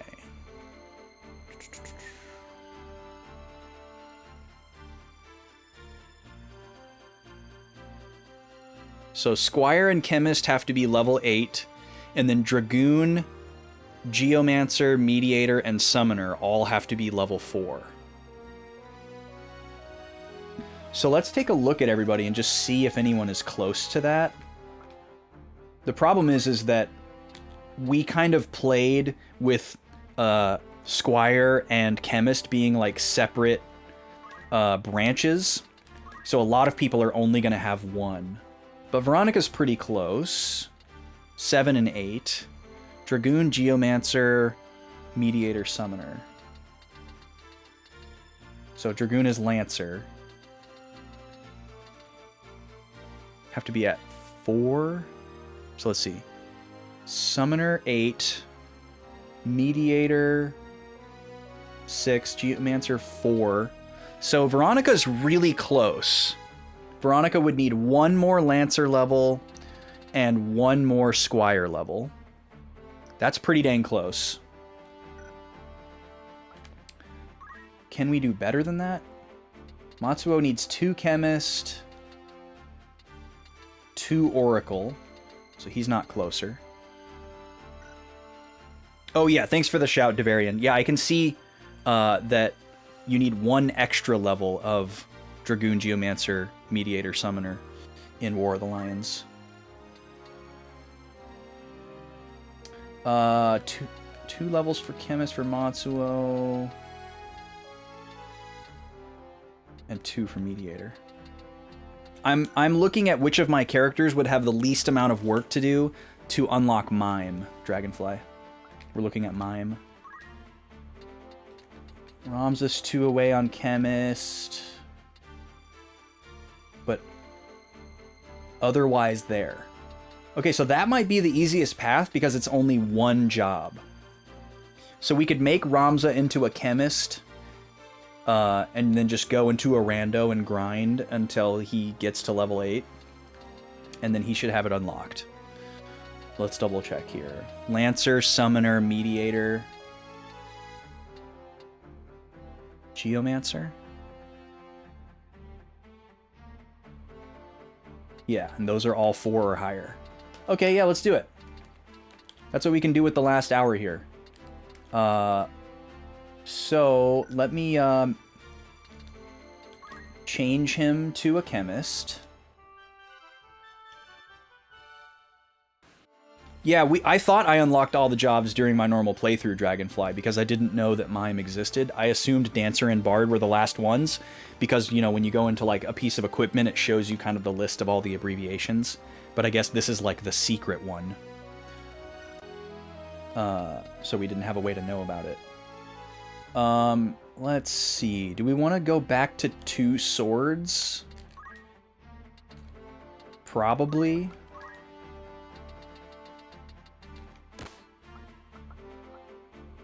Guts is fine. We'll need that, I'm sure. Oh, but he just... Okay. 2 swords gives him 2 daggers. We don't have any good daggers. So we should probably just do, like, a gun or something. I don't know. It doesn't super matter. Because we don't necessarily need him to attack to do this. We could also just give him 1 sword. Actually, let's just give him JP up. That's probably smarter to make this take less time. And then, yeah, we'll just give my man a gun.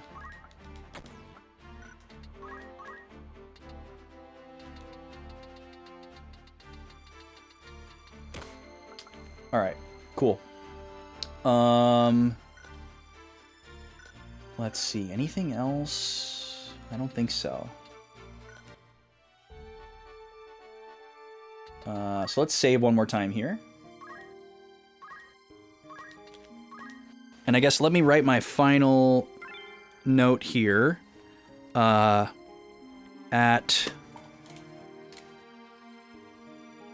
Bervenia Volcano,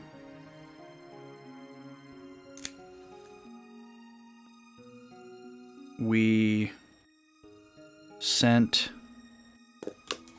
Veronica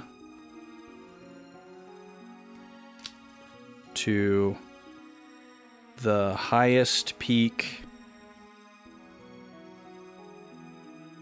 with move find, and were rewarded with the materia blade for Cloud.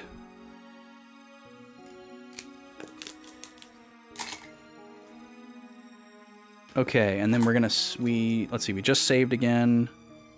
We're gonna call this pre Zaklaus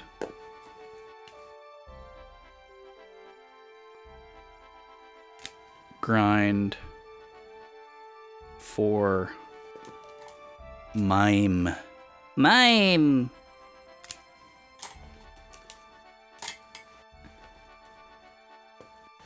Okay, let me just double check and make sure that I saved. There are also themed random battles that can sometimes appear in Chapter 4. Interesting. That's pretty cool. We've seen instances of, like, alternate rando mobs in the same location, but I never would have guessed that they were, like, semi-scripted or themed. I'm just gonna keep resetting until I get a rando at Zaklaus.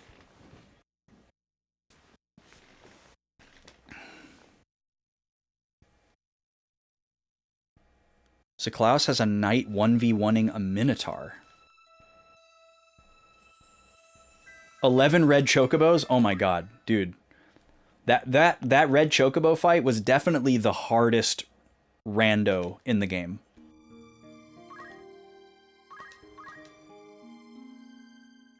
And there was only 2 of them.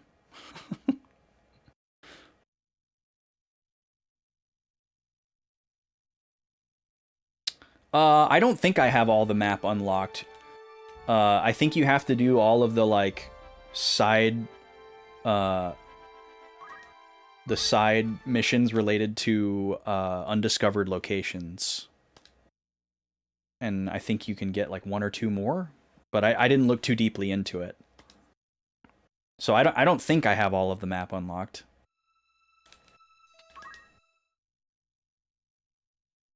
Yeah, I guess it's not technically a rando. It's just it's a non-story required fight.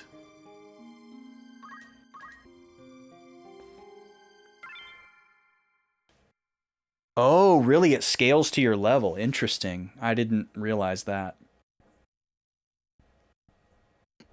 Luckily, we didn't grind for the Y-Graph fight.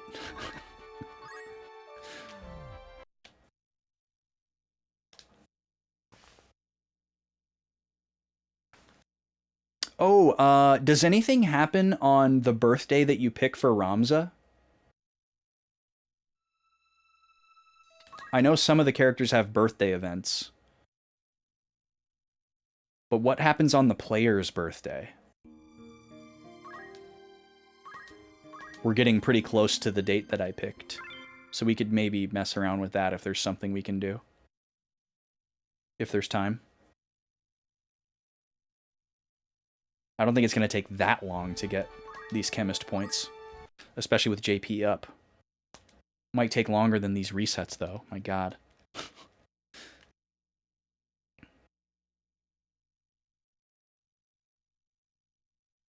His age just goes up? That's it? Okay. Nothing happens. That, like, kind of blew my mind in a small way. I had something in my notes that I, you know, as I was going through my notes and digitizing them, I was revisiting some of my questions. One of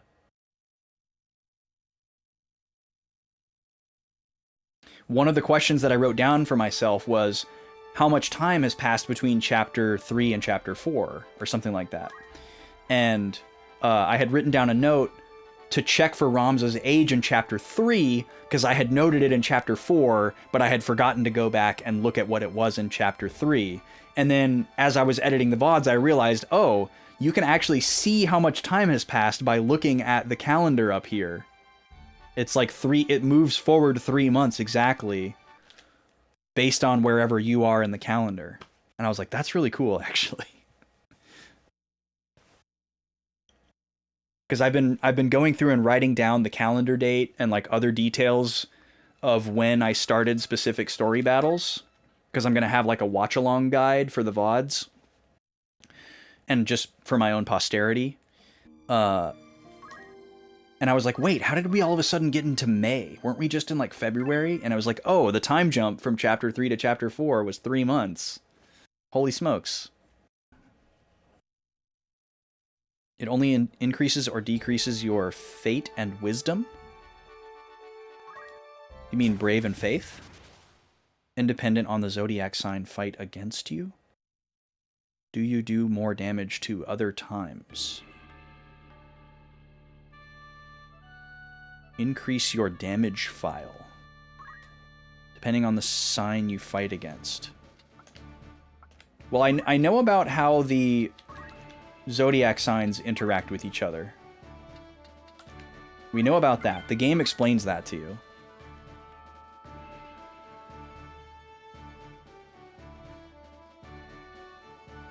I was just wondering if there was like a specific event pertaining to Ramza's birthday.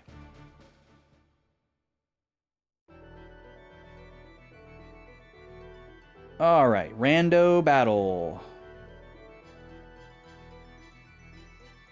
What do we got? This is the big long battlefield.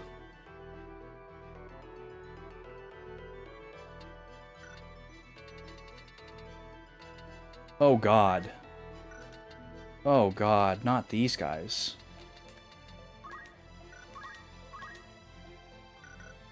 This looks pretty horrific, actually. 2 high-level bombs. A Minotaur. A dragon. And a cockatrice. Well, this might be a pretty hard fight. We'll see. Okay, Matsuo gets to go first this time, because Ramza lost his ninja speed. We can try to hit these guys with a AoE Geomancy. That might be good.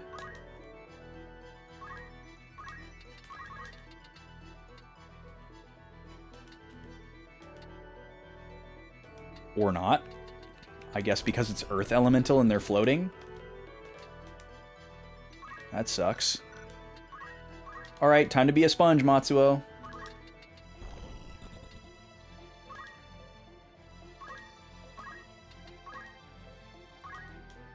Alright, so we're not grinding yet. We're fighting. We need to get down to 1 enemy left, and then we can grind. I think the dragon will probably be the choice for last enemy alive. Maybe the Minotaur. Neither is an ideal choice. We're going to go all in on speed here. Let's have Ramza go over here and scream.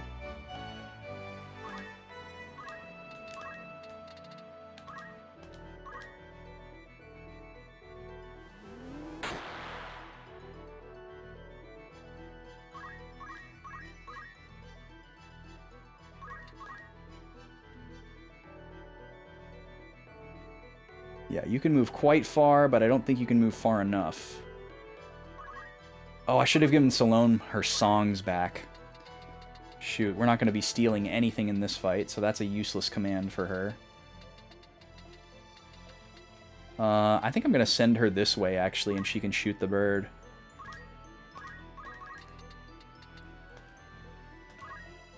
Yeah, that's very helpful. I'm scared of that thing. Alright, and the dragon being very slow and plodding is useful. Alright, I think we'll put Matsuo right here. Maybe he can do Tree Fitty. Oh, great. A trap. Be careful, it's a trap! Not quite.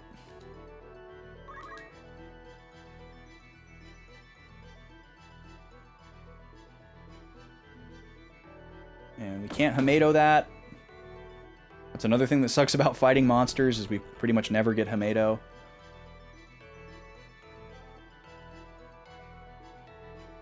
Oh, very nice. You're going to hit me with fire damage and heal your friend at the same time. Very cool.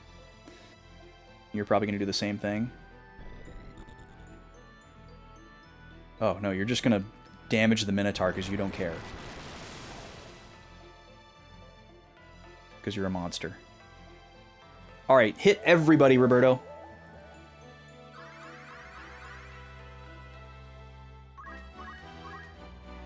Okay, he didn't get Matsuo, but that was still really good.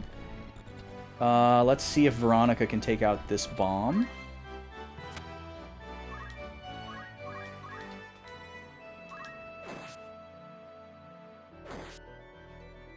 Not quite.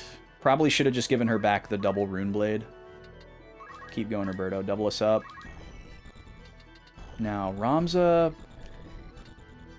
could go after this bird. I think I'm going to go after this bomb instead. Oh, wait, no. He has a gun. I can't do that. 80 damage. That's so lame. Can I shoot this bird from here? No. Alright, let's shoot this bomb and then move again.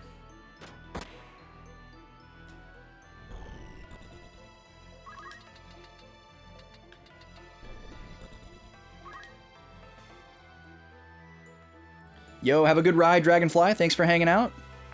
Really appreciate it. Good vibes to you as well. Alright, don't petrify Salome, please.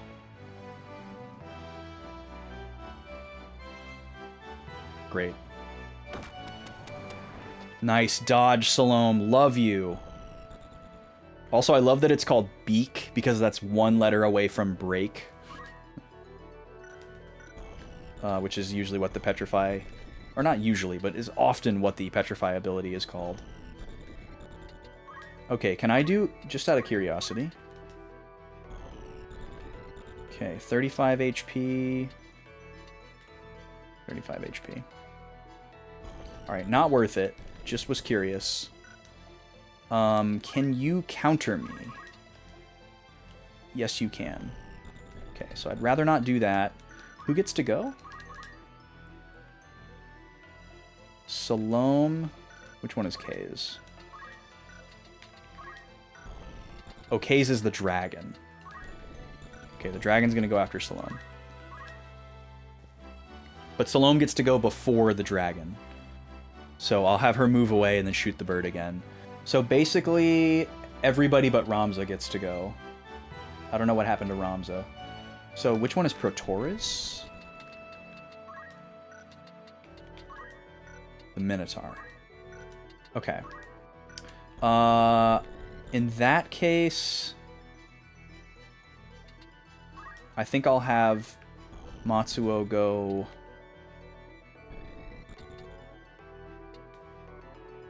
He's got low health. So I don't want him to get countered. But this guy can counter too. Right? It doesn't say he can.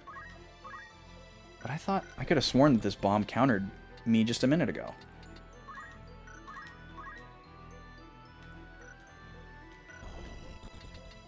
I guess that was just... I guess I'm just imagining him using Bite. I'd like to attack with Matsuo and then retreat towards Roberto. Maybe I'll have Salome just throw a potion at him. Alright, let's try this. We're going to go right here.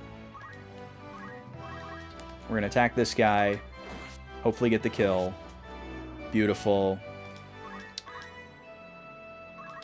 And then I need Salome to throw an X potion at him if possible. If she can't, I'm hoping she can shoot this bird. This is probably too far. I don't think she can throw a potion from there.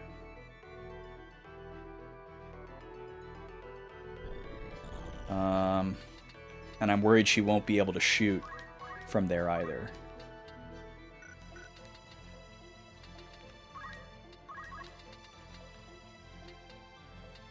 Yeah, I don't think she's going to be able to shoot the bird from right here. She probably can shoot it from here, but I don't think she can throw the potion from this angle.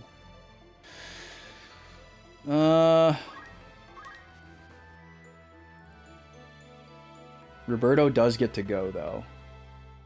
So I guess we'll just send Roberto up there and hopefully... I don't think Roberto's going to be able to reach him either. Well, no, he'll be able to reach him. Okay. So, Salome, you're going to go over here, draw aggro for the bird.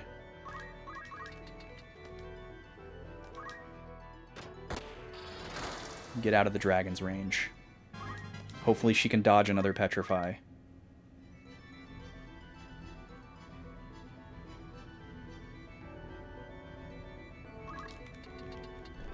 Okay, Roberto, you're just going to go right here.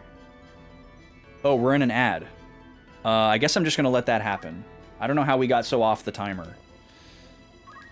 Y'all aren't missing anything exciting. Okay, let's take a look here. Cure 4 is going to take 1,000,000 years, but Cure 3... Cure 3 takes a long time, too.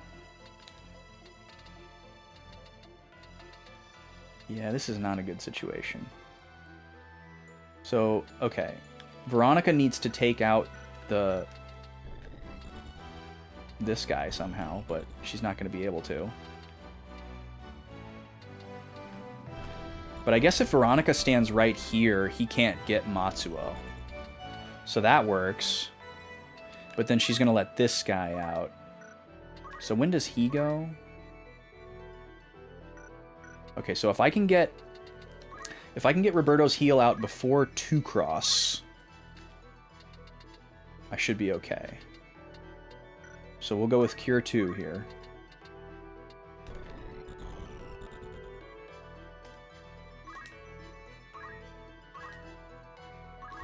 And then we'll move Veronica right here.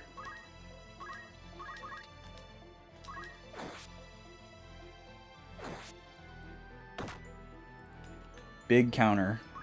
Not good. He might kill her, actually. Yep. And then I think I'm just going to have... Well, what makes more sense here? Makariar is the bird, right? Yeah. So, I could have Ramza take out the Minotaur, but I can have somebody else take out the Minotaur before it gets to go again, because he's way down here. Ramza's going to get another turn before that. So I should have Matsuo kill the bomb instead.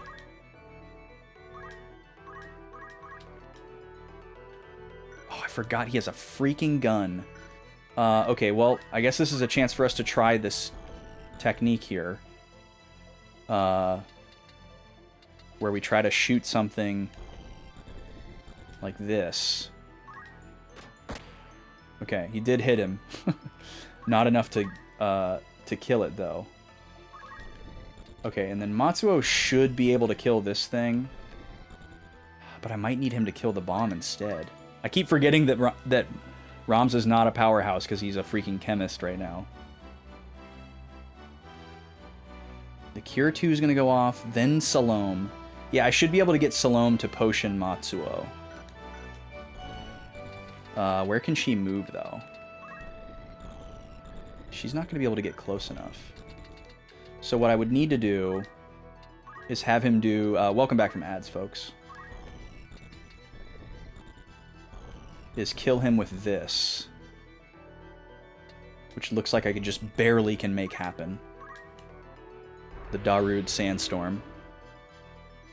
Okay, and then I need to move Matsuo into Salome's potion range.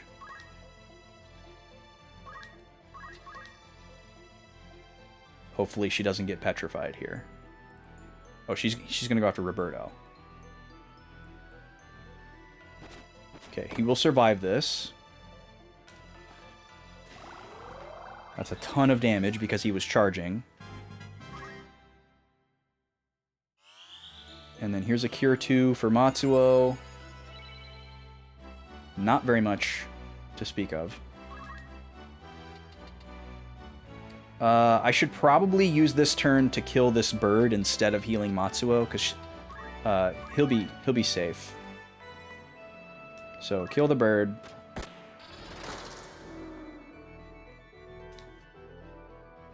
And then get out of dragon range.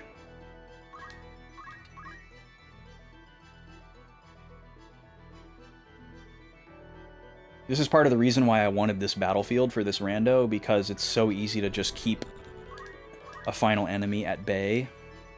Okay, Roberto, Matsuo, Ramza. Okay, so Matsuo and Ramza should be able to take this thing out. Roberto can focus on healing himself. Where do I want him to go? Matsuo's going to be moving here. So I could try to be like really sneaky and like cast a high level cure right here and try to hit both of them.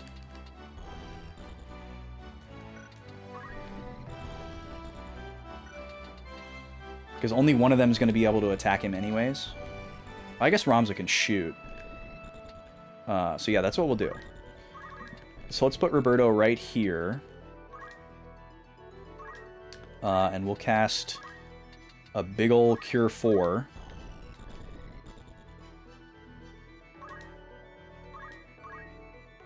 That's going to take a while to go off. We'll move Matsuo here.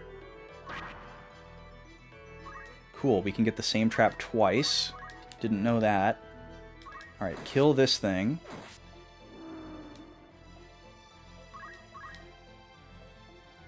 Okay, and then Ramza just needs to... I guess we could have Ramza aggro the dragon over on this side of the field while we revive Veronica. That might work. Because otherwise he's coming down here. So I think that might be the play. This is just dangerous, though, because if this guy can kill Ramza, then we have, like, another problem to solve. But I kind of need Ramza to draw his aggro. So, let's just do it. We'll go over here. We will scream. So now we're switching from battle mode to grind mode. Now we just have to keep this dragon alive and as minimally annoying as possible while we get Ramza's chemist level up. Which we can't do if he's dead. Alright, he's going to hit us for 200 here. Now, Galaxy Brain moment here. We're going to throw a Phoenix down at Veronica ahead of this Cure 4, which is going to hit all three of them. So let's go up here. And we'll do this. Get Veronica up.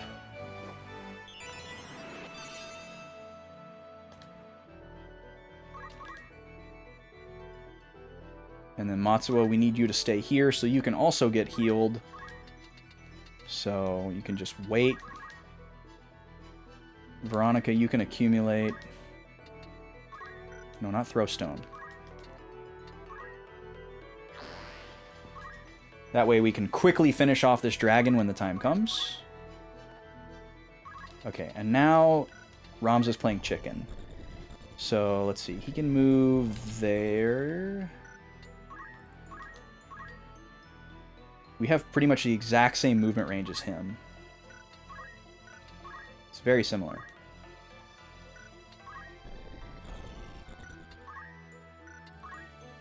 So I think we gotta go over here.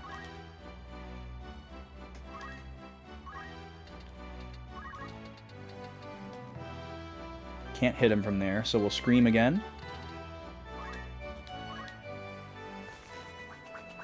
Speaking of chicken, what's that, Devarian? Oh! Okay, I'm glad you brought that up. I didn't know that. But I came across it when I was looking stuff up over the last couple of days. It's suggested a lot for the deep dungeon, it looks like. For a couple of different reasons. Like, for help finding the items, and then also to, like, use on enemies. I think, as well. Alright, big old beautiful Cure 4. Love to see it. Now, let's move everybody out of dragon range.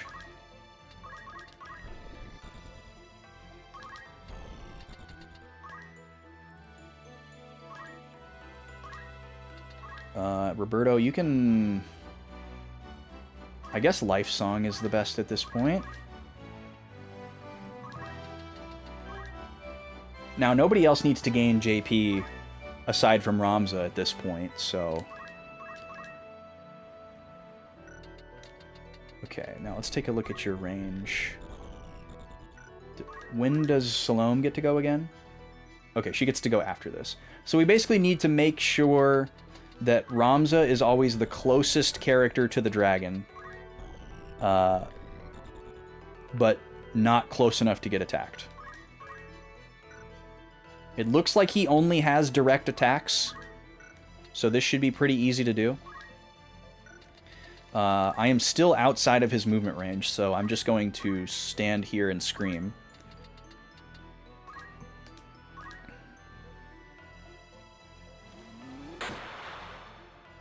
That is a very funny name for a status effect, though. Is there an equivalent for low faith? Oh, that's called Innocent. That's right, we've seen that one. We saw that on Worker 7. Alright, I don't think Salome can throw a potion this far. How far can we throw a potion? 4 squares. So we would need her to be right there. Let's try that. Might not be close enough. Okay, cool. Just top up Ramza a little bit without getting Salome too close to the action. And everyone else is just waiting around. While the dragon saunters around.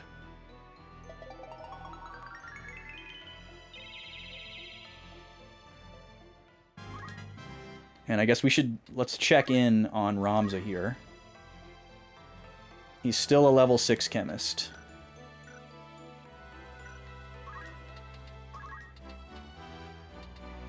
Can I shoot you from here, or is this cactus in the way? Yeah, stupid cactus. So we should be safe now. Where was that square? Yep, that square is safe. We'll go over here. Shoot him if I can. Yep, take that. Okay, there's level 7.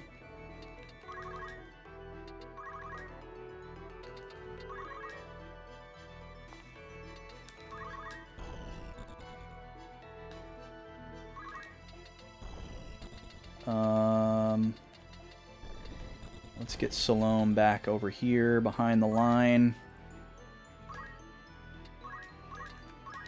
And I guess we'll wait and see if we get any chests from these other enemies while we're waiting to get to level 8 on Chemist.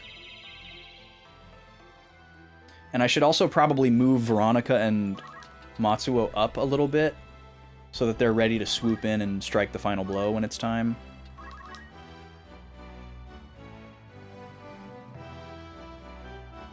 Okay, cool. He moved back a little bit, which is even better. We'll take a pot shot here. And move this way.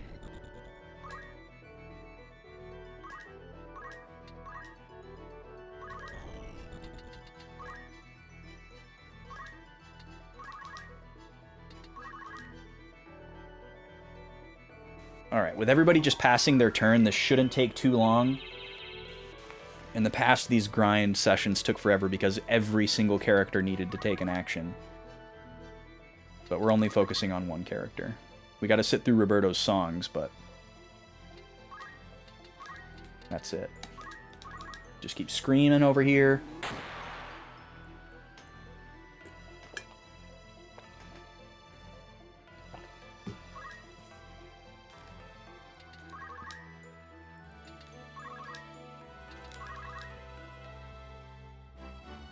Here he come. Oh, he's backing up even more. Perfect.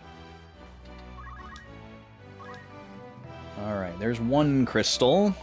Crystal not useful to us right now. Because we can't get abilities from monsters, and we don't really care about learning new abilities anyways. So I'm just going to leave that there. What's your range looking like right now, my guy? He can get to Ramza from there. So we'll move back over here. It's like the Y-Graph fight all over again.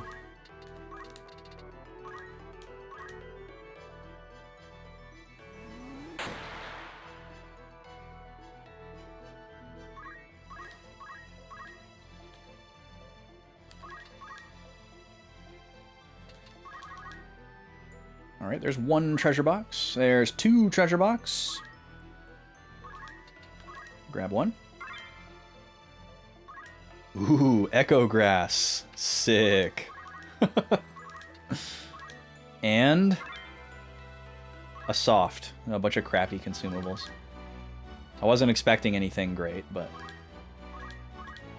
it seems like usually monsters can only drop like low-level consumable stuff like that. I don't think we've ever gotten like a piece of equipment from a non-human character.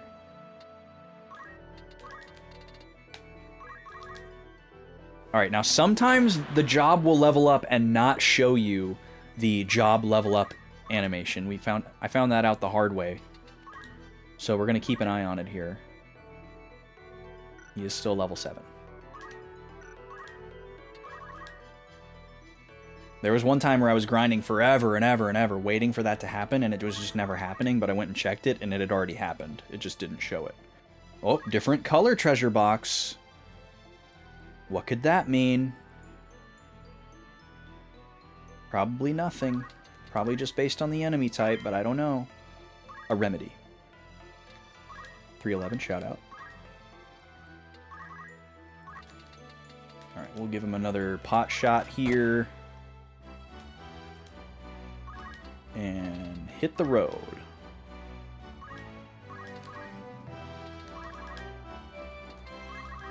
Guess I should move Matsuo back. He might go for him from this angle. Might consider him closer than Ramza.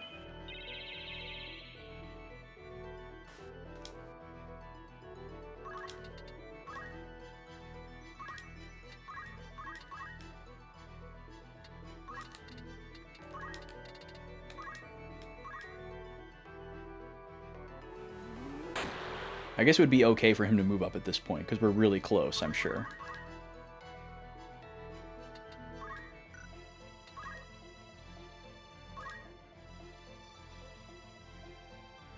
Wait, 2100? We need 2100 more JP? Oh my god, we're gonna be here for a long time. We're not gonna make it. Maybe I'm misinterpreting that, but we'll see.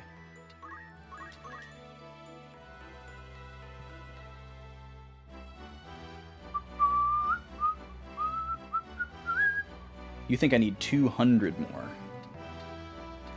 Okay, well that sounds like a much better number. I don't know what you're basing that on, but I like it. I'll take it. Just try to do this as fast as possible. I should probably switch Roberto off of Life Song now, just to save time. Why don't you move here for no reason? And then you can attack an empty square. Hiya. And back over here.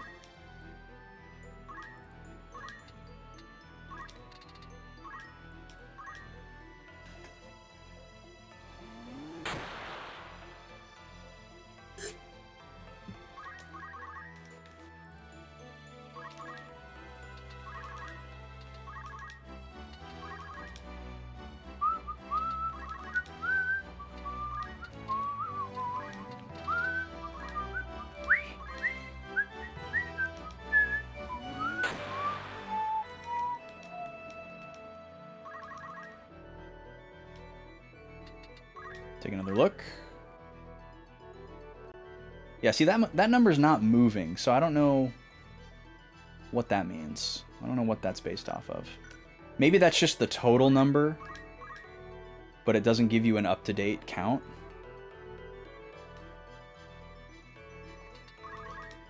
I don't know. Strap in.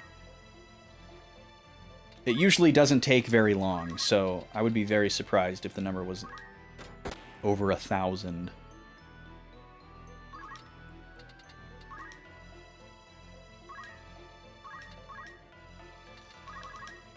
But if that's what it be, that's what it be. Oop.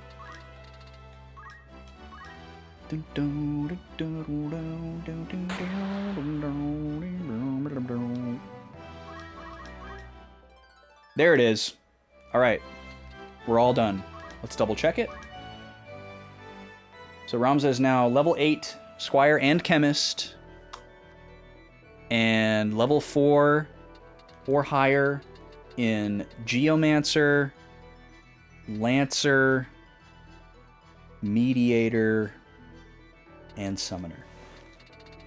And look, we can even see it there now. Haha, Mime! Mime! Alright, cool. So now we just need to end the battle.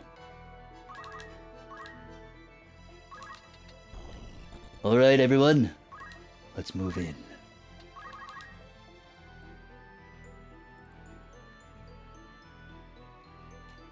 Dragon's just back here getting his steps in. No idea what's going on. Actually, I might be able to shoot him from here.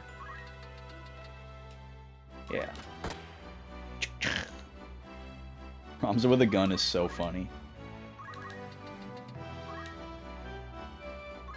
Alright, well when we finish this battle, we're going to be all done with Final Fantasy Tactics.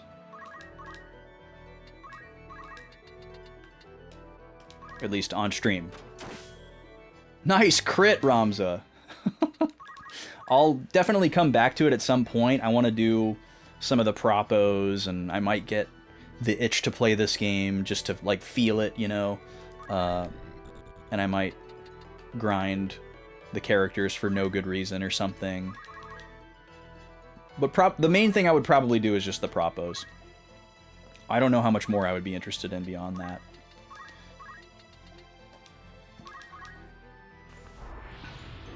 Yeah, and fool around with Mime or whatever. Different combinations, etc. Alright. Well, this worked out pretty much perfectly time-wise. All I wanted to make sure that we got done was all the stuff related to recruiting Cloud and getting the Materia Blade, and we did that in a good amount of time. I liked that it wasn't super fast and then I didn't know what to do with the extra time. And then we had just enough extra time to unlock Mime. So I'm very happy with how today went. I'm going to make a final archive of my saves here, because what I'm going to do is migrate some stuff over to my archival memory cards and make some duplicates of stuff, and I'm going to need to know how to identify them in the PS2 browser, because I won't have the number, I don't think. So let's take a look here. Look at this cool sprite. I guess the other thing to do would be to unlock it with a woman character so that we could see the woman sprite. I can see on the thing that I looked up that it has this really cool, like, fox mask, which would be super cool. And I guess even with Ramza, we don't get to see the normal man sprite because he overrides it. But now we're a mime. And mimes apparently don't learn anything. Warrior who can mimic others. When an ally takes an action, he mimics it. So yeah, you just have the one ability, Mimic. So it's not like Freelancer. It's just you can copy someone else and use something that you don't normally have. Yeah, I bet with this and Calculator, you could do some hilarious amounts of damage in a very short order. Okay. Is someone trying to enter my domicile? No. The lady is home. 3 dancers, 2 mimes. Is that like the strat, Devarian? Just 5 dancers? Or what happens when you have that combination, I guess? All right. Let's do a save here. Once again in slot 12. So let's make a final few notes here. So, we'll write SS12 post. Come on, pen. Can't die on me now. Here we go. Post Zeklaus grind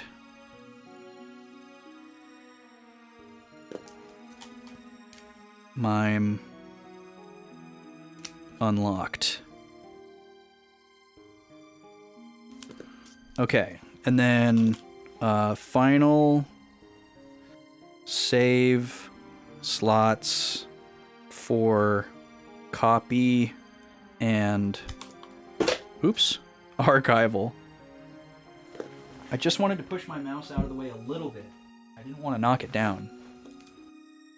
Okay, so there's a couple of these save files that we need to save. Mime is super complex. Interesting. Each dance gets mimicked twice, so it's like 9 dancers. Whoa. Yeah, I guess if you had like the move that damages everybody and you multiplied it by 9, that's a pretty high amount of damage. And if you're like at the back of the battlefield and they can't even get to you, and then you have, and then you add in like fly or move +3 or something. Yeah, immediately repeats the last action. I got that. That makes sense. Including the targeting. Sure. So you're choosing something that's targeting everybody. But it means they can also just whiff. I suppose, yeah. Because if they're like on the other side of the battlefield and they're trying to target the same enemy as someone who's over there, yeah. You'd have to be careful. Okay, so let's take a look at this here. So first of all, file 4 is the first one that I want to keep. So number 1 is SS4. This is chapter 4 post Mirand. And then I need to write down the timestamp because that's how I'm going to find it in the PS2 menu. I guess I'll write down the other info as well. So we'll write 7/16. That's the in-game date. We'll write down level 52, and then we'll write down 882700. Okay, and then the other file we want to archive is number 11. this is our final save slot in the story. So if I ever wanted to fight the final boss again, see the credits and the post-credits scenes, this is the save that I would want for that. And this is like the farthest that my story party got. So this is pre-final boss. And this is 7:20. Interesting that the days continue even though you're in the same location. That doesn't always happen when you're fighting multiple battles in the same location. Or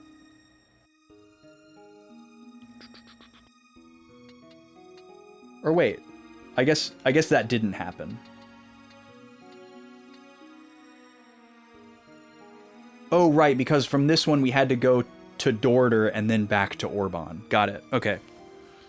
I forgot that Morond and Orban weren't the same place. It's weird because you're in Morond and then you find out that you're going to Morond, but it's like hell, and then that is accessed via Orban. So we leave Morond and then go to Orban so that we can go to Morond. That's really confusing.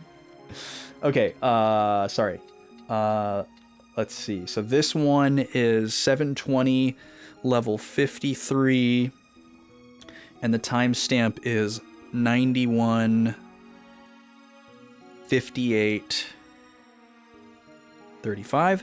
And then the third save file we want to keep is the one from today, which is number 12.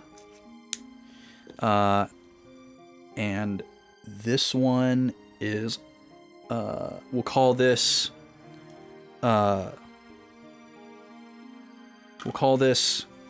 Cloud, comma, Materia Blade, comma, Mime,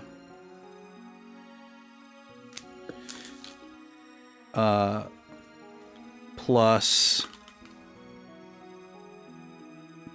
Beowulf /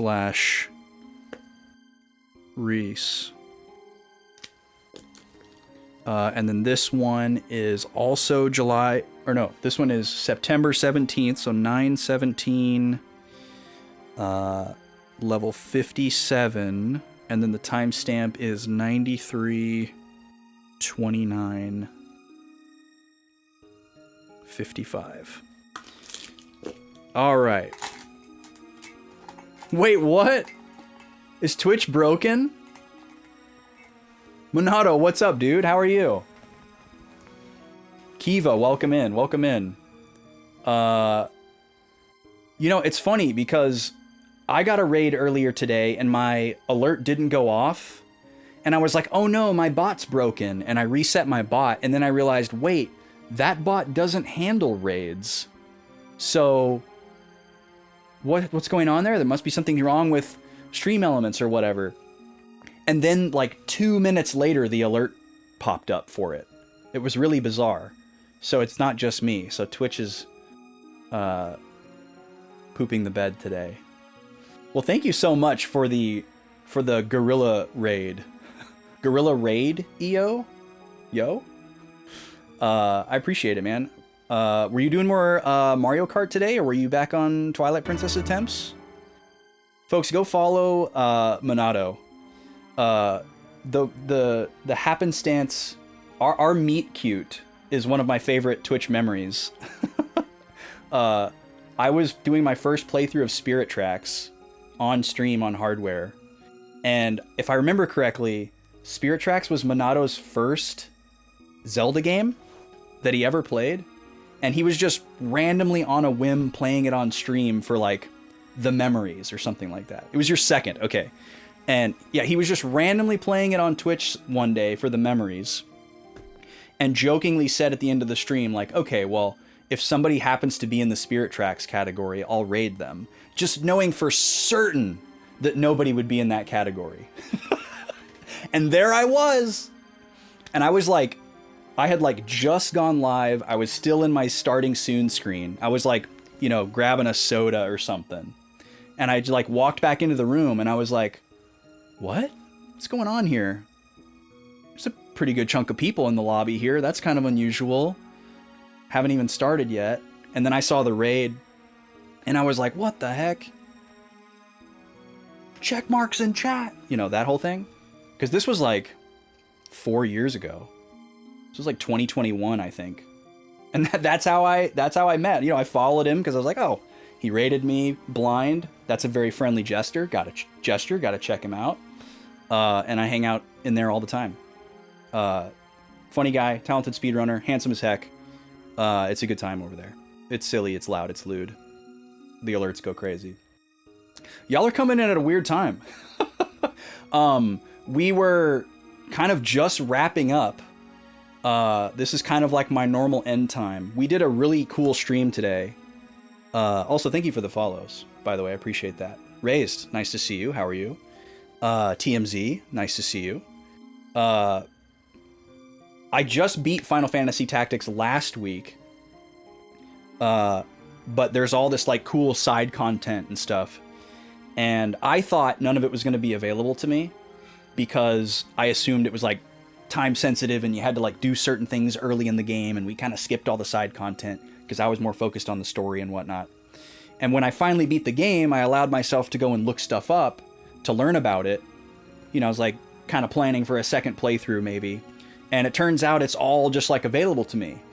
And rather than starting my new game today, right before I take a day off tomorrow, I was like, well, let's just do a bonus day of Tactics and I'll start the new game next week.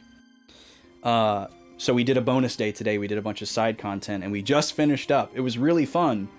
You may have seen it on the screen when you came in. I have a spiral notebook. I take by hand color-coded notes. This is kind of a new thing that I started with this playthrough because it's kind of notorious for being super confusing and hard to parse. And it helped a lot, and it was really fun. So I used to just kind of take scratch notes on a yellow pad to like remember what to do next, because I used to only play the games once a week, and it was just so I could remember.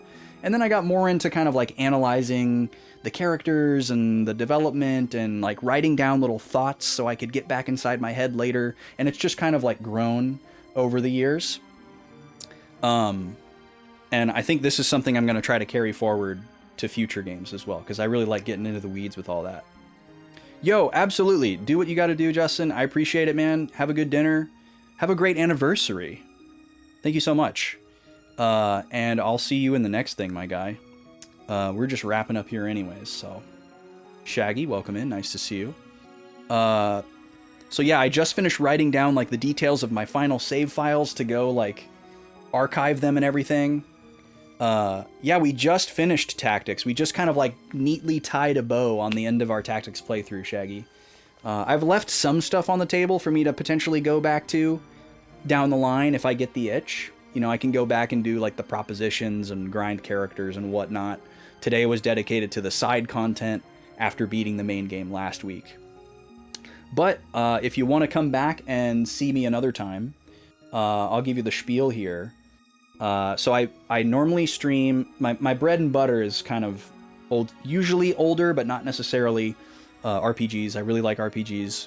I do all first playthroughs on the channel. I've got a big collection behind me. I'm a physical collector. I'm really into that kind of thing. Preservation, original hardware, all that sort of stuff. Not in a gatekeepy elitism kind of way. It's just my preference.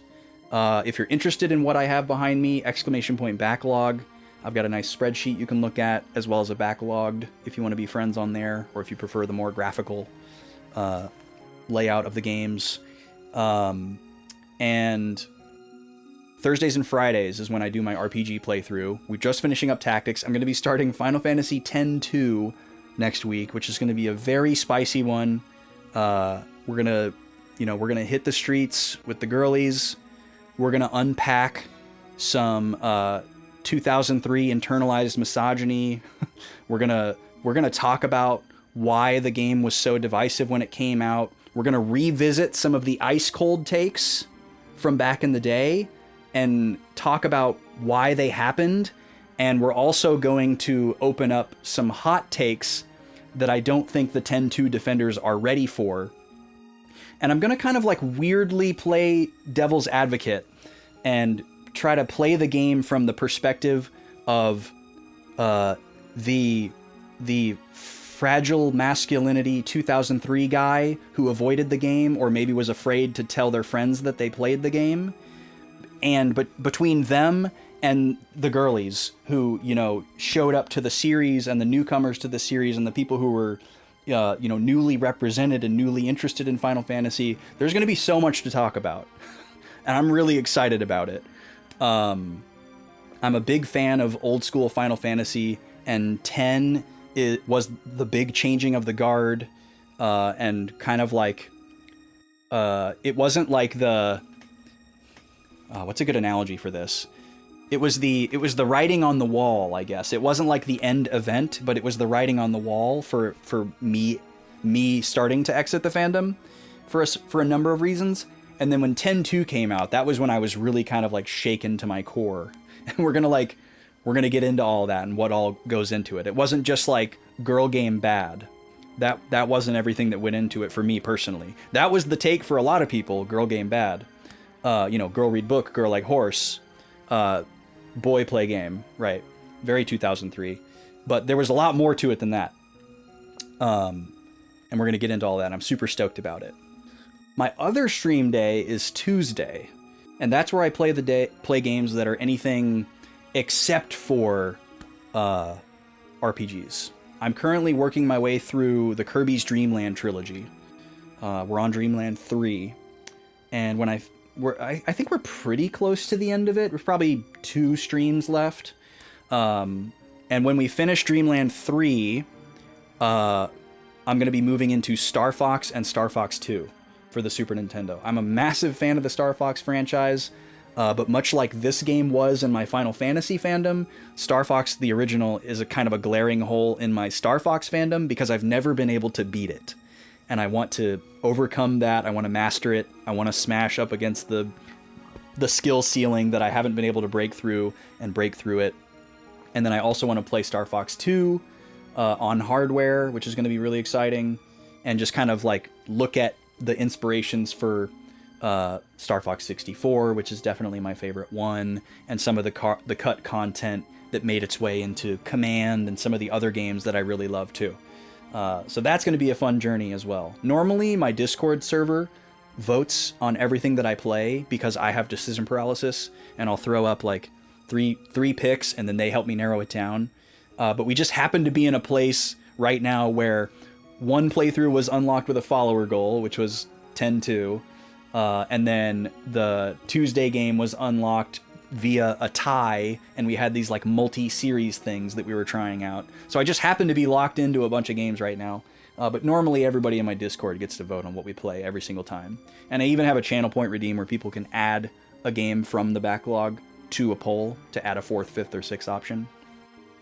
So I like to get everybody involved in the decision process. We're going to be doing a tactical RPG bracket actually in the Discord. Because now that I've played this, I want to play more.